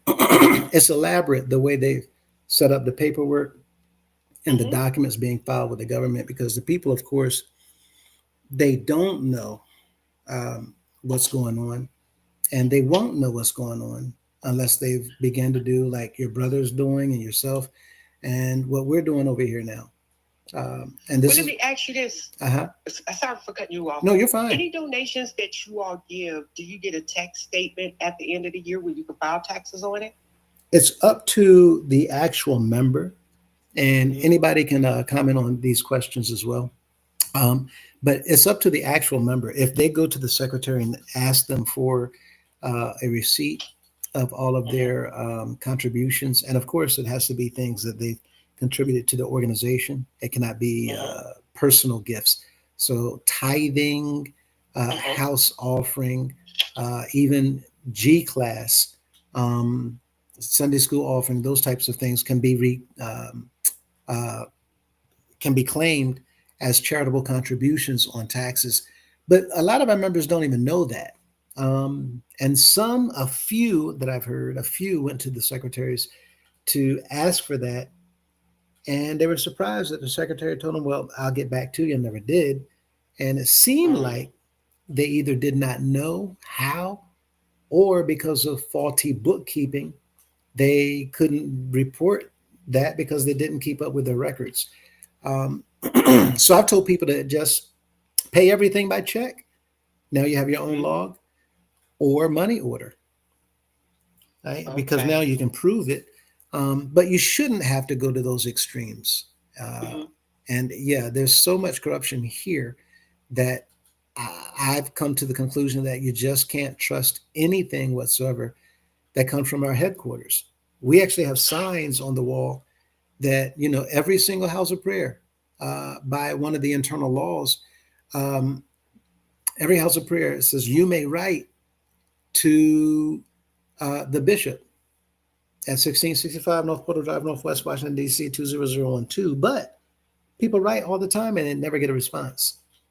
Mm. Yeah. Well, okay, the organization that, like I said, they do send you a letter, but at the bottom of this statement where you can file your taxes, it's for these contributions, it says all monetary donations were for intangible religious goods. All monetary donations are for tangible religious goods. Intangible. Okay. Religious goods. Wow. Something that you can't touch or see. Right. That's just an open confession. Mm-hmm. Exactly. And what is that written How on? many people on this end of the year tax statements that they send out to the members that they can go file taxes? But do you know how many people that don't pay attention to that? That they went over their head? Right.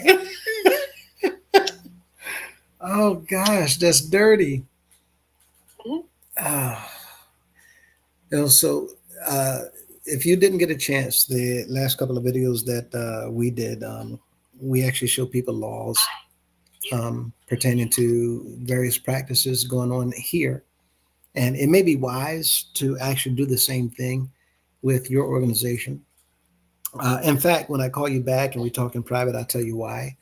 That way, everybody won't actually hear everything that we're doing, because, of course, we don't want certain things to get back. Not quite yet. So we have some surprise parties coming up. We have some surprise, gifts coming up that we'll be sharing with people. Well, you know what? Let me say this while it's on my mind. You had said something and we found I found it, I don't know if it was the first bylaw book that somebody donated to the library in Chicago. Now, you can go copy it, but you can't check it out. And it said in there that the Supreme Bishop, even if they become incapacitated, their living expenses will be taken care of. Wow. Yes. Yes. And we even found I seen in there where they never said that our worst was better than the world's best. It said carry yourself as though you are the best. The way they just twisted and manipulated words is just unbelievable. Have you found it surprising that a lot of the criminal activity also has been right in front of the people's faces in writing?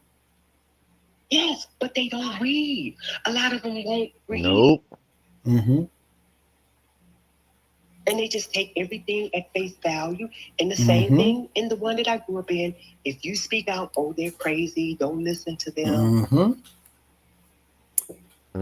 Hope they're hearing. We've been saying this, and members, we hope that you all are paying attention. The evidence has been there all along.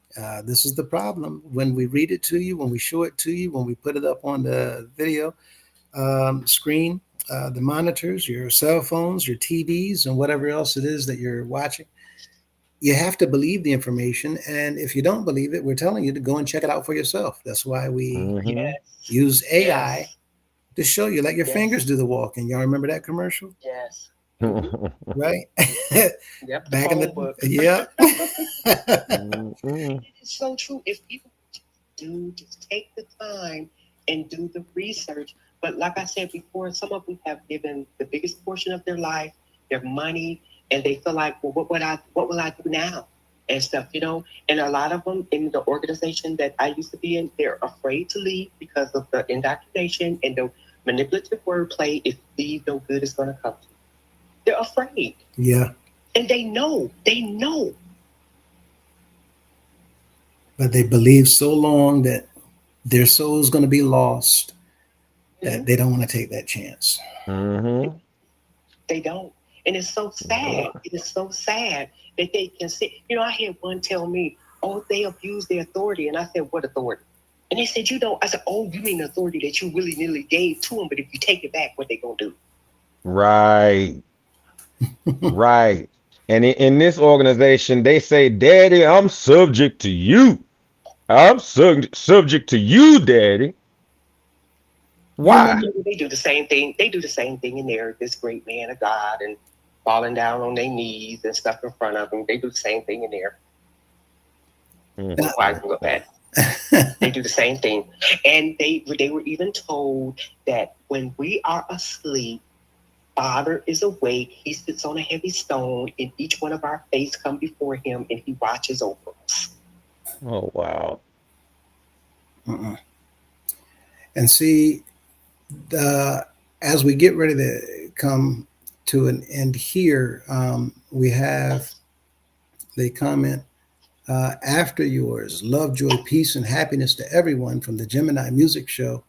Brother Perry said, hence, Addie Grace, Father Divine, Prophet Jones, Elijah Muhammad, Master Farad Muhammad, Noble Drew Ali, that's a big name right there.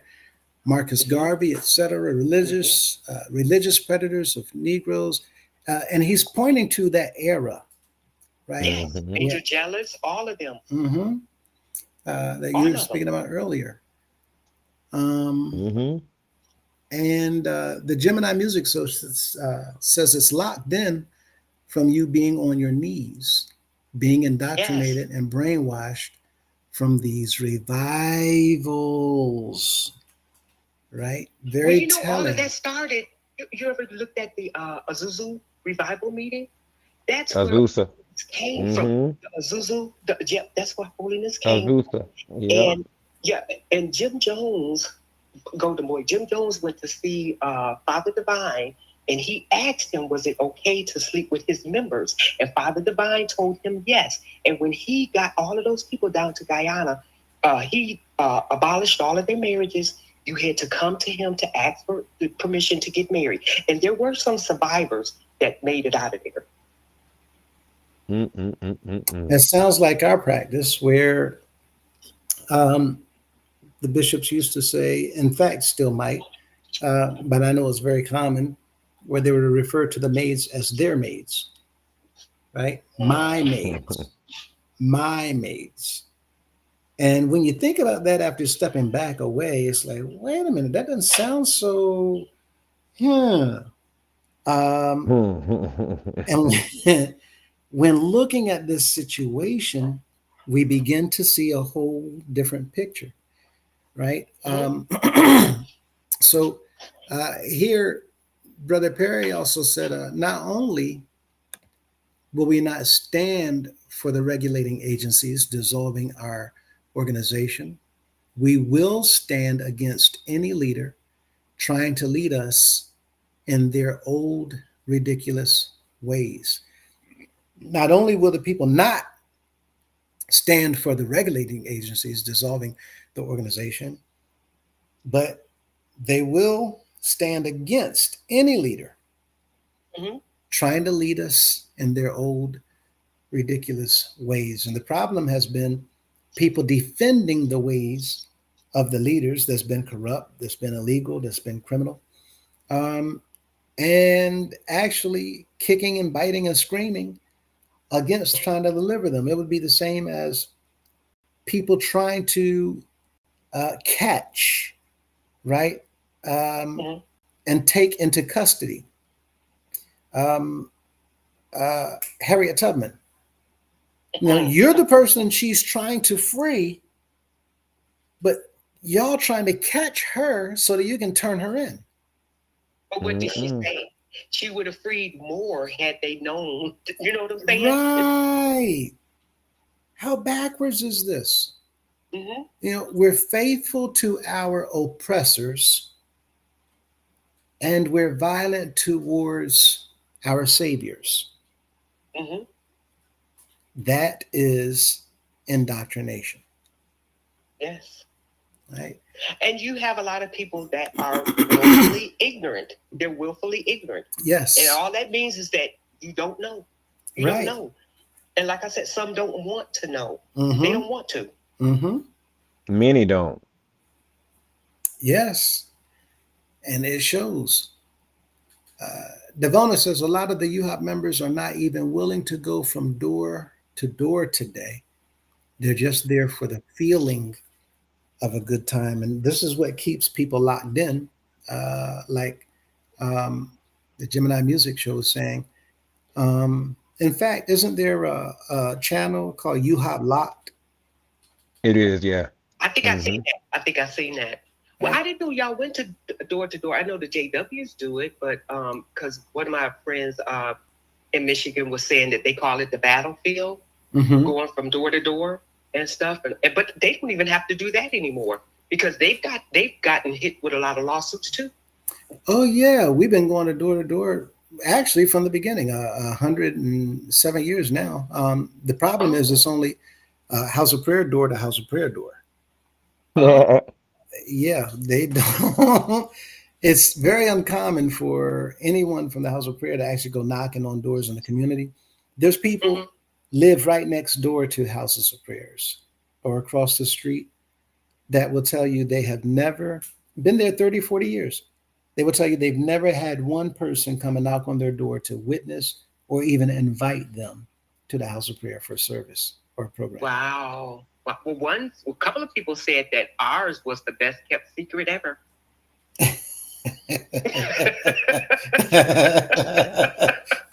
Wow.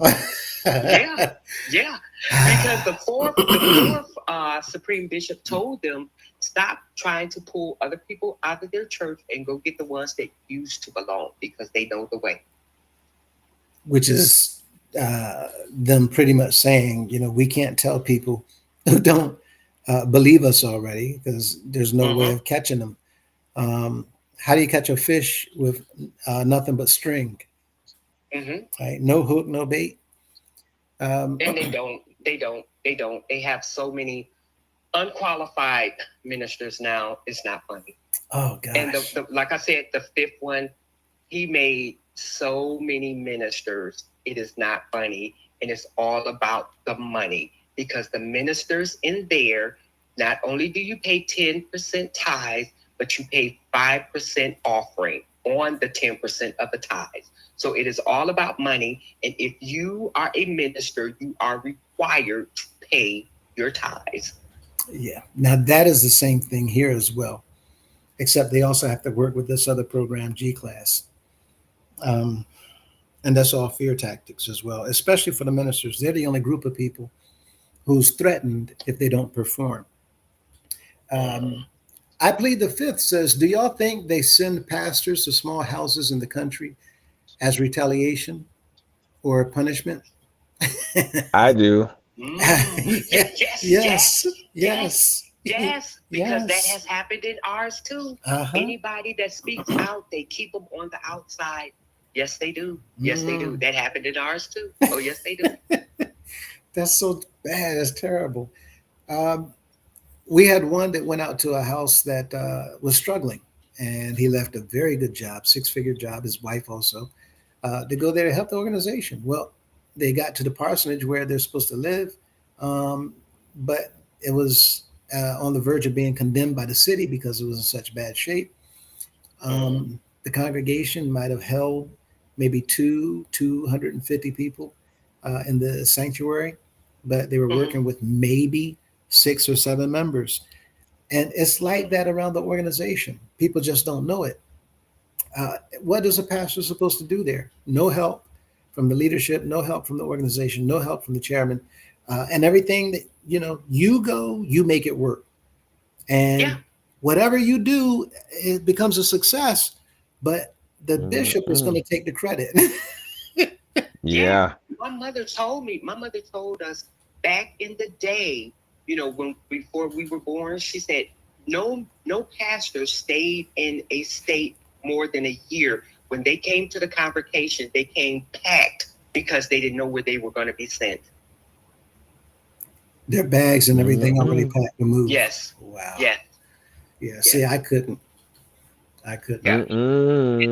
And this one, you're not getting the young people to do that. They're not getting them to do that because they've been to college, they have good jobs, they have their homes, and not too many of them are doing that. Yeah, no. And Grateful for It All says, I was speaking about when people stand before the members. And that comment goes back a ways. I was speaking about before when the members, I was speaking about when people stand before the members. Grateful for It All, can you share with us what you mean by that again? The lives of him and her. We're members working to preserve the UHOP 501c3 nonprofit. We do not support dissolution. If you support the movement, please click the link or scan the QR code to join. Thank you again, our faithful moderator back there. The host also put the restream. That was to invite you onto the platform. Black Diamond arm wrestling match with a little. Oh yeah, whose spirit is stronger? Well, you know what? The comment that you just read about standing before the members, they do something in that organization that I left, where second Sunday, it is confession Sunday, and you get up and you confess before the church if you've done anything wrong. Oh. Woo. I know a lot of our members are so glad. So glad. I never went to morning service. Because I'm like, I'm not getting up. Right. Tell it all. Tell it all. Yeah. But yeah, I was talking about finding out who's who, what's what. Arm wrestling. Only to learn that neither of them have the truth. Neither of them have the Father. Neither of them has the witness. Neither of them has the Son. And we have all these individuals talking about they're sent by. Yes. Right? Yes. Nothing more. There's so many of them. So all of them, even the Mormons. Who is it? Return to sender. The same thing. He wrote his own Bible. The one that Joseph Smith, the one that started the Mormons, he had a vision. They all had a vision. That's right. He said an angel came to him and gave him gold plates and said that the Savior actually came to teach him new doctrine. So the question to these individuals, right, in that particular belief is, you said that you all follow both the scripture as well as the Book of Mormon. Yes. Well, how can you follow the Book of Mormon if the Book of Mormon? And I just learned that that's an insult to them, to call them Mormons. They prefer to be called Latter-day Saints. I didn't know that. Okay. Yeah, they did change it. Okay. Well, we don't follow the Book of Mormons and stuff, but the one that started the organization that, like I said, all of these mythical unicorn stories came out after he passed away. And we were told that, he was sitting at the table shuffling cards and the cards flew out of his hand and the Holy Spirit spoke to him, and one asked me, they said, do you believe that? I said, well, maybe he shuffled them wrong. I don't know. It's happened to me before too,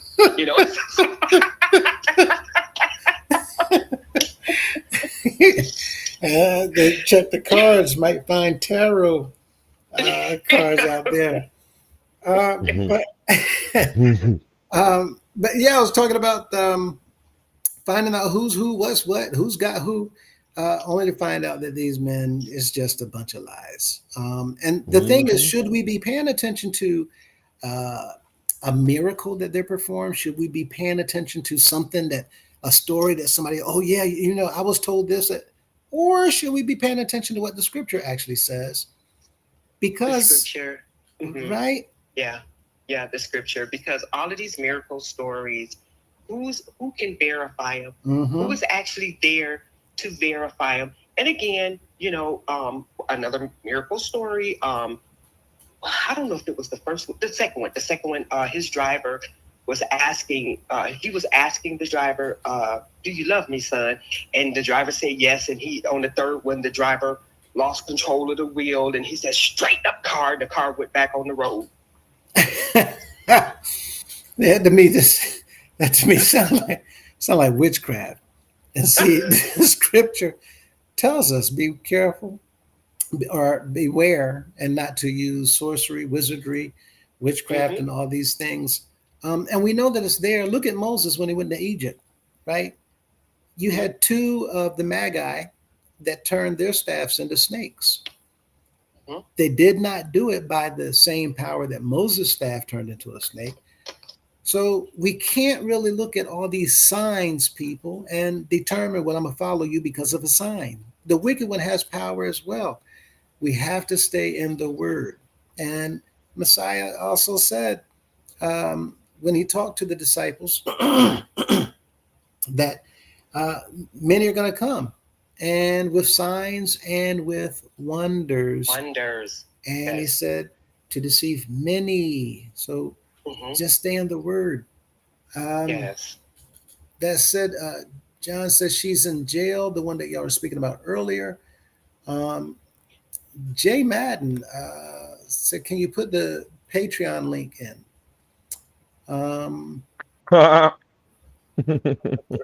You know what that he's speaking of? And this is not allegory. This is supposed to be allegory. There's only one O in that word of the cave. You look that up. You'll see exactly what Zalika was talking about earlier. Very, very, very, very powerful book. I guarantee you will love it and you will refer to it. Black Diamond said, question, wasn't Bailey grandchild absolutely considered the king of UHOP because of the money that was put on Addy Club, and he was a newborn? Was that a boy? I thought, or a girl? I thought that was a girl, Mr. Bailey's grandchild. Something Bailey. I thought it was a girl, but yes, which is odd, because should the daughter, son, grandchild, right, relatives of the bishop, if you have a competition going on in an organization, should the relatives of the bishop actually be involved in that competition? Is that fair? Right? But the thing is, people, the whole thing is rigged. The whole thing is a lie. The whole thing is a scam. No one can verify and confirm any of the information that the bishops are giving. No one sees those lists. And this is why I was saying this for a while now. And we know this because if you just look at 8th Street Mission, it was just reported not too long ago, Memorial Day weekend, that they beat 6 and Elm Street. And if you believe that, give me a little while. I can find a bridge somewhere for sale, and I can come back and let you all know the price. Oh, goodness. First of all, I want to say I really appreciate, like I said, what you're doing.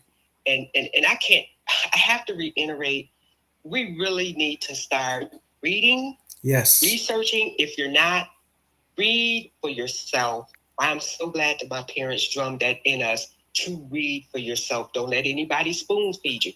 And like I said, you have some that know, but they have that ostrich syndrome where they'd rather bury their head than to really look at the truth, and they get angry because you're making them look at the truth. Right. And they don't like it. Our bishop actually told the people that to not watch YouTube, to stay off social media.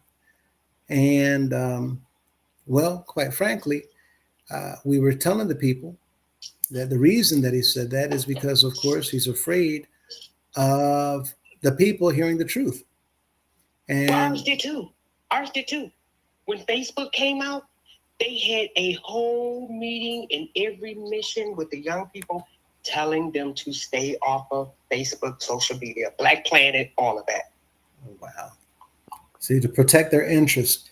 And when we get done, I'm going to share with you somewhat of a playbook. And so that y'all can kind of copy whatever pages y'all want. And then y'all can see how it was that we actually won the Super Bowl. So, yeah, we'll be talking about that. And with that in mind, we have just a couple more, I think. Black Diamond said the only way you members will know about what is going on with the leadership is by National News Report or 2020. You're right. That's the only way they're going to find out in that organization that I left to. That's the only way. Right, it's going to be on the national news. B. Mebderman says, thank you, sister. Talking to you, priceless information. Oh, you're welcome. Grateful for it all says, I agree at Black Diamonds, the news. And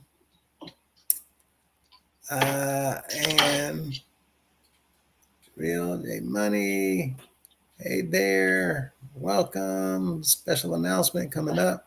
CJ inspires us something to think about. They don't want new members, says Ms. Corrine, because they are harder to brainwash. Exactly. You keep having children, so you keep having children to grow the organization. That's what they want. And that's exactly right. And that's what you were talking about earlier. B. Mebderman says, Harriet Tubman, quote, I would have freed 1,000 slaves. I could have freed more if only they knew they were slaves. Powerful. Yes. Right? And the same thing with religion. And you know what? I've shared this with people. It's unfortunate that some of our people have taken what the slave master done to us and flipped it and used it in the worst way. Right. They've done the exact same thing to enrich themselves. They saw opportunity. And this is what the scripture tells us, not money, but the love of money. Is the root of all evil. People will sell their own relatives, their own child, and anybody else for that matter, for $1. Yes. You have to watch as well as pray. Yeah. Not just for his return, but you better watch your surroundings as well. Miss Corrine says, so you'll learn how to bow when you're told. a way to enforce indoctrination. And this Yes. too is unfortunately true. Mhm. Charmaine, Golden Boy, did you want to take these Yeah, as we close out? Okay, we're in yeah, I'm down. 12 All right. right I'm here. at I got you. solid. Yep. I'm sorry, I was away for a minute. What church did she belong to? We did not disclose what church that was. Main reason being is that we just didn't want to give the House of Prayer any ideas, you know. Yes, and I agree with you when you said, because I had already thought that. I had already caught that. And I said, Mm-hmm. no, I'm not going to give the name. Mm-hmm. Like I said, it's a best kept secret. They were incorporated in 1918, I believe, or 1913. Mm-hmm. Now, House of Prayer? No, no, no. That Oh, I was affiliated with. Right. Yeah. Right. And the next one. Joseph Smith, yes, for the Mormons. I'm still gonna call them Mormons because I don't believe they're saints. Yeah, exactly. Mm-hmm. And just a tidbit of information there for anybody who comes across them so that you'll know. Yes, I made that statement because Mr. Cunningham's wife was speaking about Mr. Madison. So I was saying, can the speaker talk or speak in front, speak in the front? Can they normalize talking about Jesus instead? I got you. Oh, Mm-hmm. right. You remember that comment, right? I Yeah. thought that they were asking about speaking about Jesus on the platform Mm-hmm. when I made it about the reason why we're using the platform. And I should have known better because Grateful for It All has been here with us for the longest time. Just threw me for a loop, rather. So thank you for clarifying. Mm-hmm. And Talking about past leaders. Yeah, right. definitely. I was basically saying when anyone speaks up front, they can normalize speaking about Jesus instead of talking. Yeah, instead of talking or speaking about what the past leaders did. And we do, we hear a lot of that. What Daddy McCullough said, and what Daddy Grace said, and what Daddy Yeah. Madison said, and Daddy Bailey said.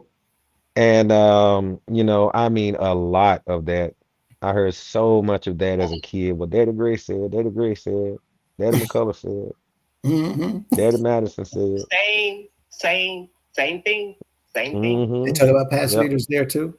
Yes, same thing. Even in the Sunday school book, after the lesson, Mm. questions reiterate the founder or the path. Yes, same thing. Sunday school indoctrination class, Starts off young. right? Wow. Absolutely. Wow. Next. Mm-mm. All right, Patreon link coming. LOL, most definitely. It is definitely coming. I haven't made it available yet. But when I do make it available, which will be this week, I will be posting that on the Golden Boy Tell 'em channel for certain. Okay. Oh, and I meant to mention to you all, I was Yes. talking, Golden Boy and Minister Lewis, Yes. you said that you had looked at, and the other young man on our panel, we call him God's ass. He said that he will be reaching out to you too. Okay, solid. We look forward to Actually, I it. saw someone in here tonight. I wasn't going to read it because I wasn't sure where they were going. Where they were going with that. So I just kind of. So I apologize. Apparently, Yeah, he don't have no hold bars. with a username like that, I wouldn't think. Who was that said that they slew 1,000 Philippines, Philistines or something like that with the jawbone of an ass? Oh yeah, Samson. Mm-hmm. Yeah. Well, he calls himself God's ass. Mhm. Yeah. I wasn't sure, like I said, which way he was going with that. So I kind of just, because the comment, it was very short. Yeah, yeah. He goes in too. He goes in very I hard, know that's right. and yeah, and they're yeah, they tread lightly with him. I can imagine with that name. Awesome. And Golden Boy, that's the next one, sir. All right. I'm really enjoying the caller. It's so refreshing to hear another organization with similar experiences. Yes, it is. It is. Mhm. And it is good to know like that it's not just us. We're not in this thing alone. Yeah. And there are people that understand what we're going through. It says, No, I hope this I have faithful member. Go ahead. I'm sorry. okay.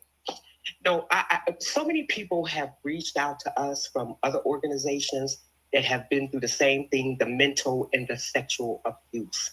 And it's Yes. horrible. It's horrible. Absolutely. Mm-mm. Absolutely.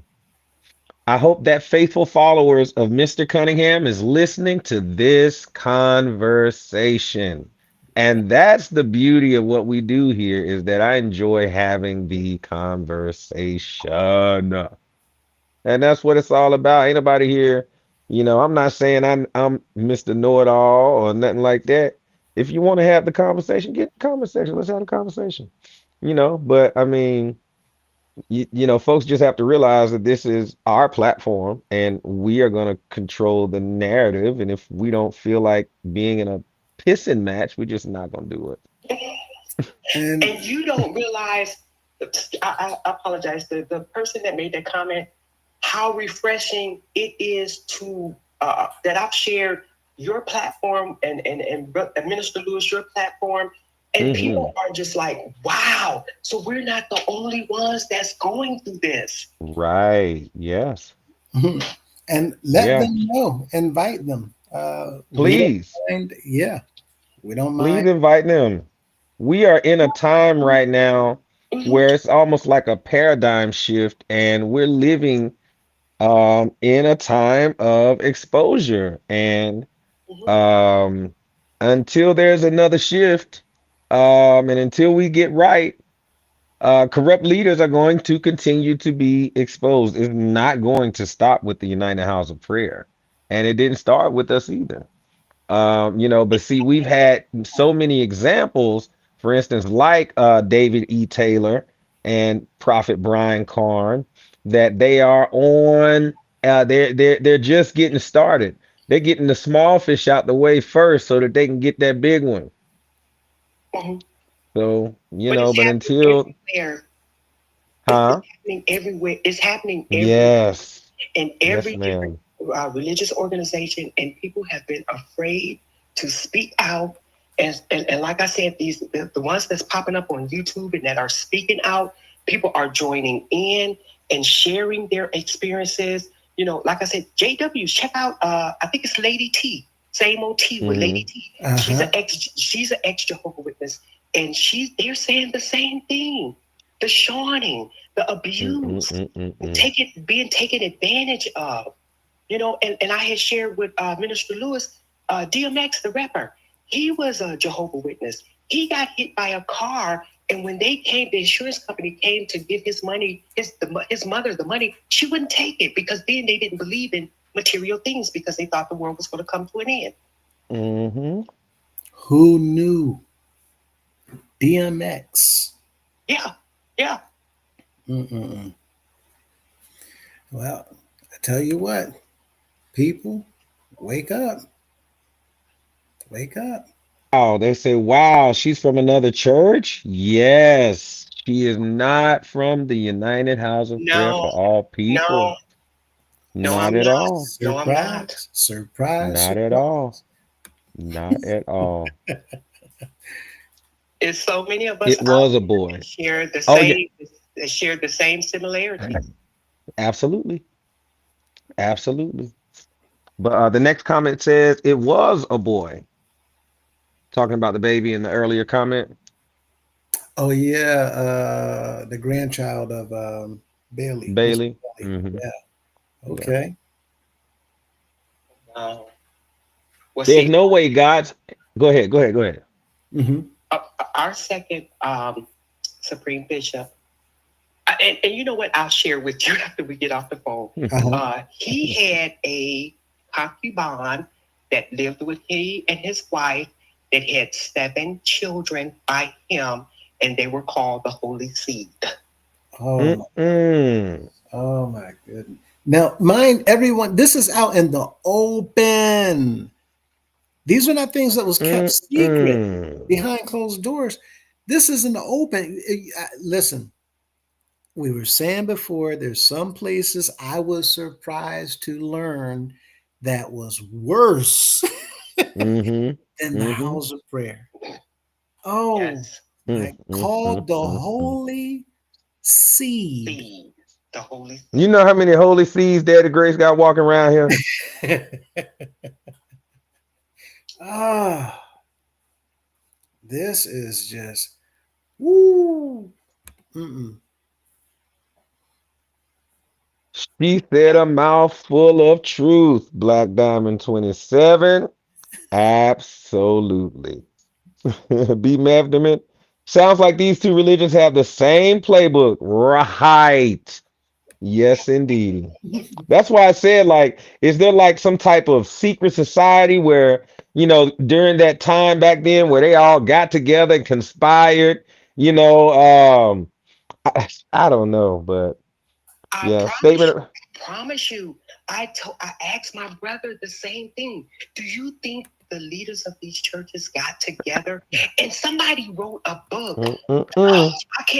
Somebody wrote a book where, and a lot of truth is in these books. I don't know if it's the lady that wrote the books, Mother Pray On and all of this stuff. You ever heard of those books? Pray On. Mother Pray On. I think she's out of the Carolinas too. I'd have to go back and look. But my sister-in-law turned me on to those. And one of the books she was saying how all of these ministers would get together and meet up. Oh. Ooh. The ministers just met up here in Charlotte. See, you never know. He don't want to because it's too much. It's too much. It's too many similarities. It's too many. He does not want to meet. And this is a SAS. So SAS says, yes, it's me. You picking up on this, Zalika? SAS says, yes, it's me. Y'all's version of Samson. Says, yes, CJ. Yes. CJ said, wow. Yeah. I was just talking to him tonight and I told him that I was going to send him the link of the live. Okay, well, he's here. He's here. CJ said that sounds like the show Ruth.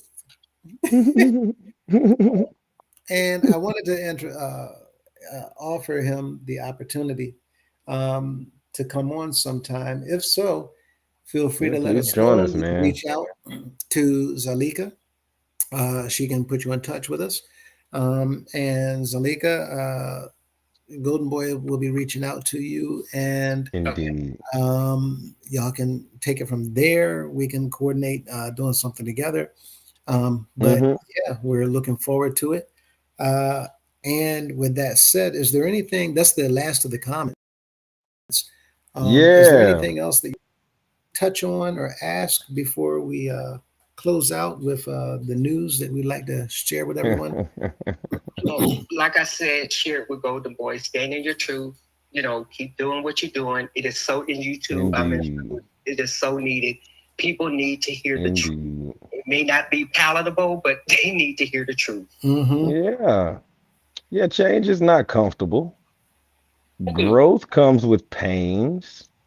And, and you have to get through the initial shock and the discomfort of learning the truth and unpackaging and undoing all. If you've learned something, if you hear it one time, you believe it, it takes like 10 times to undo that. And then some, so like imagine all the times we've heard these lies and how many times we have to hear the truth to unbelieve them. Yes. You know, so like it takes a lot of work. It does. And, you know, for someone like myself, you know, the house of prayer is still ingrained in me. There's still things that I do and my family do that, you know, we just do because we house of prayer people. And sometimes you don't even realize it. And then when you do realize it, it's like, well, dog, I don't need, no, I got that from now. I don't need to do that no more. You know what I mean? So, yeah, yeah, Oh, And you know what? indeed. The more that excuse me, that you continue to study and look at these different organizations, you know, people get angry and stuff. You know, people go through a phase where they get angry because of the time and the money that they have given, but you do heal. You do heal. Hmm. And you know, like I was sharing with Minister Lewis, the JWs have a term that they use, PMOs, physically in and mentally out. But that's what I was. I was physically in, but mentally out. I never took a hold to the stuff that they were teaching because I didn't agree with it. Wow. yeah, these. Mm-mm. Whoo, the shockers. A lot of times, I think there was an individual who said, "You know what? This is making my head hurt." Y'all be surprised. Hmm. All this Hmm. information. But as Corrine says, it just hit me. This is why the government is so slow to come in. Yeah. The members appears to enjoy these behaviors until enough say, no, we don't. Then here they Mm-mm. come, they shut it all down. Mm-mm. And apparently they have heard from enough members. I would love to share with you all something that I can't share with you all quite yet. But when you walk into an office and you're carrying a goose in your arm, they'll look at you as if you're crazy. Mhm. And then you explain to them that it's not a normal goose. And you ask them if they would like to buy it because you're done using the goose and you don't need the goose anymore. And they're asking, no, I don't need a goose. Why are you trying to walk in here to sell a goose? Why don't you just go to the market with your goose? Yeah, but as I said before, it's not a normal goose, and you don't want me to take this goose to the market. You'd rather buy this goose. And no, we don't want a goose. We don't need a goose. You can take your goose down to the market, like we said, until you squeeze the sides of the goose and out pops a golden egg. Right, right, That right, office, right. that office, go ahead. And believe me, they're looking at the one that I grew up in as well, because like I shared with you, they have oil wells. Oh, they're looking at that one too. Now, see, they don't know that part yet. See, when we get into it with Zalika, man, listen, y'all think y'all heard a mouthful tonight. Mm-mm. Just wait, because she's got a ton more for you. If y'all haven't seen Sarah's Oil, y'all might want to go and check that out. I think that's on Prime now. Yes. But check that out, and that will give you an idea of the story that Zalika is going to be bringing to you all when we get a chance to go in with some of the knowledge that she has to share, and some with her brother, as well as Mr. Sass, um, because this is exactly what Golden Boy is talking about. The events that he's touching on, and Miss Mintz is touching on, and that we're touching on, Right. these leaders know what they're doing. They're taking advantage of people left and right. And just because we believe that, just like some of them lie and say, Jesus angel is here with us tonight. No, no, no. It's all about the money. But because we believed it for so long, we can't see it. We can't even just to hear that. It just makes us, grit our teeth until you let go and you look at what's in front of you. And you realize the whole time that angel that you've been looking at, according to the scripture, was just something that was disguised as an angel of light. And then you find out that it was a wicked one, or one of his agents in disguise. So this is where we are. Uh-huh. Yeah, and the thing that people, what is it in Isaiah, somewhere where it said, if any man thirst, let him come unto the well, and he don't have to have money, but you're being 55th chapter. charged. Yes, ma'am. You're being charged. Isaiah 55. Yes. Right. Ho, everyone that thirsteth. Come on, come on, come on. Buy without money. Money or purse. Right. Yeah. But you're being charged. Yeah. For everything in here. So that said, Ms. Kareen, yeah, we're going to be touching on that, and so that we can actually see. And Ms. Kareen agrees and telling everyone, yes, that was an excellent movie. Again, if you haven't seen it, Sarah's Oil. And that way you can kind of be prepared for what it is that Miss Zalika here and her brother and Mr. Sass is going to be going into some detail about, amongst many other things. With that said, that's all the comments that we have tonight. And I will allow Mr. Golden Boy to share the news that we have. And then I will piggyback from there. Go for it, sir. You have the con. Ooh-wee. Viewers. We have a special guest that will be coming up on panel with us. And people of the ecclesia, people of the United House of Prayer, can you please get ready to welcome to the Golden Boy Tell 'em show and to the Miss Mint show and to Joseph the 11th son, the one, the only, the great, legendary, my uncle, brother Kenneth Carr. Y'all get ready. This young man is coming so that he can simply chat with the members of the House Absolutely. of the people that he's loved so much, as Golden Boy has shared on his channel. We had honored him and lifted him up.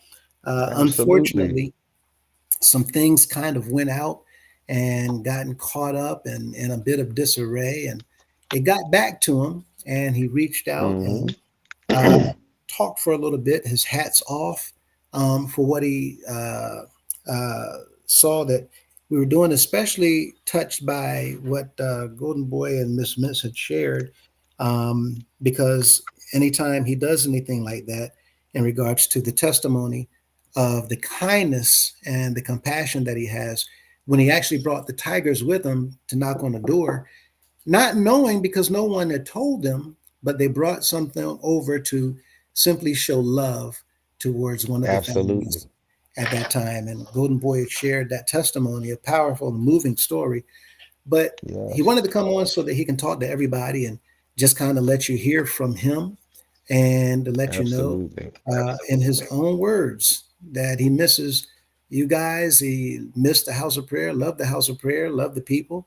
And in fact, coming from him, he's happy for what's taking place, what's going on. He doesn't have a foot in what's going on right now. He didn't know what's going on right now. He didn't know anything about what's going on right now. He's simply coming because he wants to say hello, let you all know from himself that there is no animosity about anything whatsoever, and there was simply a misunderstanding. And you all know how our people can be all around the world when you hear a message and that message gets distorted. So he's going to give everybody the opportunity to hear from him and to let you know from the man himself. And as Golden Boy said, the man, the myth, and the legend. Love that hat. My goodness. Yes, sir. Great picture of him. Oh my gosh. Yeah. Stands tall even while he's sitting.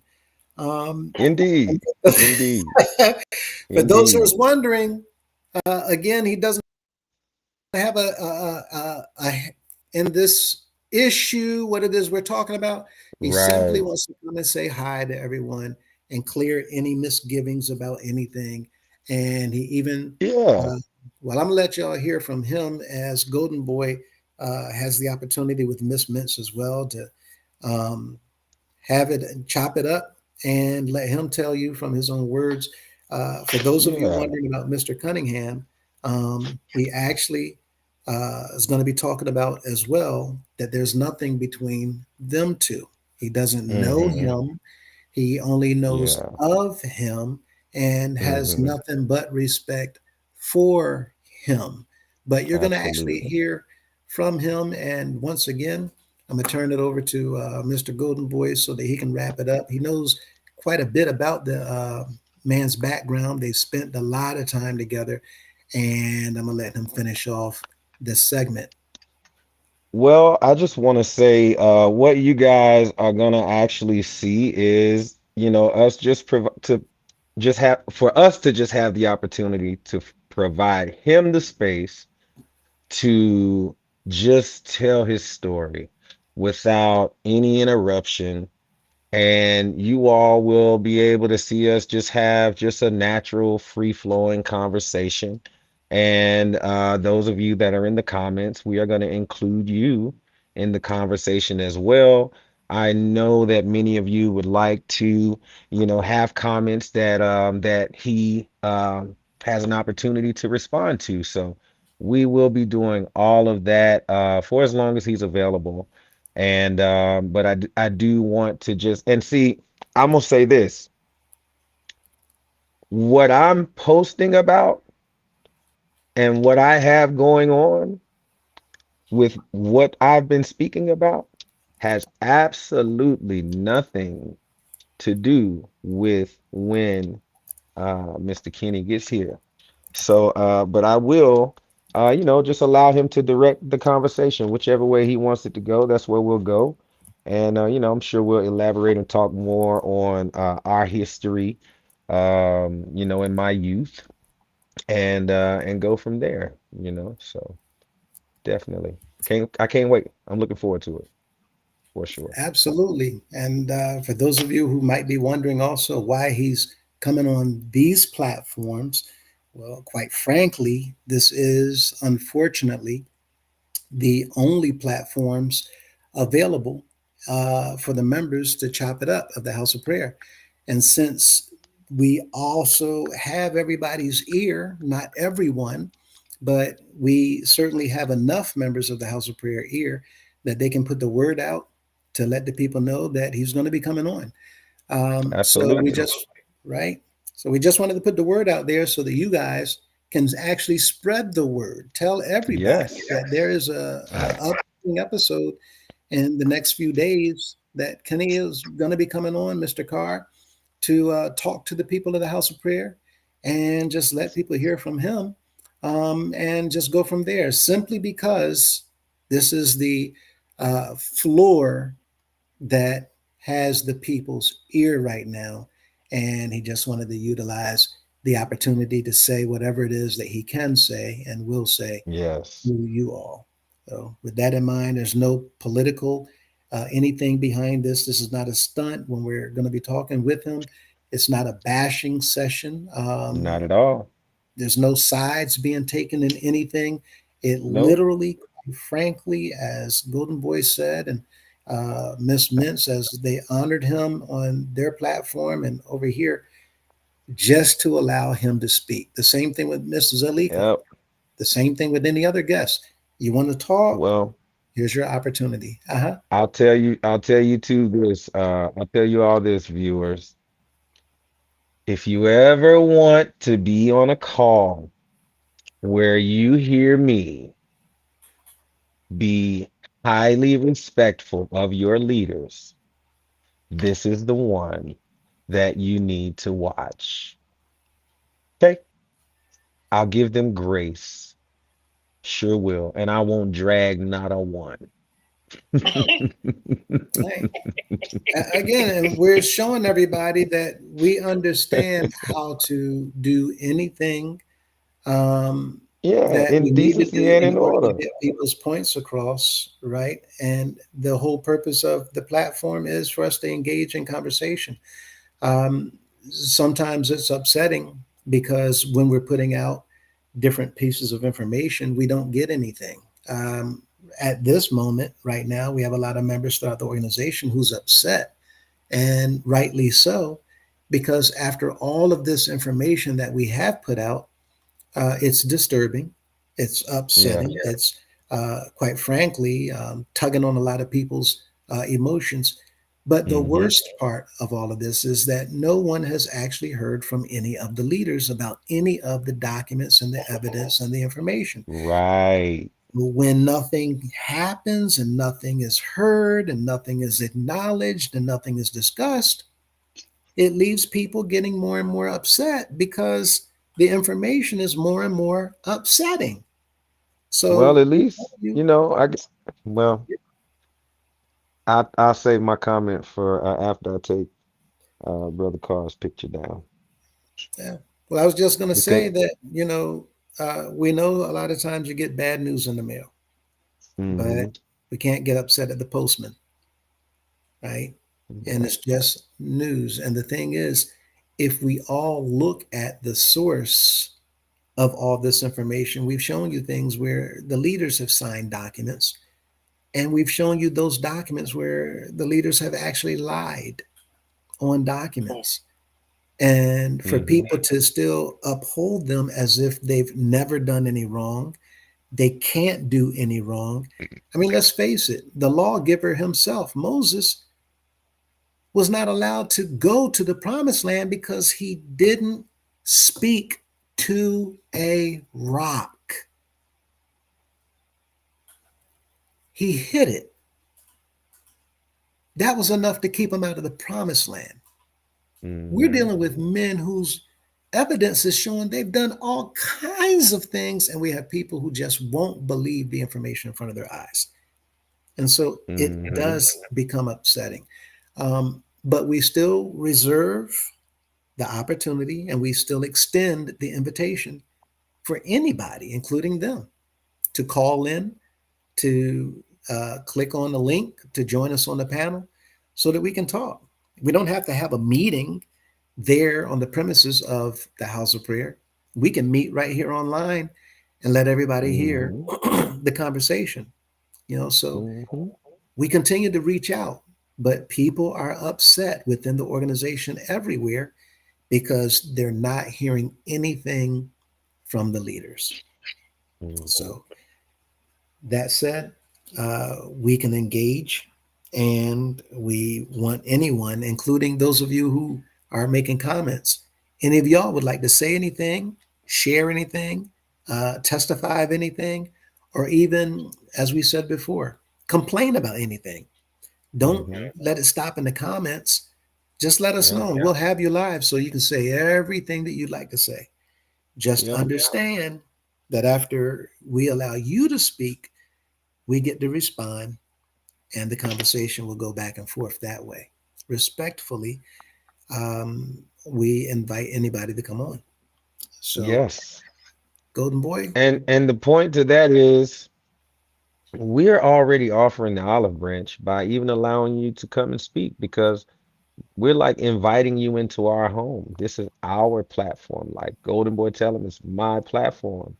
And Joseph the 11th son, that's his platform that he makes available for other people as a launch pad, like he did for Golden Boy Tell 'em.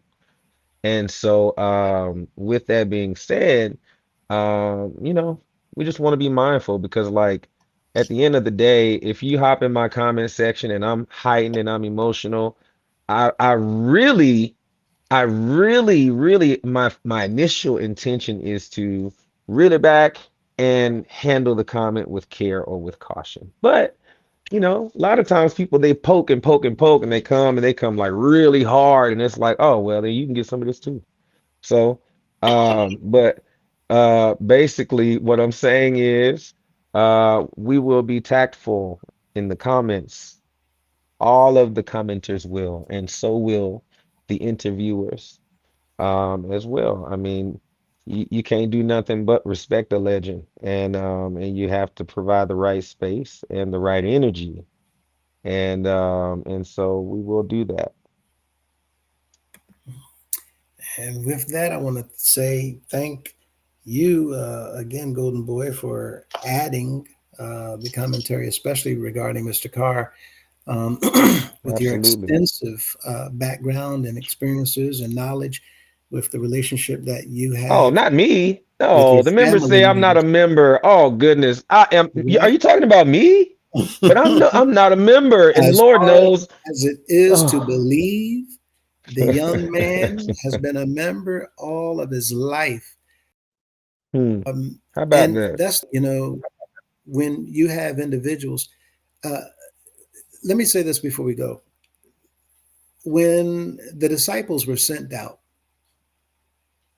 they were told to go to all the world Mhm. and to preach to every creature. He didn't send them out to Mhm. sheep, Right. he sent them out to creatures. Mhm.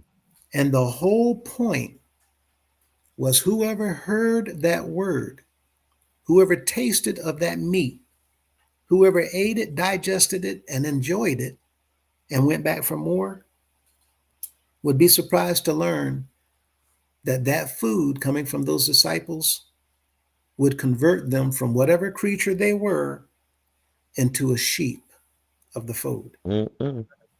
Whether you're a kangaroo, whether you're a bear, whether you're a tiger, whether you're a jackrabbit, whatever the case may be, whatever your Mhm. attributes, whatever your personality, whatever your qualities, Mhm. the sharp edges can be smoothed out, and just like a dog with no teeth, sometimes Mhm. they make the most noise, and sometimes the Mhm. dogs with the biggest teeth make none. So Yep. the point is, the word goes out to everyone, and Mhm. we have to welcome and pull everybody into that opportunity, because this is exactly what he showed them, especially when he sat down with publicans and sinners. He was Uh-huh. extending the opportunity. And the ones that everybody thought were the saints, Mhm. he showed us they were nothing but a bunch of ain'ts. And it's a lot of ain'ts that's going to be surprised at the end, because they're not going to make it. If we're sitting back pointing the finger at one another instead of listening to one another and doing what Mrs. Debbie Cunningham said, loving one another, then we're going to find a problem at the gate. And love is not in words, but it's in deed. And individuals Mm. who are real, individuals who are genuine, those are the ones, like our Father said, he's going to reach out to them first, because he can't stand lukewarm. Be either hot or be Mhm. cold.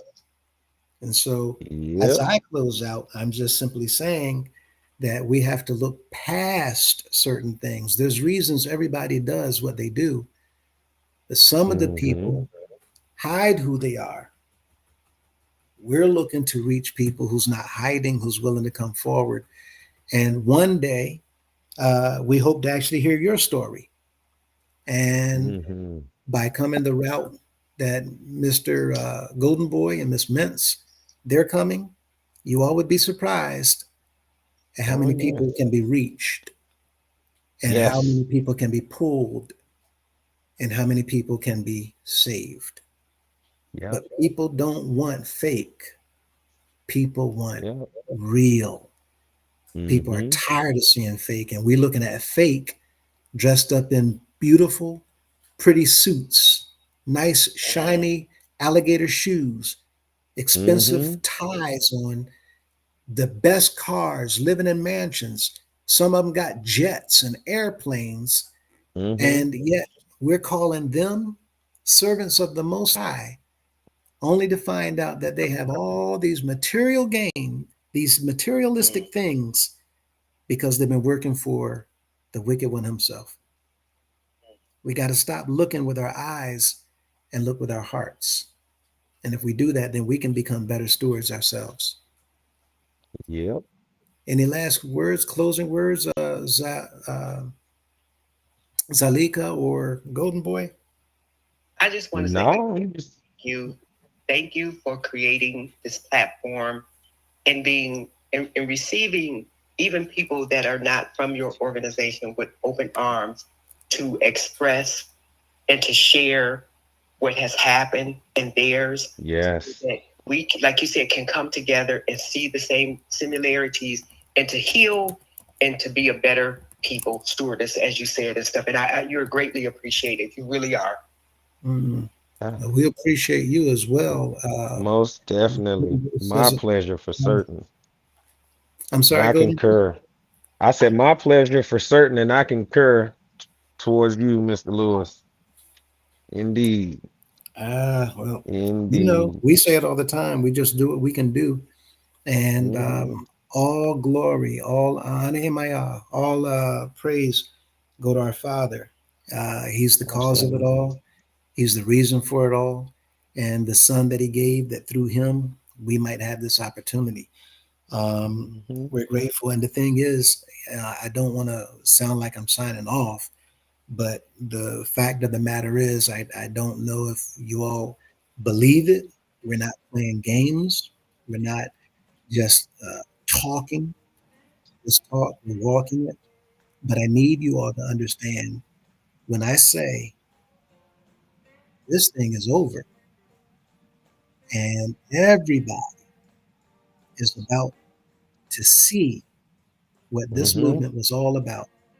And when it comes to these pastors, when it comes to councilmen, anybody, even in their family members, if you don't want to get caught up in what is coming, I'm telling you, Golden Boy's telling you, Miss Mintz is telling you, Miss Zalika is telling you, all these individuals are telling you, click the link, scan the QR, not just to join us, but so that you can receive the same protections that we have from what is coming. Many of our members don't realize you're going to be pulled into a room and asked 500 questions. Your children has been placed in situations that you do not understand that you are the blame for. You are at fault as a parent or a guardian for their safety and their whereabouts. As a result of them being involved in child labor or exploitation or trafficking, and heaven knows the things that you don't know about that are way, way worse, you will be questioned about these situations. Your children are at risk of being removed from your households, and you are at risk for being arrested and put in jail.